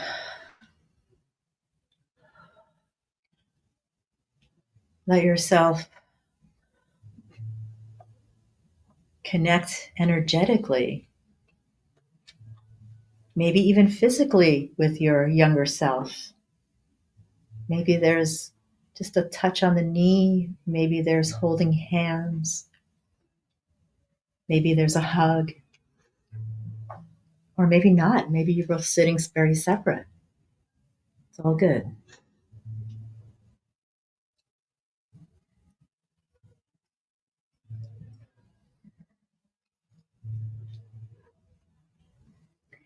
And so now, thank your younger self for coming forward. Thank your younger self for just appearing to be with you, to communicate with you, to connect with you. Just thank you, thank you, thank you.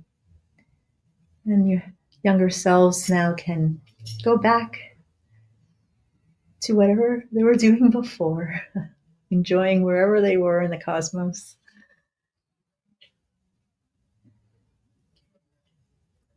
And you here now, just take a couple more breaths,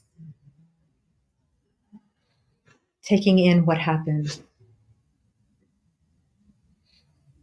feeling the seat you're sitting in.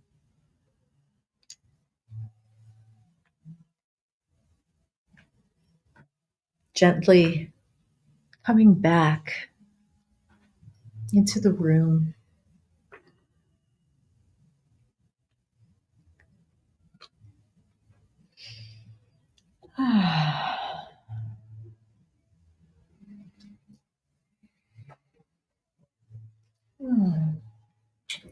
when you're ready, you can open your eyes. Yeah, thank you. So what you've done here is to connect with your inner child, to connect with your emotional body. The emotional body is like a toddler that when it's been ignored and not engaged with, but it doesn't get what it needs, can get very upset and angry. The emotional body can retract and not want to connect. So these moments of connection are a way to make peace inside with yourself, little by little. If you had a toddler here that was upset and you're trying to, okay, let's make peace now. You can't just go after them and make peace. It's like little gestures, little by little, right? Reaching out with a little treat, tickling them a little bit, little by little, making little connection after little connection after little connection. And that's the way to make peace within, right? To just, you can come back to this moment on your own, right? You can just sit by yourself on a park bench or in your car and just, I want to connect with that young me. And maybe the same age will come up, maybe not. You never know who will come up to meet you when you make yourself available, right? To have a visit from another version of you. The important thing is to actually do this kind of on a regular basis to establish trust that your inner being, that your emotional body, your inner child can count on you, that, oh, now she's here now, he's here now. And I know they're going to come back to visit me again. That's the important part. Some consistency to establish trust. And when you do that, the more you're connected inside, that's more alignment with yourself. So that the natural kind of sonar that's being sent out into the world, that's attracting back people, situations, what the sonar waves that are getting sent out are in alignment with you, are deeply connected with you. So what is coming back, it's more accurate for you, right? Even like some people have been scared for me that they think their relationship is going to blow up if they're not, if this happens, right? No, it can actually help the other person get aligned with their truth because you're being a model for them. So it's an overall wonderful thing to do. Okay. I would like to, well, would anybody like to share? Sometimes it's a little too personal, I know. Yes. I got a young dolphin. Oh, how beautiful. It was. Oh, dolphins. I love dolphins. They're a very magical and spiritual message. Okay, so it doesn't matter that it wasn't. Yeah, no. Yeah. Right. Yeah. It's like, what?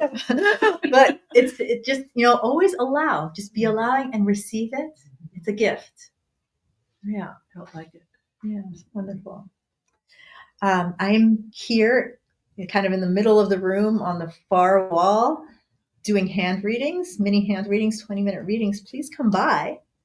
I would love to tell you what heartline you are and anything else that your hands have to say, because it's amazing how much 20 minutes can give you the information that comes out. I'd also like to offer for those that are interested, have a special offer that's your soul's agenda. It's a fingerprint analysis that your fingerprints have been decoded to understand your soul purpose, your soul lessons. They've been decoded because when you're just 5 months into conception, before you're born, that's when your fingerprints appear on your little tiny fingers, and they never change, as we know from the crime shows. And so they've been decoded to understand what is it, the soul purpose that you came in here to be? What are the soul lessons and challenges you came in here to experience? And the most amazing formula is that the more you understand your soul challenges and learn how to engage with them as if they were like weights in a gym, making you stronger, right? Rather than just problems. And you engage with them in a way that, it builds some inner muscle. It actually builds the muscles of your soul purpose. You get to experience your joy, your true joy, and whatever your soul purpose is in a greater way. It's a really wonderful, wonderful thing to understand about yourself. So for anybody that's interested in that, I'll leave these over by the door that you can take one, or just come by my table as well. And what else do I have to say to you? Oh, and if you purchase this here, I give you a little print kit that you can take your prints, email them to me, and then we do the session over Zoom at another time. Okay. Let's see. What time is it? I have 2 more minutes. So does anybody want to comment, have a question, anything to say? Thank you. Thank you. No, thank you. Thanks for saying that. Where is our heart line? Oh my gosh. Your heart line is, so your hand is here underneath your pinky. If you start going down from your pinky on both hands, go down from your pinky, it's that first major line right here that comes across. Yeah. Right? It comes across your hand, and then from there it does different things. And from there we find out what it is, if it's earth, air, fire, water, or something in between. Are you Right? reading from the dominant? I'm sorry? Are you reading from the dominant or does it? No, it doesn't matter. It doesn't, I read both, but it does matter in what type of relationships you're looking at. So your right hand heart line talks about your relationships out in the world, like your work relationships, socially, with strangers.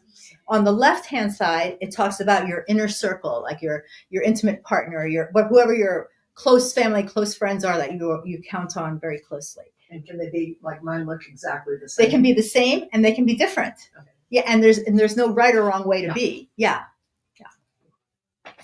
Cool. Yeah. Okay. That was it for today. Thank you so much for being here. And I'm so happy you're here. Have a wonderful day.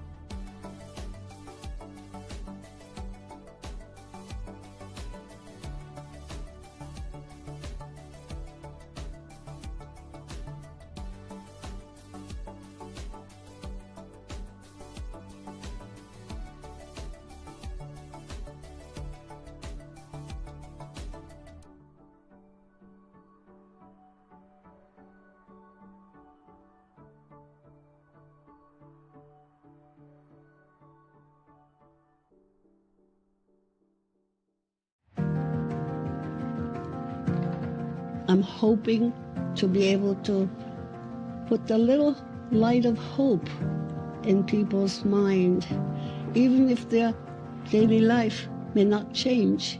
when there is that hope, there's a big difference in the way they live. So you see in the world now, a lot of people, everyone's working towards the transformation of the world, climate changes, ecological and peace. Sharing is the key to solve the problems of the world.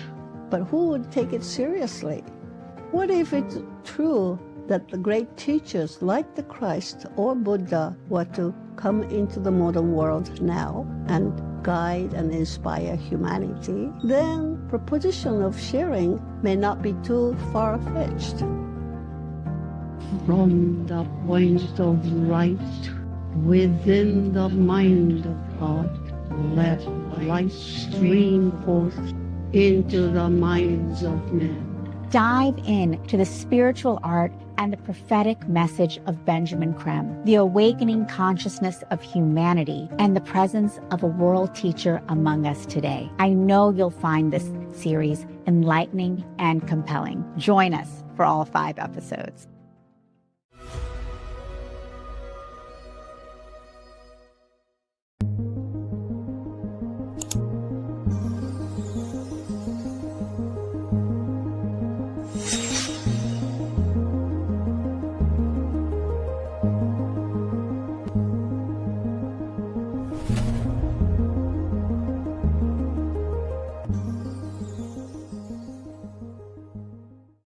Awaken, align, activate.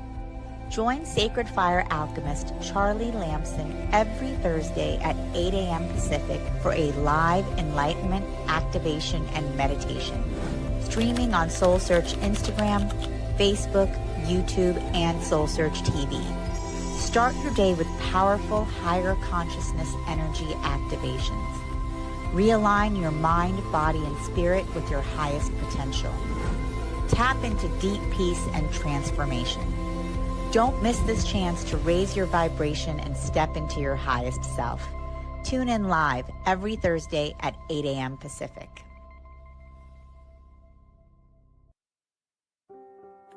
Join us every Wednesday at 7 a.m. for the Radiant Mind Meditation with Dr. John Gray, the #1 trusted relationship expert, the author of Men Are From Mars, Women Are From Venus. What many people don't know is that John Gray spent 9 years as a celibate monk and the personal assistant to the founder of Transcendental Meditation.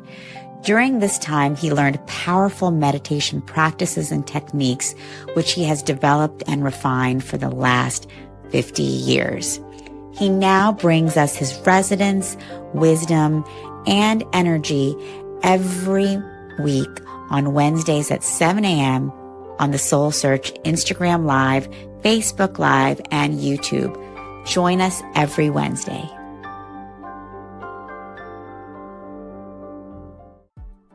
Get ready for the SoulSearch Rohnert Park, Sonoma County Enlightenment Expo and Psychic and Healing Fair, happening Saturday and Sunday, April 12th and 13th from 10 a.m. to 6 p.m. at the DoubleTree by Hilton, Sonoma Wine Country. Experience a weekend of awakening, healing, and high-frequency connection with spiritual teachers, intuitive readers, holistic vendors, and energy workers. Explore our special biohacking section featuring the EESystem Scalar wave healing technology. Attend transformational talks all weekend. It's free to attend with advanced registration. Come raise your vibration, discover new tools for healing, and connect with your soul tribe. We'll see you at the SoulSearch Expo April 12th and 13th.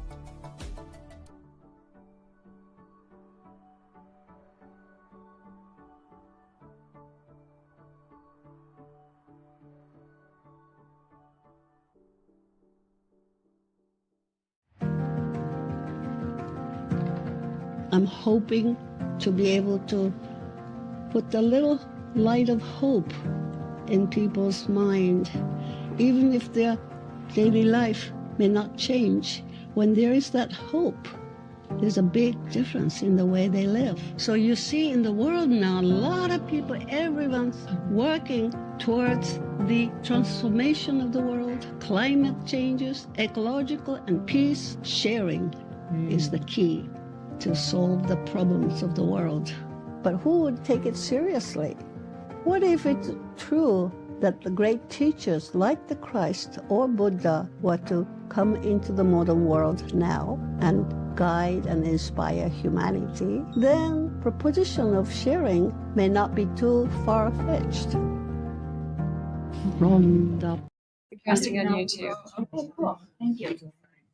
So we are live, and I'd like to thank you all for being here on behalf of Soul Search. My name is Allison, and it's my pleasure to introduce you or welcome you back to Dr. Annie Batchelder. Reverend Annie Batchelder. No, Reverend Annie. Sorry. Dr. Never Reverend. get through that much school. Like, no way.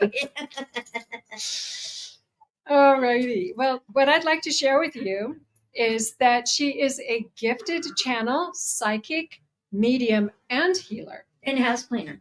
And we'll talk after.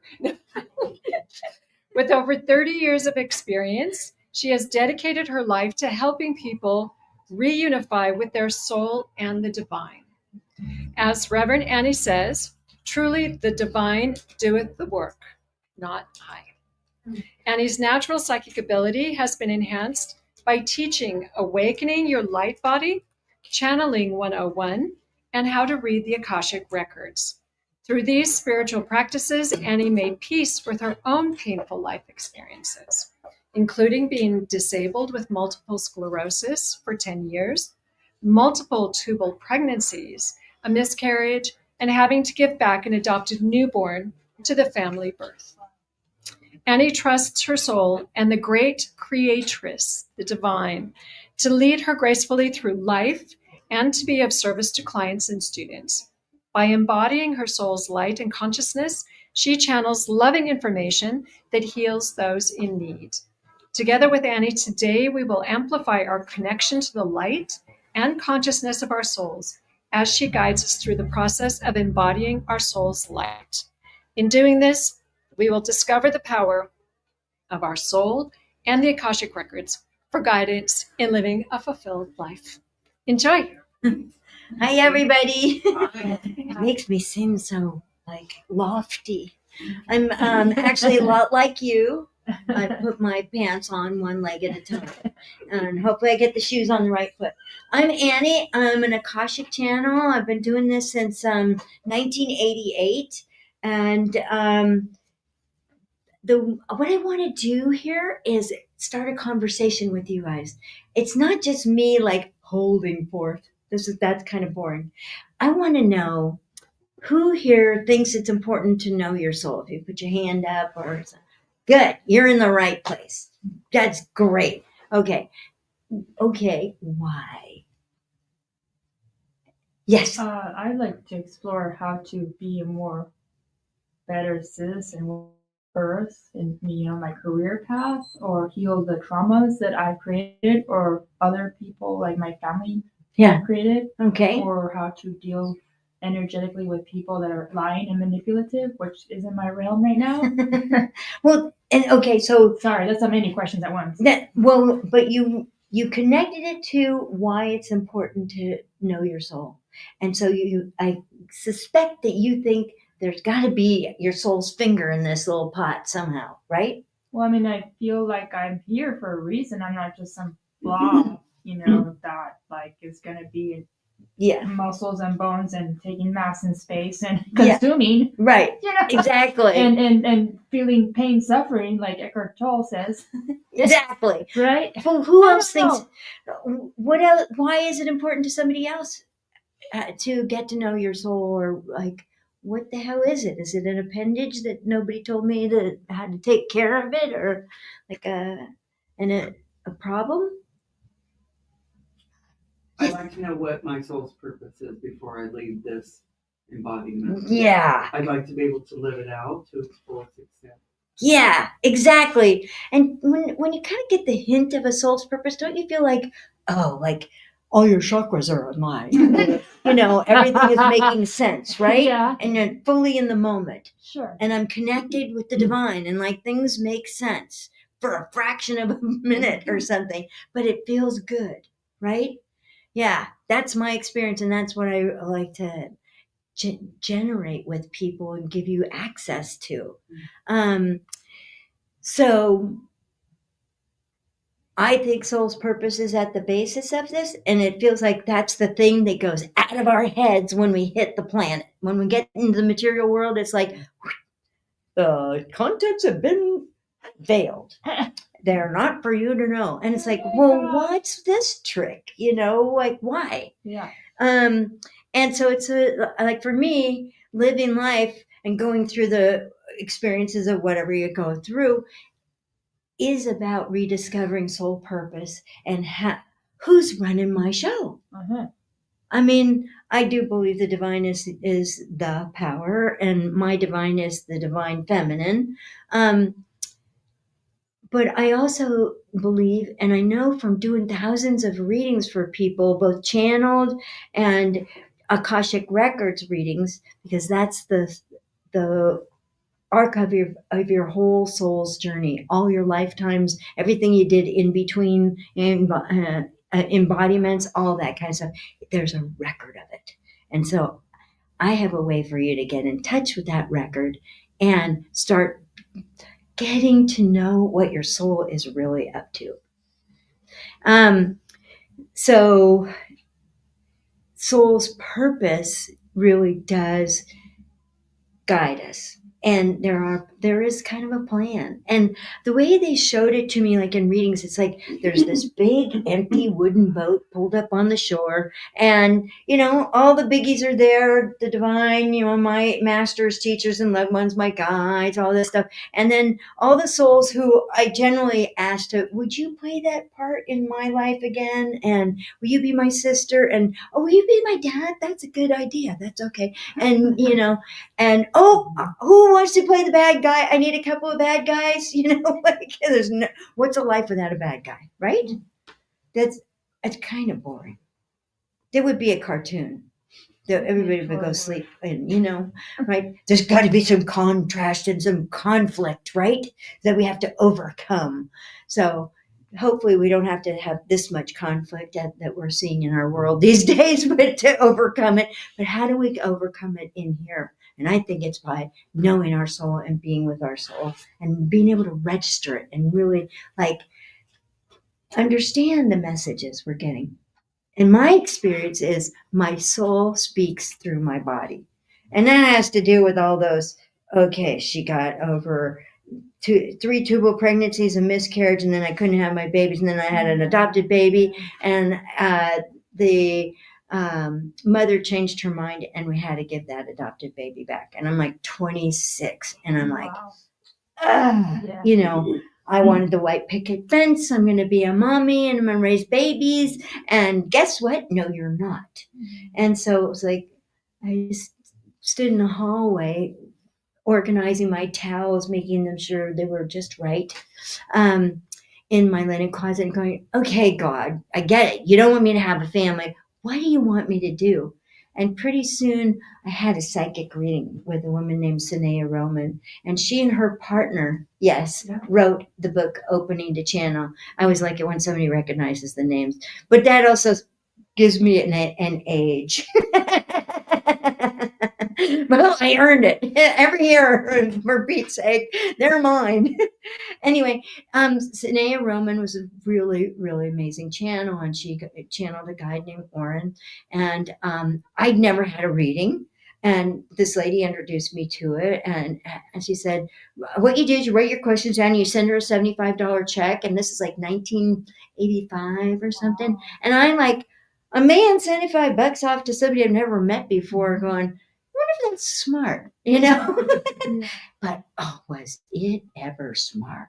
It was like, guess what? This is who you really are at the energy level. And I could feel what my energy looked like. It was like moving, changing, blossoming. It was paisley patterns and colors I really liked, and it was fascinating, but it had more than that. It was like energy and content and substance, and I recognized it. It was like that was me, and it wasn't like I'm trying to ring my bell or say I'm special. That's what I saw, and I was like walking off the ground for like 3 days after that,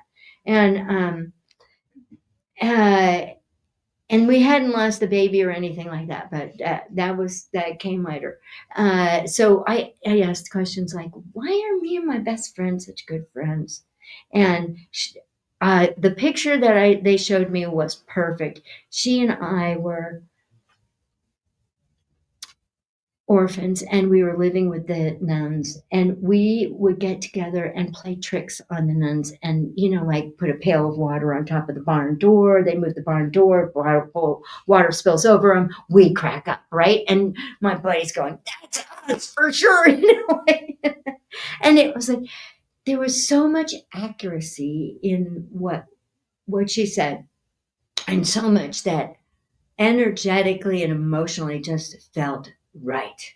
It was somebody could tell my story, and that set the bar for, oh my God, this is what you have to be if you want to do a good reading.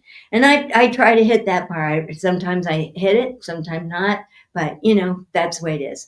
And then the guides tell me, well, that's when you didn't hit the bar. It's just that's what the person came to see you for. They had a very low bar. They may not have known what was possible. They come back for another reading. They're kind of like, well, now that I know how this is done, let me up the ante and go for a little bit more.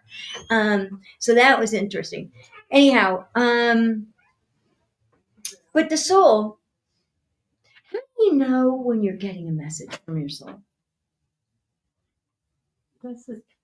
I don't know, but I've been hanging with the Christians, and I finally, after I'm like 46, and I went to parochial school in my life in San Diego, and I just never felt the Holy Spirit.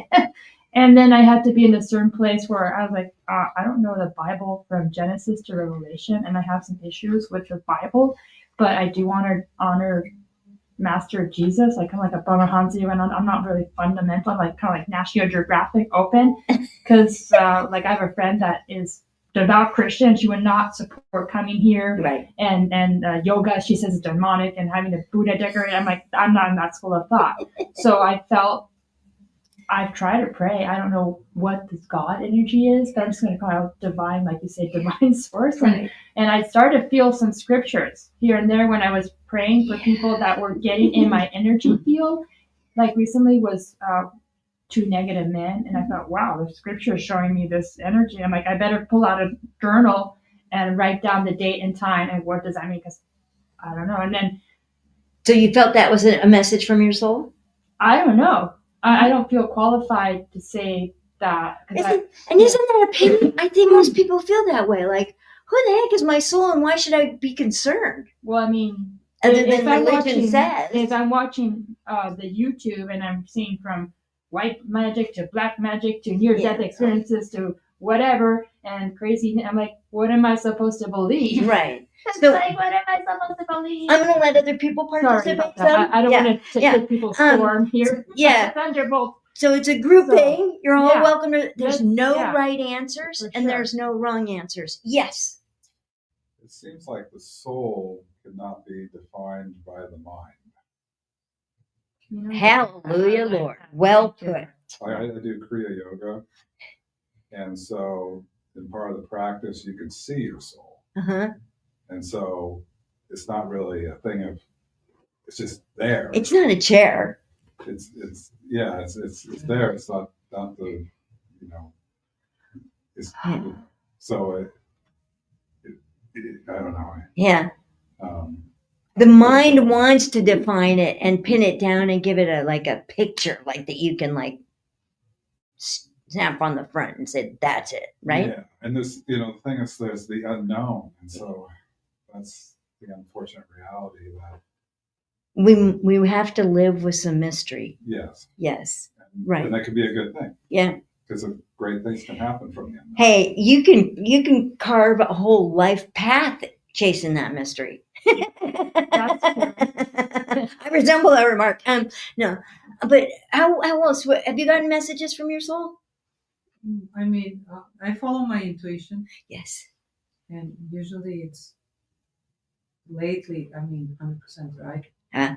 Every single time when I didn't follow, I regret it. Yeah. But it's getting stronger and stronger over the years. Yes. Yeah, and don't you find that that's kind of like the more I stop going outside me for all the answers and I start going inside to that spark of light or that inspiration or that sense of belonging in the universe with my soul and the divine, then I feel better and my life kind of plays out a little better. Yeah. And I don't know about you, but I get messages pretty much in every way a physical body can get messages. Illness and injury have been played a part. Not being able to be at full functioning when I had multiple sclerosis, when I was really sick with it. I had to live with my mother. My right arm didn't work. It was paralyzed for a while. And then I had to do a bunch of PT and OT to figure out how to get the spoon with the load in it to my mouth. And, that fun stuff where you get to draw big circles on the page because now you can't write. Oh, God. Back to beginning. Looking back and working in my records, I've discovered that there was a lot my soul was working on me while I was being quiet in bed. I called it fatigue, and I just wasn't able to get up and do stuff. And it was heavy, and it wasn't fun. And I fought it. But my soul needed me to kind of, would you just slow down here and quiet down and let me do some work? And then I got better. I got well. So my soul also will put certain words in my head, like a phrase or this particular word. No, this is the right word. This is the right word. It speaks the right energy. It has the right tone. It has the right letters, all that stuff. Or I'll get a picture in my head. And then I'm like, okay, what do you want me to know about this? And then they'll the story about that picture will unfold. Maybe it's a past life, or maybe it's something to do with my ancestors. And understanding what my ancestors, are they messing with me? And I do find the ancestors have a certain influence on us in this world. And there are some deals that many people have made with the ancestors. Like, I've seen a lot of people who are like, oh, we're taking this person, we're putting them forth. And when it gets really wacky in 2020, 2025, we're going to put her forward and she's going to be the front runner, the trailblazer and get us through this. And then the rest of us ancestors can come along forward and make the change with it. But somebody else had to do the kick the doors down or something, or chop the jungle back. But the soul also will give me kind of a feeling in my gut, sense of knowing. That's what it is. You guys, yes. You want? I sometimes have knowings. I'll know something for no reason. And sometimes it's most usually really insignificant. I think one of the first times that happened to me was when I was a kid. I was in school and the teacher was handing out papers, and I had this knowing, and I told him, I said, "You're handing out the wrong papers." And he looked at the papers and was like, "You don't know what's going on in this class. This is the first day." He looked at it, he's like, "Oh wow, these are the wrong papers." But it's usually my knowings are like that, but it's when my mind is still or I'm super tired. Right. When I'm exhausted, I don't resist. It's right. But I think that meditation helps me to isolate my thoughts from those knowings. Mm-hmm. Because then I know that it's not mine. It looks where did that come from? Yeah. And sometimes I'll what you said, sometimes people will say things or I'll have a phrase come into my head. It's not a phrase and it's just, and I'll say it in the moment. It wasn't for me. It was for somebody else. It's kind of weird. That's one of the things that I like about the Akashic Records, which are the archive of the soul's entire journey. hence my interest. Now, when I started channeling, I got the guide Anubis and I said, what is our higher purpose together? So I'm like a crazy 30-year-old. I had just left the one marriage and I lost a baby a couple of years before. I had to get him back. And, I was a little disordered. And I get this letter and I said, I wanted to be in this class. It was an advertisement for a class. And this is when you got it by letter, before we had email, right? And it was with Sanea Roman and her partner, Dwayne Packer, who were excellent teachers and incredibly integrous people. And they really were great at consciousness explorers.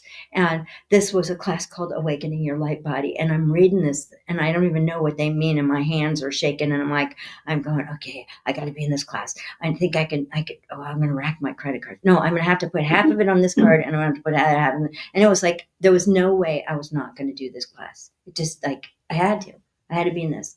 And, prerequisite, you have to be able to channel. Okay. So like in a week or two, I get, let's gotta learn how to channel. Like, well, okay. I read half the book, right? And I'm really not very good at like getting the whole instructions down, and following instructions is not necessarily my highest skill. I'm much better at it in my old age because it's like redoing things because I didn't do the instructions has taught me a lot. So anyway, I'm channeling, I'm sitting down, I'm bringing in this energy in the back of my head and neck, and I'm just letting the energy move around me, and it seems friendly and it seems polite, and I don't feel threatened, and I actually feel an extraordinary sense of peace and calm and respect and like that. And so I said, well, what's your name? And I got like a 12-syllable sing-song Hindi name. And I'm like, I can't remember that. I need something a little, And so the second time I sat down to channel, I got a shorter name, Anubis. And so I asked what the higher purpose was. And this guide, Anubis, said, our higher purpose together is to reunite people with their souls and hence with the divine. Now, I didn't even know I had a soul. I have no really religious training. I tried the Jehovah's Witnesses out in junior high school and my first year of high school. But when they told me I was too young to have a boyfriend, then it was like boys 1, God 0. I literally saw the scoreboard like that in my head. Sorry, you lose. Tell what wrongs me. Anyway, so what's a higher purpose? I have no idea what's going on in my life. Are you kidding me? It's chaotic, right? I'm lucky I just sort of bump into this direction, I go that way. Bump into this guy, I have a relationship with him, It doesn't seem to be any plot or any direction or certainly not any thinking it out on my part. It's sort of happening fast and I'm just sort of responding or reacting. It would be a more accurate word. Anyhow, so I live with this higher purpose, and I talk about it some, and I'm just sort of accepted it. See, that sounds like a word. I'm convinced, got marketability. But over the years, it's always been about this. I mean, I learned to do this channeling thing in 1988, and then like the Awakening Your Light Body was working with energy centers that are just a little closer to the soul. And so that was sort of hopeful and I'm moving in that direction. And then, jump forward to 2013, I'm buying a books at Christmas for my sweetheart, my current sweetheart. And I just went into the bookstore and went to the spiritual section because he's really spiritual. And I'm like, okay, I'm going to do the fast psychic quick find because it's 5:30. I gotta go home and cook dinner. And if you're for him, heat up and we're coming home. Not eat. Yeah. And I ended up with 3 books.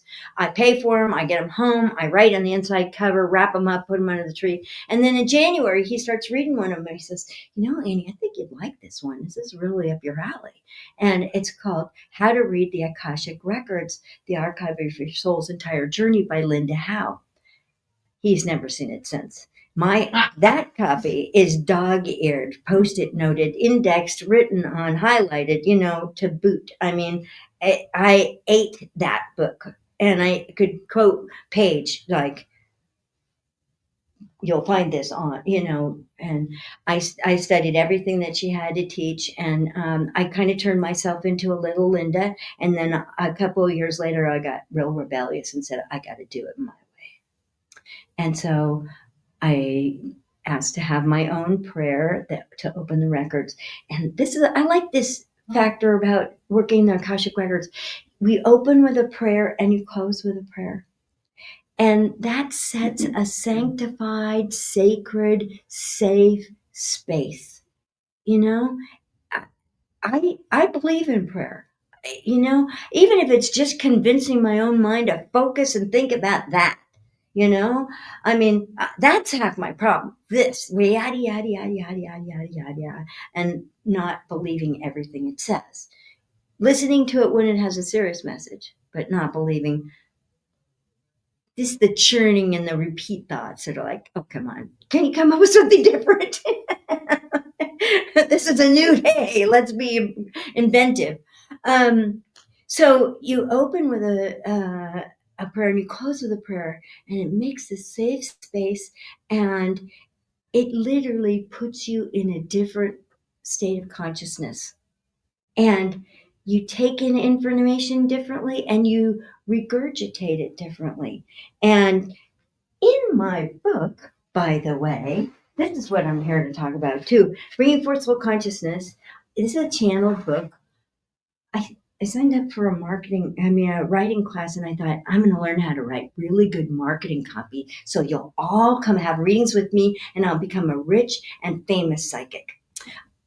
I did not learn how to write marketing copy, and I'm not a rich and famous psychic, but I did end up channeling a book. Like the first day of writing, I channeled chapter 1. I was like, I'm looking around going, okay, nobody said book. Nobody said we're writing a book. I'm writing a book, you're writing a book, you're going to write a book, nobody has ever mentioned this. It's like, wait, this is a tricky surprise. But every time I sat down to write, I would get another chapter, or I'd get the rest of that chapter. And so I ended up with 50 chapters. I have like 8 really good beta readers, and some of them were strong enough to say, you should cut this chapter. Like, okay, great. I did listen to advice on these things. They knew a little bit more than I do. But this chapter 2 teaches you how to read your Akashic records.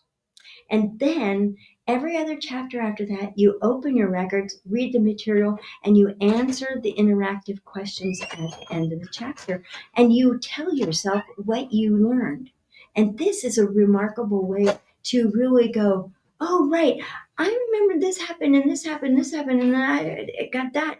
And it turns out you learned an awful lot that you probably wouldn't have learned if you just went in with your ordinary consciousness, your everyday consciousness. And that's why I like the Akashic Records. And you can get really good at hearing what your soul is saying, especially if you focus on that.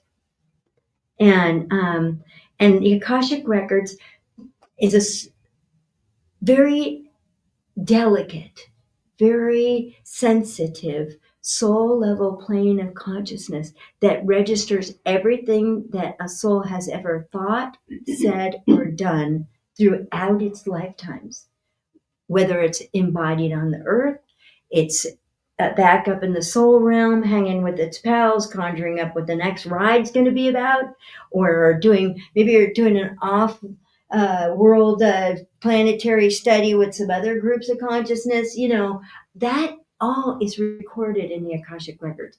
Everything that has happened, is happening now, or has the probability of happening is in the Akashic Records. So it's a great body of information that you now have the privilege of going into and accessing for yourselves. You know, this used to be the purview of like sages and mystics and really high people. Well, now you're talking to Annie Batchelder. So I'm not exactly a sage or a mystic, but I'm a fun gal who likes to work in the Akashic Records.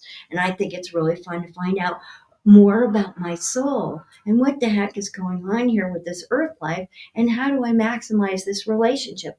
Well, in writing this book, I find out the guides, every chapter is channeled, and it's either channeled by the Akashic beings of light, who are my guides in the Akashic Records, the great creatress, who is the Akashic beings of light name for the divine feminine, or Anubis. So it's all that kind of higher vision, yet soft, loving, accepting, open. And they're like this. You really feel guilty about this, Annie, but it's okay. Of course you do. Really do. Of course you're worried that this person is going to do that, or you're not going to be loved by the so and so, and of course you are. Of course. And then they go, okay, now keep typing. And so a lot of these chapters really they open almost like they're talking me off the cliff, right? Because, my personality's going, I can't channel this. Chapters like how the soul is constructed. I'm like, you guys, you might want to get somebody else who knows what they're talking about this. I mean, I don't. And they're like, that's fine. You just keep typing. And so I keep typing. And I was like, I'm finding out how the soul is constructed. I'm like, really? That's how it works? And it's very interesting. Or things like your spiritual heart. So it turns out we have our physical heart, of course, and our heart chakra. And that's pretty big. And then there's the spiritual heart. And that's huge, huge. And we can work with the spiritual heart. And the spiritual heart is very much included in being in the channeling space or being in the receptive space of the Akashic Records and receiving messages from your soul, from your guides. And in the records, by the way, especially in that prayer to open them, are 3 groups of beings that are very important for you all. Your personal masters, teachers, and loved ones. Masters are beings of pure light who came to your side when the divine took a piece of her light and created you as a point of consciousness, and from then created you into a soul. These beings of light came to your side, and they are with you for your entire journey. And they love you. They love you. They love you more than you ever knew you could be loved. They love you, and they are the example, the walking, talking example of unconditional love. Now, that is a nice, safe space to get information about your soul and your physical experience here on the planet, even if it was icky and traumatic and made you feel bad, right? Yes. That those people kind of hug you through it, love you through it. So there are also teachers, masters, teachers, and loved ones. Teachers are lesson specific. And I say, if you need a teacher about love or money or time or guilt or whatever your thing is, of the moment, right? You'll have a teacher for that, a spiritual teacher that probably doesn't want any kind of recognition. They're just like, it's not about them. They just want to be here and help and make this journey easier, more empowering, more enlightening, more joyful, more fulfilling. Yeah. And we have to have some fun too, right? So, and then there's the loved ones. Now, these are people you've known in this lifetime who are now dead. And sometimes they have things to say. Sometimes they don't. Sometimes they're just being like, oh, we're just loving you from back here, holding a safe, loving space for you to be. But if there's something that you need to know from that person, they'll speak up. Or if you have a question like, well, what did grandma mean when she said blah, blah, blah, right? You can ask questions like that in your Akashic Records. or you can ask big questions like, what was the Grand Canyon all about? How did this thing get going? What are we doing? What, and how is that helping us all evolve, right? You can ask questions like, I was asked, how's the 2016 presidential race going to turn out? I was very wrong. So that one I didn't get right. But sometimes that happens. But I can see, my mind could not conceive. My personality couldn't even have, I owed a space for that person to become the president. It was like, no, plain doors closed, not open, not receptive. When I'm that way, we're not going to get anywhere, right? I have to be open. I have to be receptive. So anyway, as you work in your Akashic records with your masters, your teachers, your loved ones, as you work with the Akashic beings of light and with the great creatress, and you can ask all kinds of questions. That questions are the can openers to information in the Akashic records.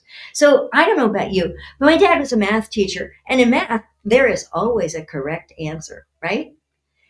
That made me feel like I was somehow at risk if I didn't know the correct answer, which meant I was either maybe a little stupid or I was endangering myself. And so it took a while to figure out this deal of ask the questions, ask the hard questions, ask the hard questions of the guy you're now dating. I said, I would like to go on your boat. And he's looking at me and kind of funny. And I looked at him, I said, okay, what's that face mean? He says, because I thought he was like, he doesn't want to take me on the boat, right? This is going to be a rejection. But he says, no, I'm trying to figure out how to take you on the boat and you don't fall off the boat. And I'm like, that was a little different than what I was expecting. I'm glad I asked the question. And I got better at asking questions. It seems like I have to ask the questions as we go along. This doesn't make sense to me. I'm looking for information here. Can you help me? And yeah, he'll give me information. You betcha. And so do the records.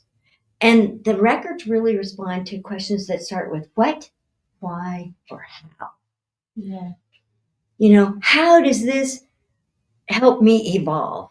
How does this help my soul evolve? How does this help me make a difference in this world in whatever small, little, tiny, microscopic or big way, right?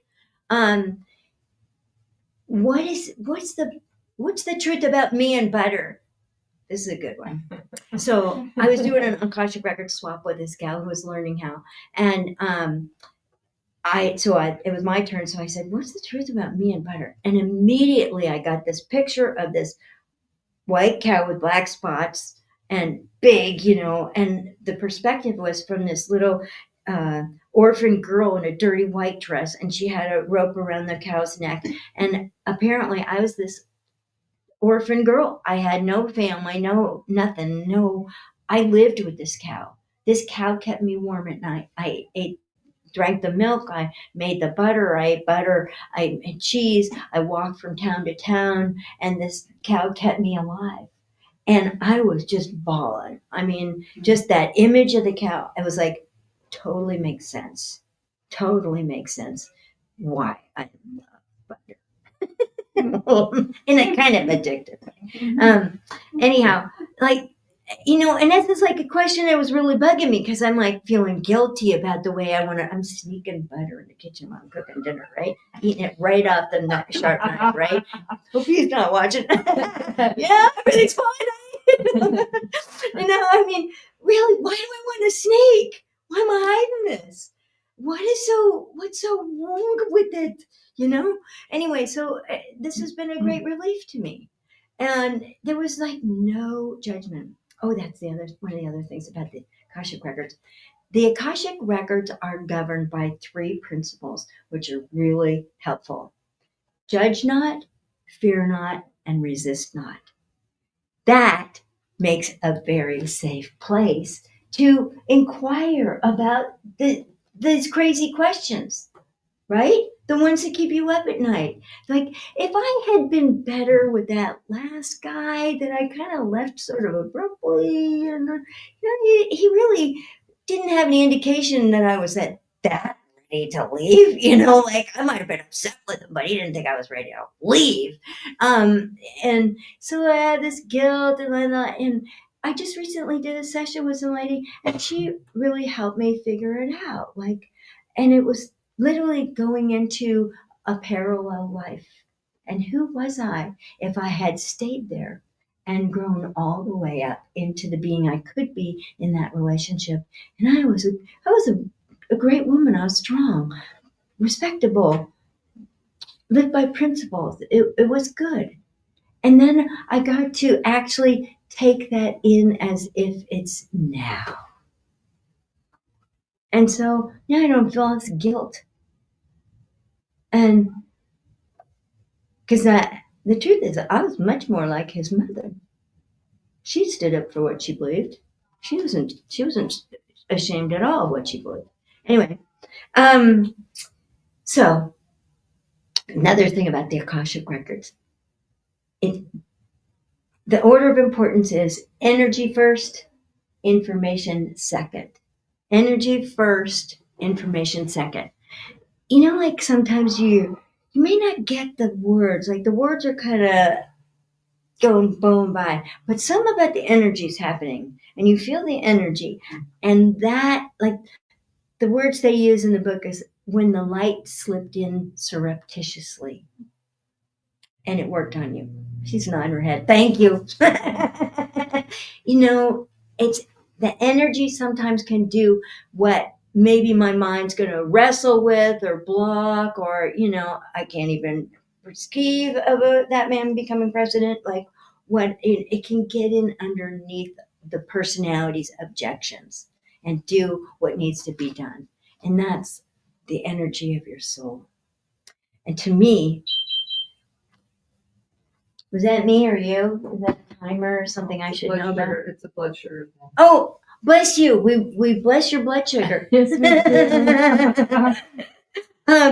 just going to check. Okay, good. We've got a few more minutes. So, energy first, information. The Akashic records are spiritual, not psychic. You don't have to have learned to channel in 1988 to be able to open your records and get good information. Really. And since you get practice in my book with every chapter, you open your records, read the material with your records open, because you are going to receive a whole different way, because you're not in your ordinary consciousness. You're in the consciousness of your soul, in the arms of your loving masters, cradled in beings of light that love you. And your perspective is going to be very different. And at the end, there are questions. They call them interactive questions. So they ask you about what you learned, and you write about that. And you writing about your experiences with your records open affirms your experience. I remember doing exercises when I was first learning about the records, and she'd say, okay, now let's go through a past life where you had a difficult birth. And then what happened with that? And like, well, there's some information, or let's go through a past life where you had a difficult death. What happened with that? Or goodness knows. There are more questions. Okay. So what, why, and how? Or why is it important that I do something or other? It feels important that I have to do this. Why is it important that I feel like I have to care for my 93-year-old mother, like at a certain high level? Because she friggin' cared for me when I was sick with MS, and she made me a special diet, and she let me live in her house and she did my laundry because I couldn't walk downstairs and I couldn't fold the friggin' stuff anyway. And she ran errands for me, and she made sure my meds were always there. And she did it with a smile on her face. I don't know that I'm that good, but I didn't have children either, and so she's ahead of the game on that one. But she gave, she loved, she did what was needed, and I want to be appreciative, and that's why I asked her to be my mom in this go round, because we have that kind of relationship, and she's open-minded to think I'm not too crazy about wanting to channel or read the Akashic records or channel a book. She's got this sitting on her desk. Sometimes she opens it. I don't think she does all the time. I think she even has the audio copy. It is on audio. It's on Audible. It's taken me a year and a quarter to get the recordings right so that it's up on Audible. Really, that's a journey. That's it's there. So if you want to get it on an audiobook, it's me narrating. So you're going to have to hear this voice for 40 more chapters. But there's 13 Akashic Records processes in here, and there's 5 prayers, invocations, affirmations in here. There's a lot of useful stuff, like actively interactive stuff in this book. So if you are all interested about learning how to read your records, this is a great way to do it. This is 24. The book is 24. This is the companion journal. This is all the questions written out for you from every chapter with spaces to write in, so you can have all your Akashic Records experiences in one place. And once you get through chapter 1 and 2, you can hop around to wherever you want. You do not have to read everything in order. Some of you don't like to read in order. Some of you want to read the end of the book, find out how it ends. That's pretty groovy. It's the Great Creatress channeling. And it brings up the whole other thing. Bye now. Thanks a lot. So that's 22. But if you want to buy both of them, and I recommend you do, it's $40. And that's a pretty good price, because, a book this big is not cheap. It weighs a lot in a box and stuff. Anyhow, what else am I? Did you have any questions? Any questions back there? Over there? Yes, please. I'm Lucia. Nice to meet you, and for your beautiful presence here. When did you feel like you were getting there to channeling? I'm just going to humbly say that I was not trained in channeling, but I did go to Mount Shasta, and I have a whole story to that. But I did understand, oh, wow, this is what channeling's about. I'm not trained. I'm not psychic or as strong intuitive. If not, I would be avoiding negative vortex people. But I feel like, how did you know, okay, this is how we do it? Like, isn't that what you're trying to teach us? How to tune in to our intuition so we can discern. So you can channel your soul and your connection to the divine. Yeah. So sometimes it's energy first and information second. Yes. Now, when I sat down to channel back in 1988, the instructions were open the back of your head and your neck, like this part of your body, and receive. And that has been explained to me so that the guides can get to your voice box and to your heart and to your mind and your memories. And so that all of that is available. Okay, I've done readings, like I'm doing a reading for this guy, and all I'm seeing is a woman's beautiful lips in red lipstick, but the rest of it's like a black and white movie picture. It's light in the background, but dark everywhere else. And I'm like, okay, what does this mean, you guys? Come on. And so I said to the guy, okay, I don't understand this. I'm seeing red lips, woman's lips. And does that mean anything to you? And he goes, oh, yeah. My mom would put their lipstick on first and then put her bathrobe on when she got up in the morning. Like, that was the order of business. And I was like, I don't know. But the guides are giving me the image, right? Yes. So they taught me to channel along the way. Or I'm doing a reading for somebody, and then it turns out my little mind remembered this the blurb underneath a photo in Time magazine that I read while I was on the toilet at my best friend's mom's house, 25 years ago, and how I remembered that. And it was suddenly relevant in a reading. Like, they just come, put this in. And it turns out to be the exact right thing to say. But the thing is, when I experienced this channeling session or whatever, it's like a trance. And then it's like I kind of forget some of the information. So if I wasn't filmed or if I wasn't writing down proactively the notes, it was just a spiritual lottery ticket. Yeah. And if all my lifetime, I mean, this was extraordinary and amazing. I was like, oh my, now I know that there's something way out there. Right.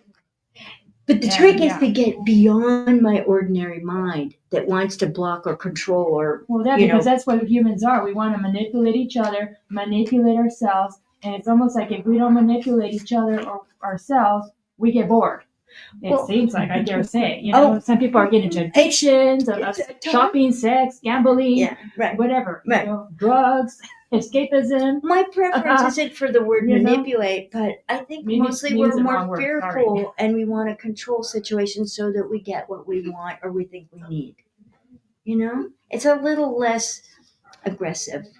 Okay, but I mean, we're in the Western society that if you don't produce something, you could be at poverty level and you can't have a proper roof. I mean, you could be gypsy and bohemian. This is another reading. Be the we're going to do that. Be a peace pilgrim with a little vest and walk around and say, I'm peace pilgrim. Well, I wish I was. Okay. I wish, me too. This is the end of the show because my time is up. Yeah. And so would you like to buy my book? Yes? Oh, great. I'm glad. Yay. I take Venmo, Cash App, Zelle, checks, cash. Any questions? Is it teaching you how to channel, or what is it? It teaches you how to open your records and be in that space. Yeah. Oh, thank you. I appreciate that. They've never done that before. It's working. So it's so fun.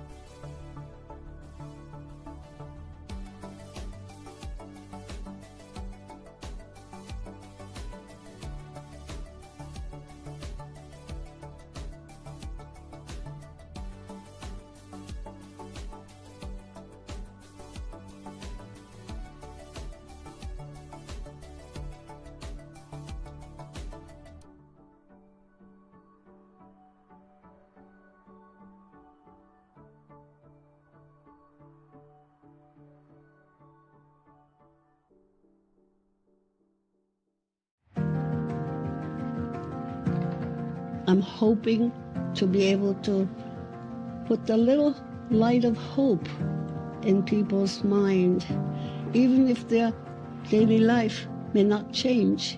When there is that hope, there's a big difference in the way they live. So you see in the world now, a lot of people, everyone's working towards the transformation of the world, climate changes, ecological and peace. Sharing is the key to solve the problems of the world. but who would take it seriously? What if it's true that the great teachers like the Christ or Buddha were to come into the modern world now and guide and inspire humanity? Then proposition of sharing may not be too far-fetched.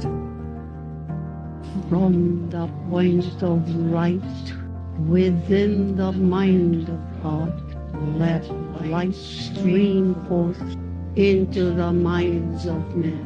Dive in to the spiritual art and the prophetic message of Benjamin Creme, the awakening consciousness of humanity, and the presence of a world teacher among us today. I know you'll find this series enlightening and compelling. Join us for all 5 episodes.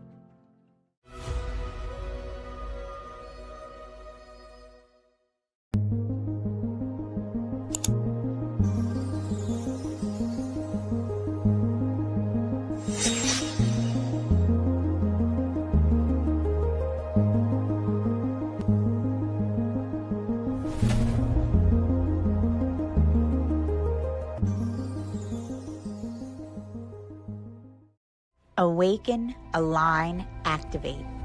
Join Sacred Fire alchemist Charlie Lamson every Thursday at 8 a.m. Pacific for a live enlightenment, activation, and meditation. Streaming on SoulSearch Instagram, Facebook, YouTube, and SoulSearch TV. Start your day with powerful higher consciousness energy activations. Realign your mind, body, and spirit with your highest potential. Tap into deep peace and transformation. Don't miss this chance to raise your vibration and step into your highest self. Tune in live every Thursday at 8 a.m. Pacific.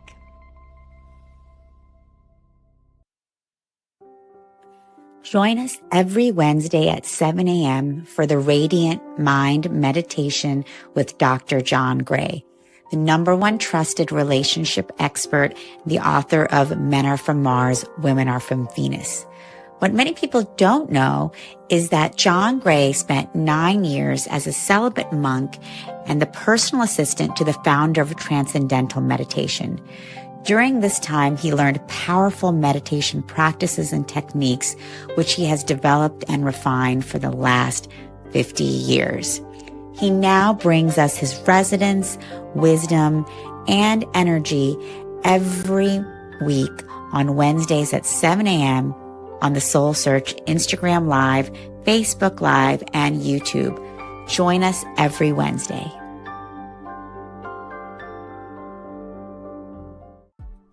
Get ready for the SoulSearch Rohnert Park, Sonoma County Enlightenment Expo and Psychic and Healing Fair, happening Saturday and Sunday, April 12th and 13th from 10 a.m. to 6 p.m. at the DoubleTree by Hilton, Sonoma Wine Country. Experience a weekend of awakening, healing, and high-frequency connection with spiritual teachers, intuitive readers, holistic vendors, and energy workers. Explore our special biohacking section featuring the EESystem Scalar wave healing technology. Attend transformational talks all weekend. It's free to attend with advanced registration. Come raise your vibration, discover new tools for healing, and connect with your soul tribe. We'll see you at the SoulSearch Expo April 12th and 13th.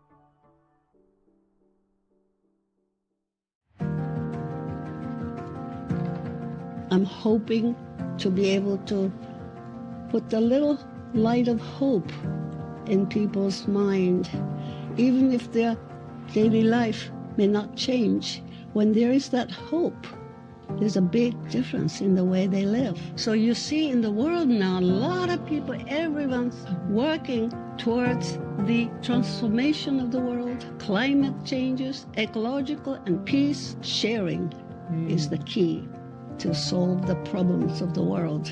But who would take it seriously? What if it's true that the great teachers like the Christ or Buddha were to come into the modern world now and guide and inspire humanity? Then proposition of sharing may not be too far-fetched. From the point of light within the mind of God, let light stream forth into the minds of men.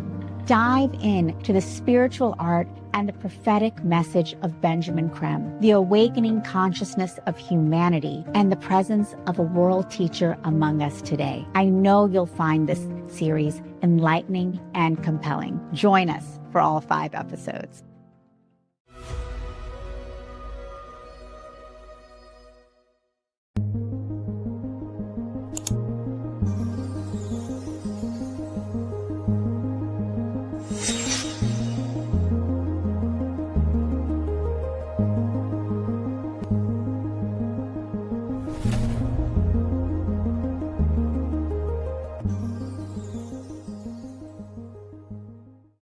Awaken, align, activate. Join Sacred Fire alchemist Charlie Lamson every Thursday at 8 a.m. Pacific for a live enlightenment, activation, and meditation. Streaming on SoulSearch Instagram, Facebook, YouTube, and SoulSearch TV. Start your day with powerful, higher consciousness. Did you get this code? All right. Just this. We are live. Oh, okay. My name is Allison, and on behalf of SoulSearch, we're delighted to welcome you. We're happy that you're with us today, and it is my pleasure to introduce Anistara Maka. I'd like to tell you just a little bit about her. She is an international best-selling author, award-winning transformational speaker, ascension integration mentor, holistic coach, sacred portal priestess, ordained minister, steward of the Joy Oasis Retreat Center in Northern California, and executive director of Transdimensional Illumination. Anistara has traveled the world performing and teaching for the past 25 years, influencing the lives of hundreds of thousands of people, and personally teaching over 55,000. She's teaching them the art of embodiment and confidence with her modality. Today, together with Anistara, we will explore how the 1111 awakening codes and Egypt's sacred sites hold powerful keys to our spiritual evolution and the fulfillment of our divine mission. Enjoy. Yeah. Allison, I did have a quick question about this because is this something I need to be wearing? I'm asking about the microphone right now. Just want to make sure they can hear me. Let's see. Yep.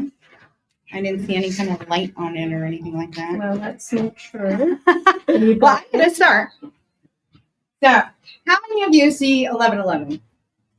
Yeah, other awakening codes 222, 333. You sometimes wonder why. Yeah. Okay. Wonderful. So, have you had any memories of Egypt?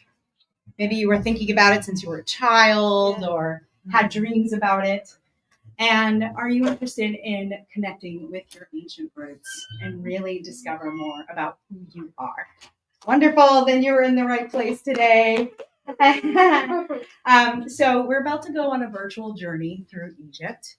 And ultimately, it's going to take us through some temples, pyramids, hieroglyphs, the footages and photographs that I took during my trip 4 years ago. And I'll be sharing through the lens of 1111 and unity consciousness. 1111 as an awakening code of unification. And so be sure to stay to the end because I have a beautiful free gift that I'm going to offer all of you because you're sitting here with me and those who are watching as well. So let's just take a heart breath together, connecting our hearts, letting go of everything that it took to get here, the to-do list, schedule afterwards, just breathing into the present here and now. We invite in all of our ancestors across all timelines and dimensions, guardian angels, ascended masters and guides to be here with us during this conversation. May it be for the highest and best good for all. And so it is. And so it is. So welcome, family. All right, so I have some slides that I want to share today, and I'm very, very excited to have my beautiful husband's help. So what awakening codes do you see? Anybody 555, 88, 222, 333? Yeah? Okay, so in your handout, you're going to notice that there are places for you to start writing some things down. So, do you see 1111? Because we do. Our family sure does. It happens for us daily. Now, these are master numbers or angelic numbers. And ultimately, they're here to illuminate our path before us. So the more that we focus on them, the more they're in our awareness, the more they show up. It's like reciprocal. It just happens that way. And so what they are to me are their signs, their synchronicities, their divine alignments. They are a reminder from the universe that we are on the right path. And so I have found through the time that I've been really communicating with 1111 specifically is that I have to be aware of what I'm thinking, saying, and doing at that moment because it's going to be amplified and magnified, right? So what do we want to amplify? What do we want to magnify in our life? So some people, when they see an awakening code, oh, here it is, my family all the time. There's my husband and his 1111 on Christmas and holidays. For 15 years, we've been hosting an 1111 gathering. It started in our home and went to a bigger home and then a retreat center. And now we're taking people on retreats around the world. And this year, we're going to Egypt. Mm-hmm. So we see it in street addresses. We see it even on our money. Anybody ever noticed this before? Right there? What? Okay, so this code is deeply, deeply ingrained, and it really is about our connection with the divine, the co-creation, that we are part of the divine and source energy, and that we are all one and interconnected. And so as an awakening code, some people will just stop and take a pause, just like we did with the heart breath. It's 11:11, it's time to take a breath. It's 2:22, it's time to take a breath, right? Some people, there's that breath. Let's all do it together. Feels good. Oxygenates the blood. Some people make a wish. It's 11:11, time to make a wish, right? Or you say a prayer. It's 11:11. I would really like to create this in my life. She's praying really hard. It's in a moment to attune to source. It is a moment to connect to the divine. It is a moment to acknowledge what it is that you want to create in your life. And we saw through 15 years of hosting 1111 gatherings that when we come together as a community and we all pray together intentionally, it's amplified and magnified at 1111 on 1111. And we've seen people walk into our room with a cane and walk out without it. We have seen people say that they want to meet the partner of their life, and within a month they do. Or they want a new job or a new home. Like when we gather together on special portal days and times, the energy, the intentions are amplified and magnified. So however you acknowledge and honor these awakening codes is completely up to you. It's uniquely yours. And I just want to share for a moment. Actually, I'm going to put this down, take a sip of water. I want to share for a moment a little bit about my story and 1111 and how 1111 in Egypt has guided my path of awakening. So, for those of you who don't know me yet, my name is Anastara Maka. I'm the mother of 1111 Unified Network and the Ascension University. I'm an international best-selling author. I'm a transformational speaker and holistic coach. And amongst other things, an event organizer and retreat organizer. And I live an amazing life right now. We have a beautiful home up on Joy Road in Occidental. My beautiful partner, we've been together almost 22 years. And ultimately, I love my clients. I make my own schedule. I'm living a fulfilled life on purpose. And it wasn't always that way. When I was younger than I am now, I had two businesses. One of them was called Holistic Hooping. And it was a hoop dance company. Some of you might have seen us around at festivals and Harmony and Earth Dance and all the things locally. And I traveled the world teaching and performing, teaching my modality called Kundalini Hoop Dance. It was about clearing and connecting with our chakra, activating our Kundalini energy, using the spiral energy of the hoop. So it was all about embodiment and confidence. And 2020, I had plans to go to Egypt. And then what happened? Lockdown, right?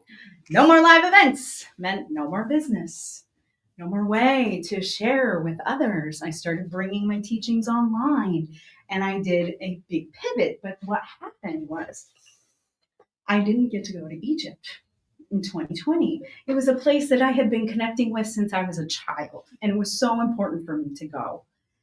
And so I began to go through what I like to call a dark night of the ego. I believe that the soul is already pure and whole. And so my ego identity as Candace, my birth name, founder of Holistic Hooping, came to an end. And I remember one day I was in the garden with my husband. I remember it so vividly. Hi. And he looked at me and he's like, honey, well, what are you going to do now? Who are you going to be now? How are you going to make money now? And I looked at my son and, we had kind of been arguing and I wasn't sure even what started it. And I looked at my son and the disappointment on his face and I just sunk. I felt the weight on my shoulders. I felt my toes like curl into the soil and I felt defeated. I felt lost. I felt confused. I felt overwhelmed. And I was like, I don't know. I don't know what's next. I had a fear of the unknown at that moment. And that night, I cried myself to sleep. How many of you done that before? Yeah. I woke up the next morning and I was like, this is not going to be my reality. I need to make a choice. I need to make a choice for myself, for my son, my husband, my family, my community, my life, and really ultimately discover who I am all over again. How many of you had to rediscover yourself, like a loss of identity? Who am I? What am I really doing here? Like, what is my purpose? What is my divine mission? Well, I suddenly took all this time that I had on my hands and I began to study and learn. And I got a coach and a mentor that I believed in. And I really dove into deep interpersonal work. And slowly, day by day, week by week, I brought myself out of this rut. And my husband came to me and he's like, honey, I want to share something with you. And he brought me these VR goggles. And I'm like, no, I don't want that. He's like, trust me. And he put them on me. And it was the day I was supposed to be at the Pyramid of Giza. He put them on me and I opened my eyes and I was standing at the base of the pyramid. I just got full body truth bombs. And the grandeur of it and the awe that was in my body. And I stood there in that moment and I committed to myself and my new embodiment to change my life, to shift it, and to begin to really take responsibility for my creation.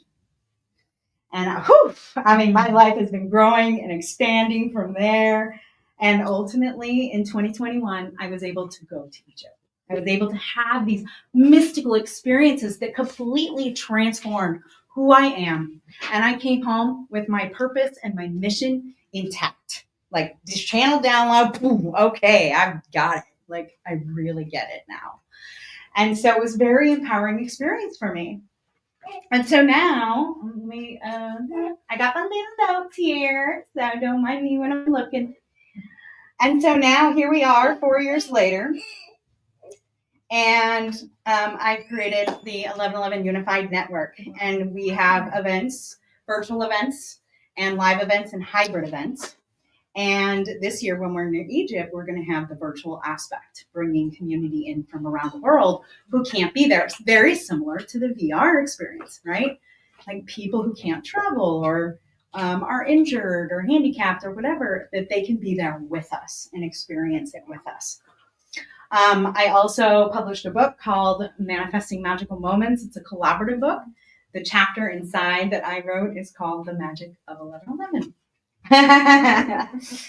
And my 1111 Ascension University, the level 1 course is called Awakened Leadership Initiation. The ladies that are in there, I'm so proud of them and witnessing their growth, their transformations, and all that they're creating in their life because of it. And so this year, we're going to be in Egypt, October 26th to November 12th. We have private access between the Paws of the Sphinx, the Great Pyramid, and also at the Temple of Isis on 1111. We have 4 nights on a wooden dahabeah sailboat on the Nile, and we also have a hot air balloon ride over the Nile. There's so much juiciness in this, and I'll be sharing a little bit more later. So let me move on to when I pulled myself out, I knew that it was time for something different. And when I went to Egypt, I activated my soul codes. I literally tapped into my Akashic records. I was flooded with memories of all my simultaneous lives. I like to say that because if time's an illusion, there is no past or future. And so it completely changed my life. So on page 3, you'll see a question of what resonated the most in my story. Anybody want to just shout something out like popcorn, something that resonated with you? Did you have a certain struggle in your life, or did COVID completely divert your life as well? Yeah. I'm Lucia. Yeah. I thought maybe could have been interesting. Maybe it's this crazy thought idea that they were going in 2021, and maybe there was some numerology energy to it. Yeah. Maybe that's just cuckoo thing. Yeah. So for those who are on the live stream, she's saying that maybe 2020 wasn't right, that numerology wise, 2021 was more appropriate. And I will say one thing that really did happen in 2021 after my trip, 7 months later, let me rephrase. I had been dreaming about a retreat center for years. It's been on my vision board. I've been journaling about it. 7 months after my trip to Egypt, my father-in-law passed away. We inherited 2 properties, and we now have a retreat center. And so things just line up in your life when you say yes to your heart and your desire to go somewhere that you're being called to, even if it's Mexico or Machu Picchu or Stonehenge, right? And so that's why it's part of our mission to be at sacred sites on 1111. So for those of you who are feeling called to Egypt, I invite you to look at number 3 question and just why? Why is it important to you? Your why is what pulls you forward to going to these extraordinary places. So the why is when magic happens. And I believe that, we all have our reasons for being called to sacred sites as light workers, starseeds, visionaries, awakened leaders. And this is our opportunity to hear that call. So I realize that when we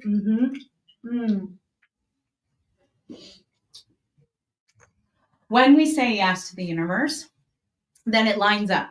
Anybody have that experience where you're like, okay, I'm ready to do this, and then boom, boom, boom, it all just unfolds. I'll give you an example.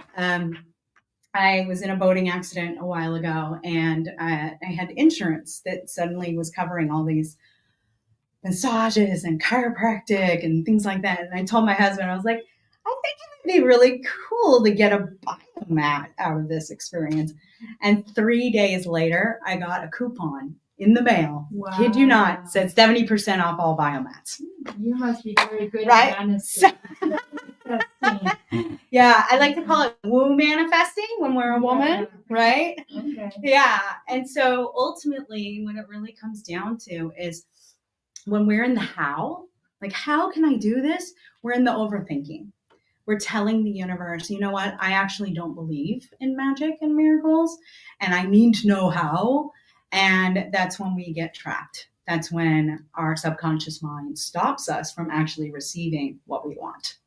So part of it is really reprogramming and training our self-conscious to be in the wow of it. Like, wow, this can happen. Wow, I actually really desire this, or I really want this.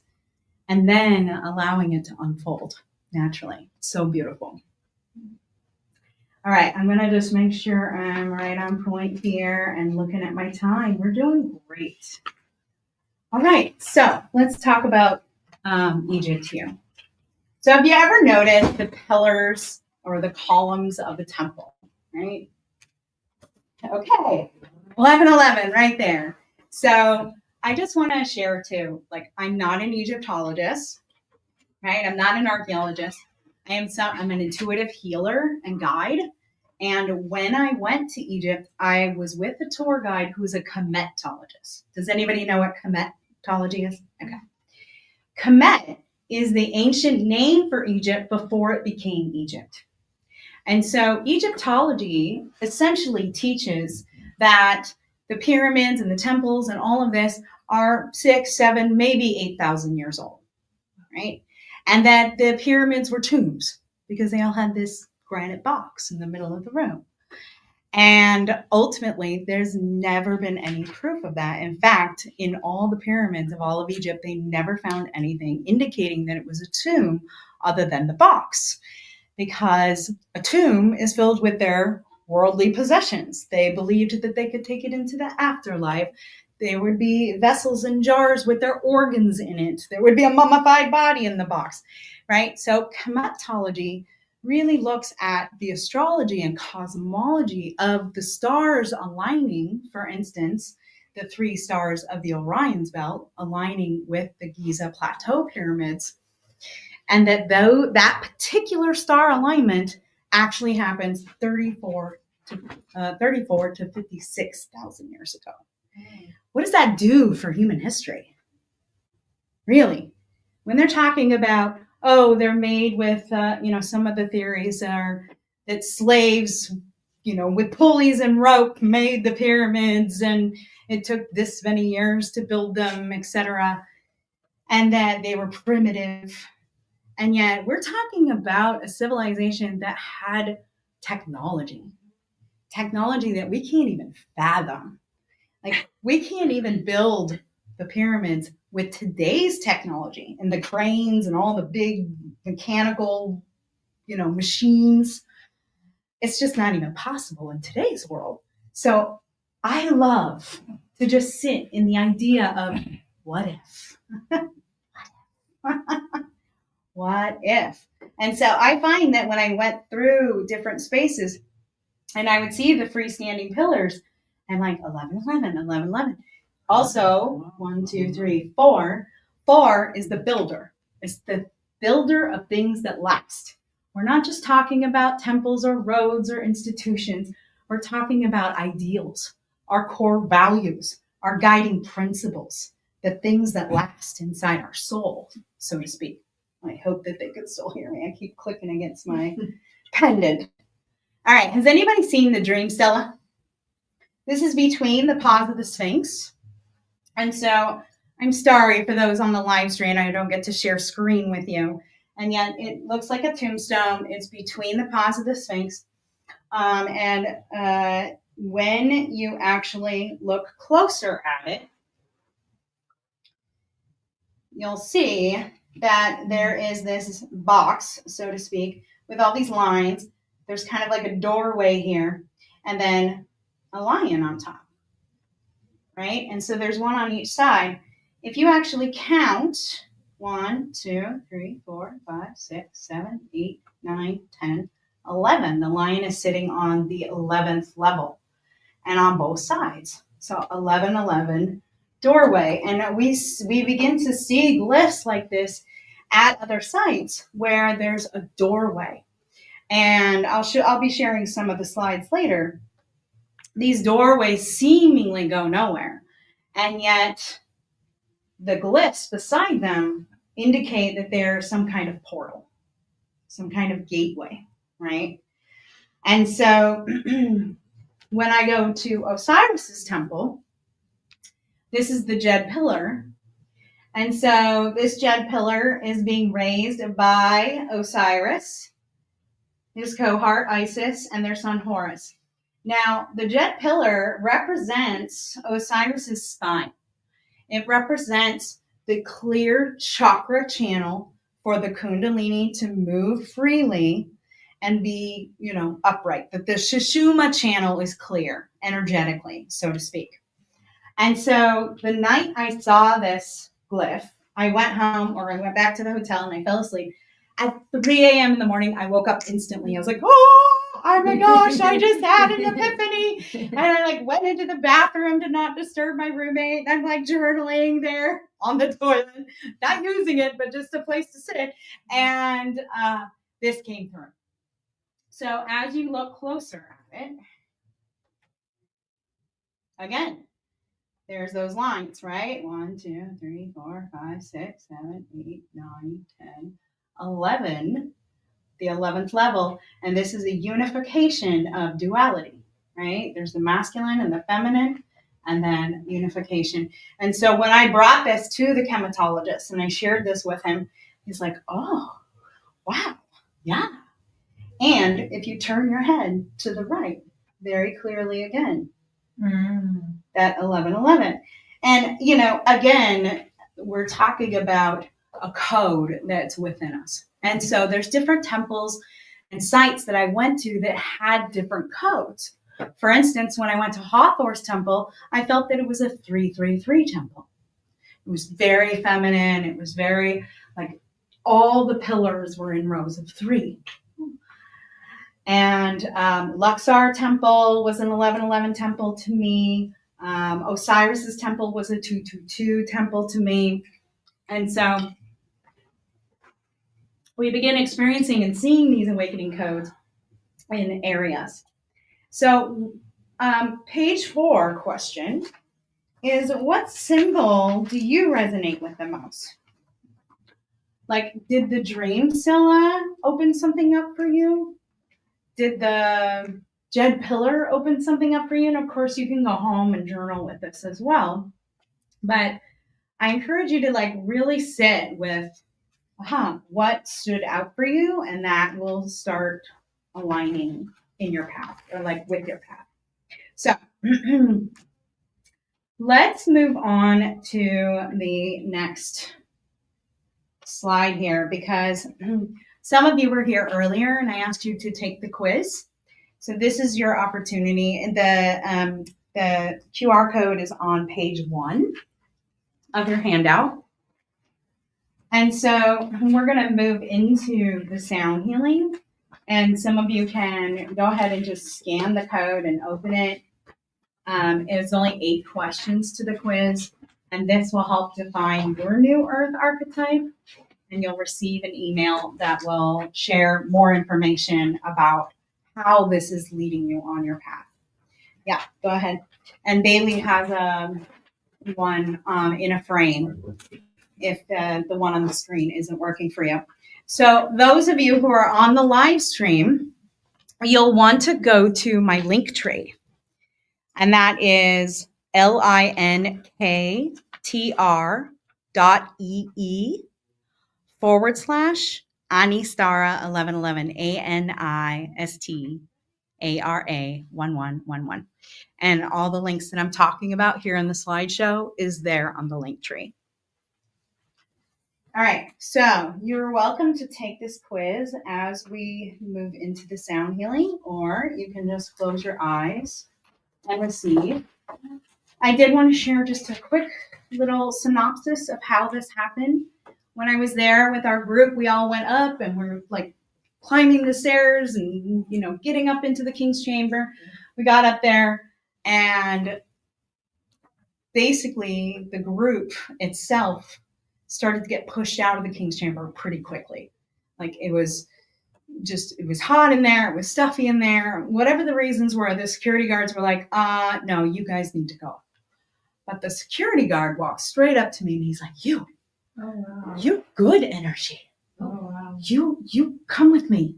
And he took my hands and he sat me with my back against the sarcophagus, the red granite crystalline box that's in there, right?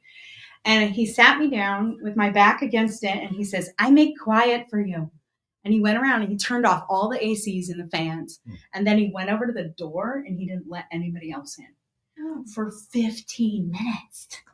And I was like, something's going to happen. So I pulled out my phone and I just hit voice memo record. And I was like, I don't know what's going to happen.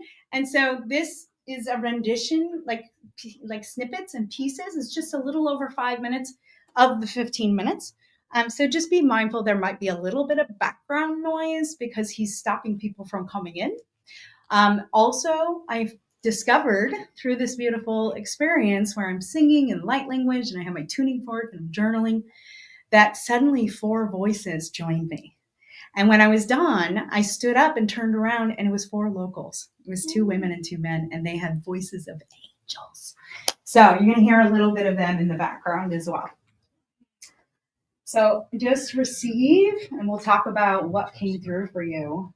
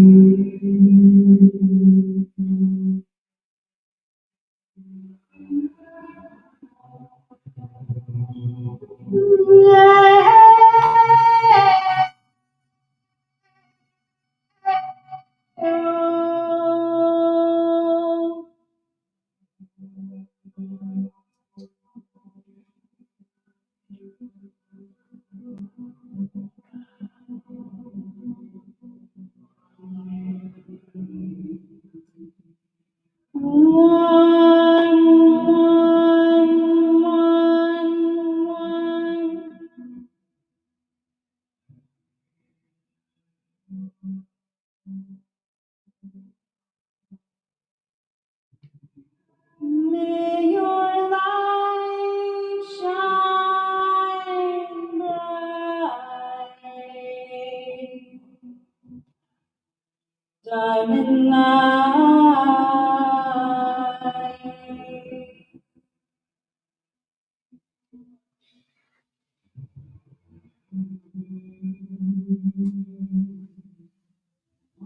Maria.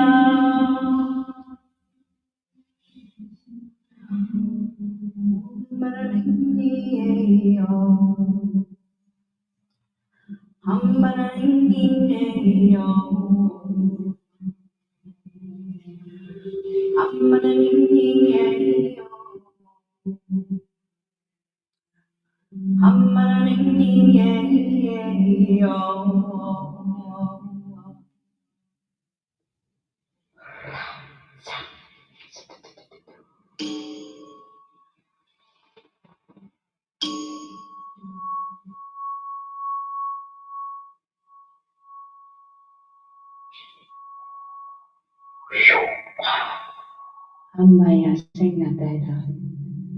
Doriana Sigatana Beto. Omia Shana Gatea Perdón.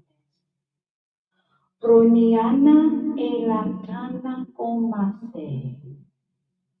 Me agone Alatana Tu Dia Shai.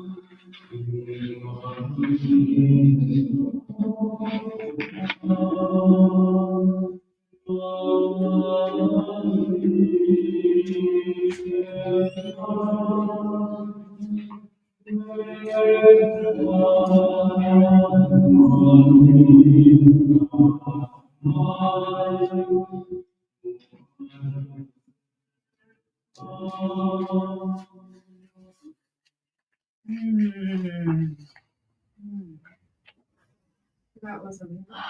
That was very beautiful. Thank you. Tell me, how did that feel for you? Yeah.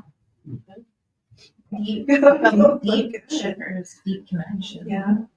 It felt healing. It felt like my imagination transported with you and whatever beings were there to some historical place. Maybe some energy vortex. So they're saying deep healing.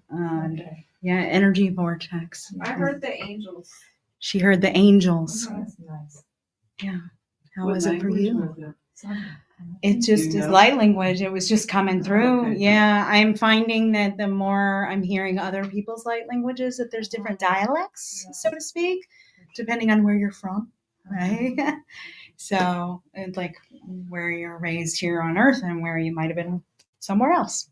So every time I hear it, I literally get full body truth prompts. What happened for me in the King's Chamber when I experienced that and was able to have that sound healing for myself was that I had torn ligaments in my left knee and ankle for over 15 years. When I walked out of the King's Chamber, it was gone. I've never experienced pain in this leg again.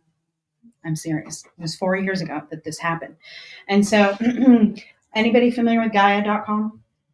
Yeah, they have a show called Ancient Civilizations.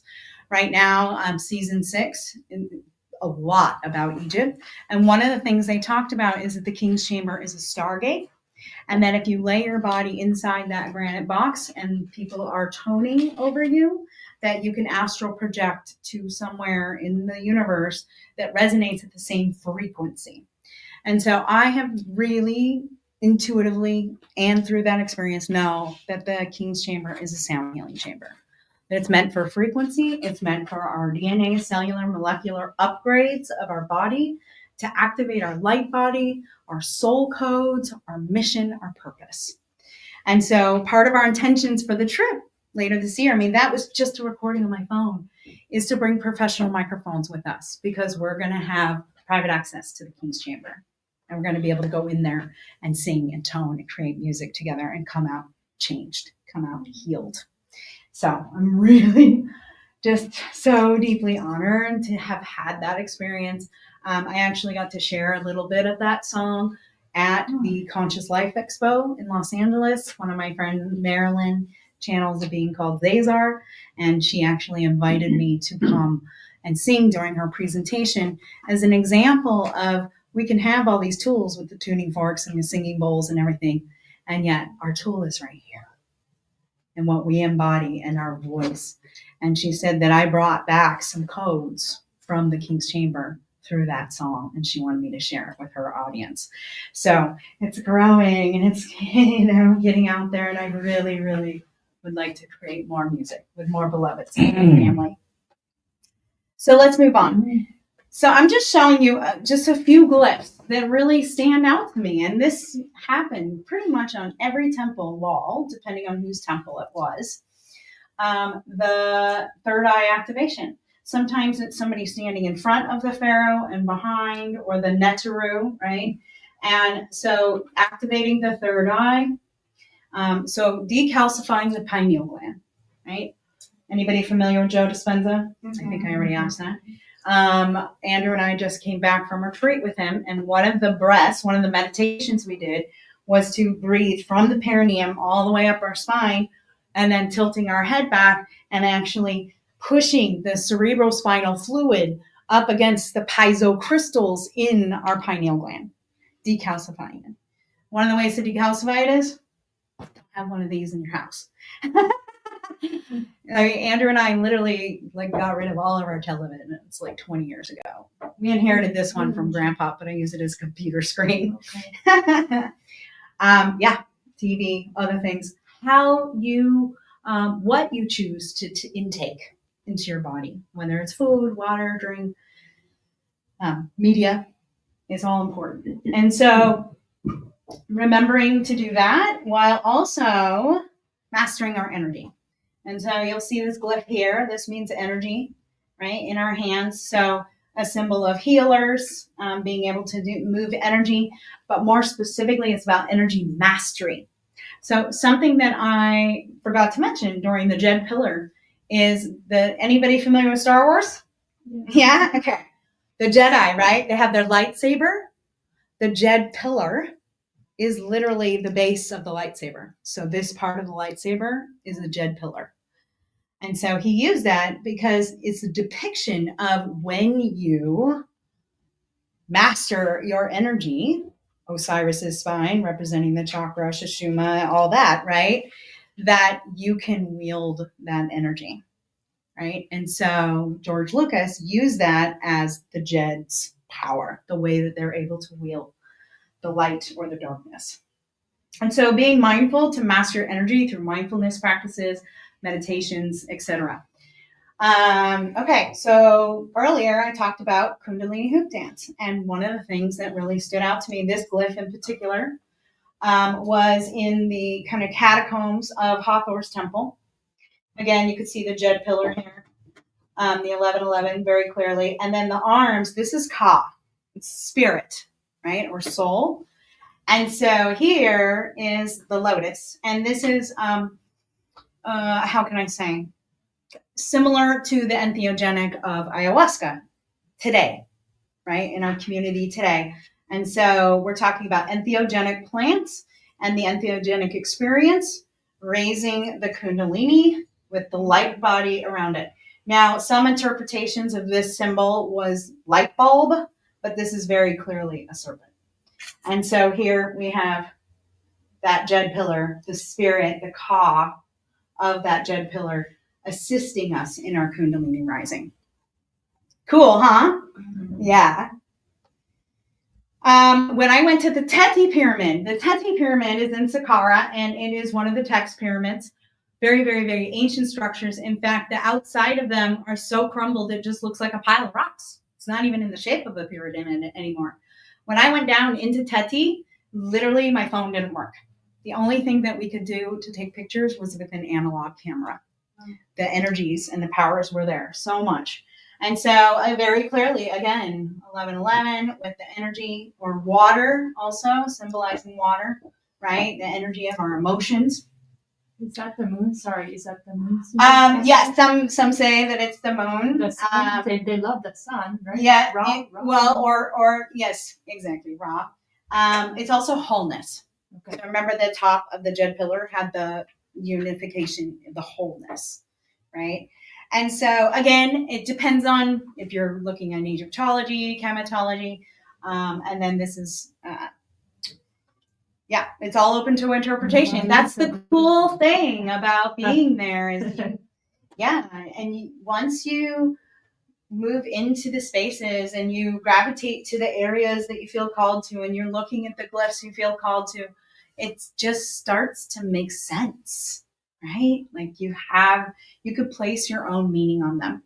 So this, I got gifted time. Again, another security guard came over to me at the Osiris temple. He says, I was wearing an Isis. He's like, Isis. I'm like, oh yeah? And he's like, come with me. And he brought me to the Isis chamber where she's the one on the throne. You look so beautiful. With Thank you. Colors, like no wonder he said you're VIP.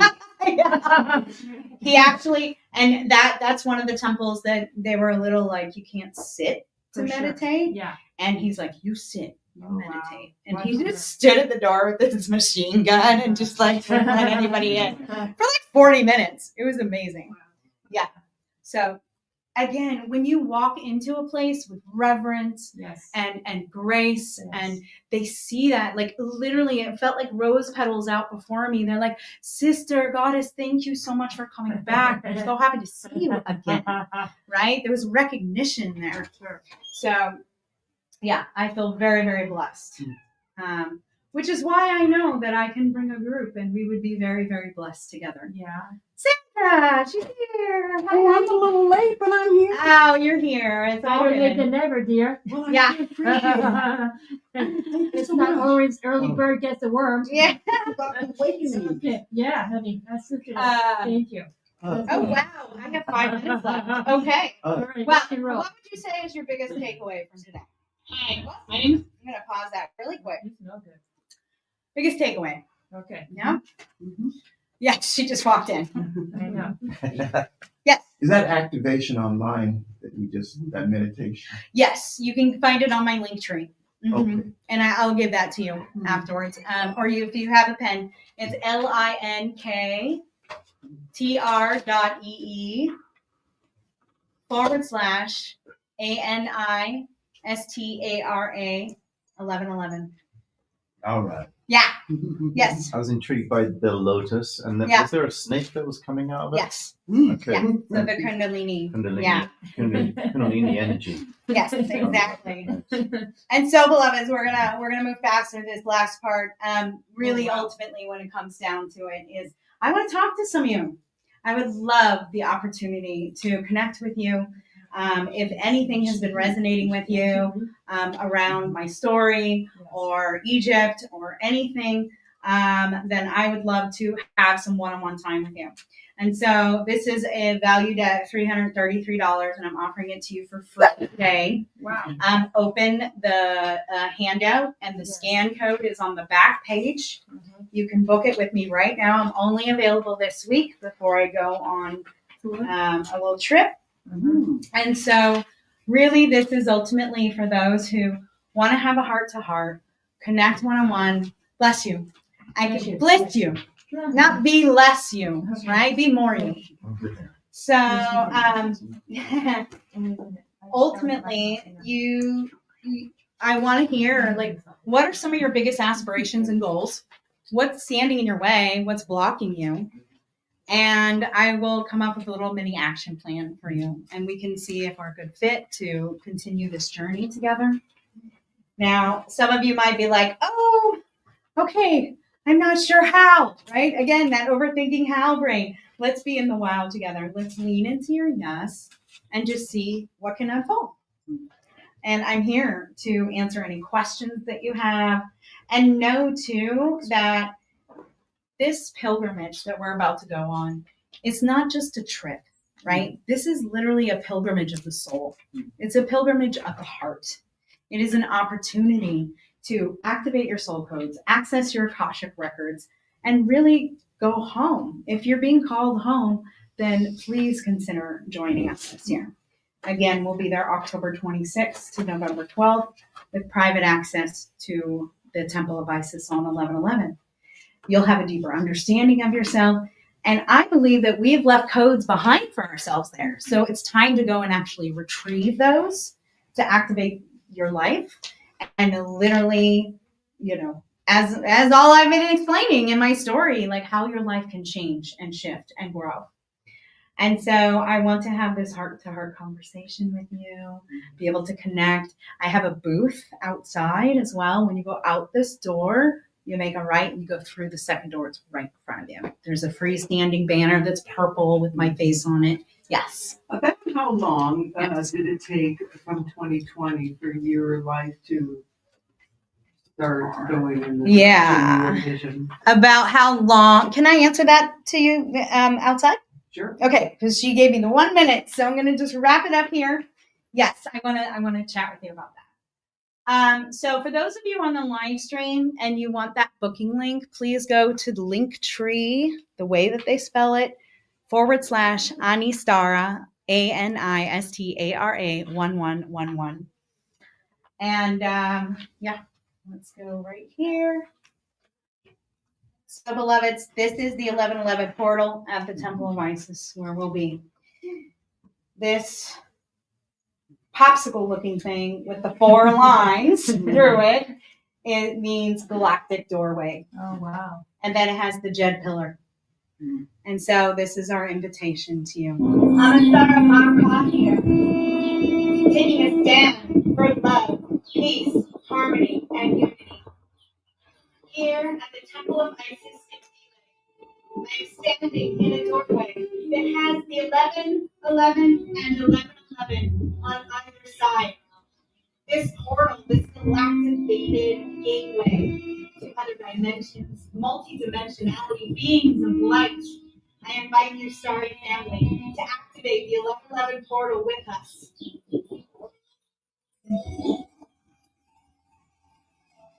There it is, family. It's such a pleasure. Please come talk with me at the booth and let's just connect. And I would love to answer any questions that you have and just connect heart to heart. So bless you all. Have a beautiful day. Yeah.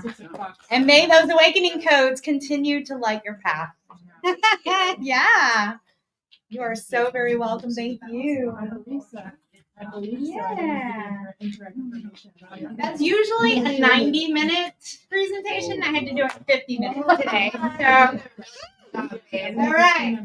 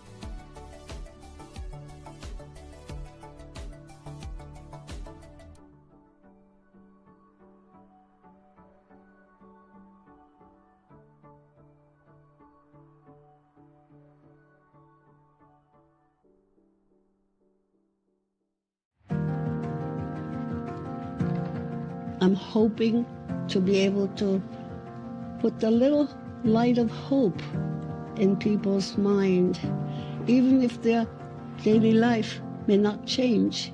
When there is that hope, there's a big difference in the way they live. So you see in the world now, a lot of people, everyone's working towards the transformation of the world, climate changes, ecological and peace. Sharing is the key to solve the problems of the world.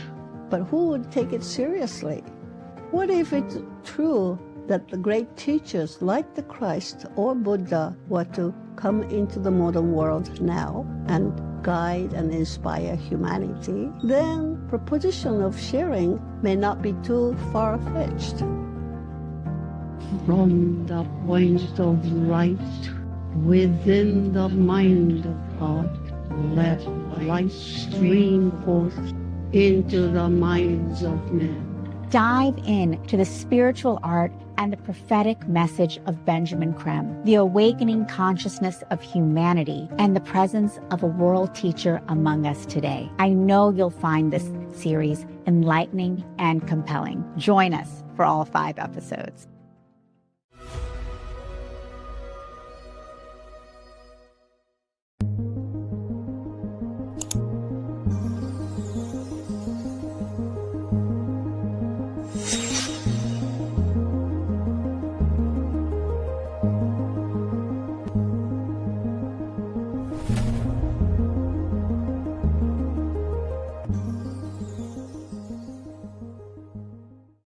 Awaken, align, activate.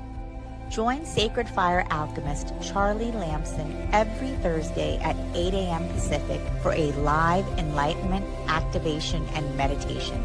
Streaming on SoulSearch Instagram, Facebook, YouTube, and SoulSearch TV.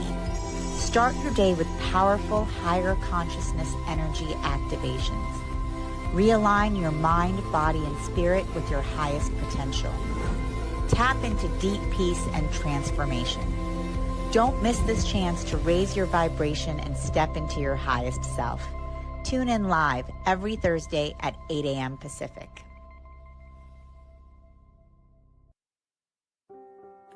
Join us every Wednesday at 7 a.m. for the Radiant Mind Meditation with Dr. John Gray, the #1 trusted relationship expert, the author of Men Are From Mars, Women Are From Venus.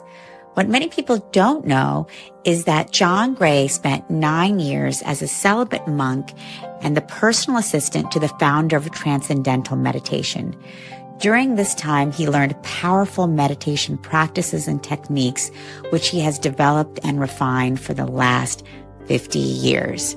He now brings us his resonance, wisdom, and energy every week on Wednesdays at 7 a.m. on the SoulSearch Instagram Live, Facebook Live, and YouTube. Join us every Wednesday.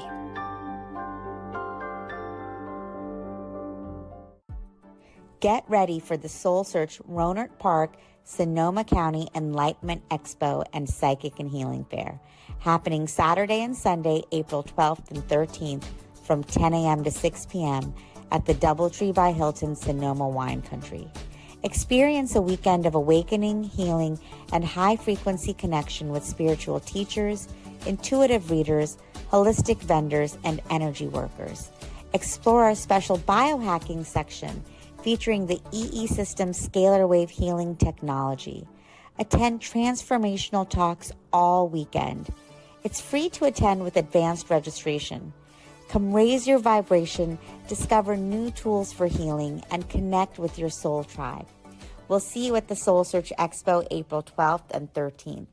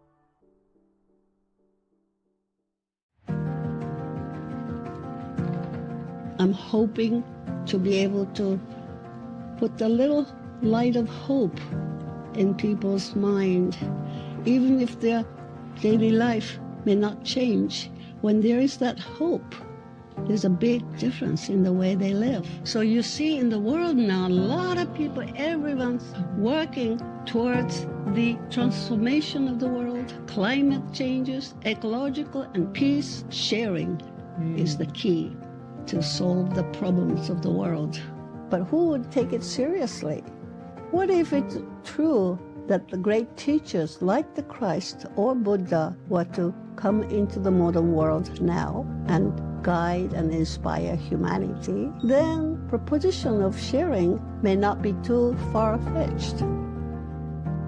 From the point of light within the mind of God, let light stream forth into the minds of men. Dive in to the spiritual art and the prophetic message of Benjamin Creme, the awakening consciousness of humanity, and the presence of a world teacher among us today. I know you'll find this series enlightening and compelling. Join us for all 5 episodes.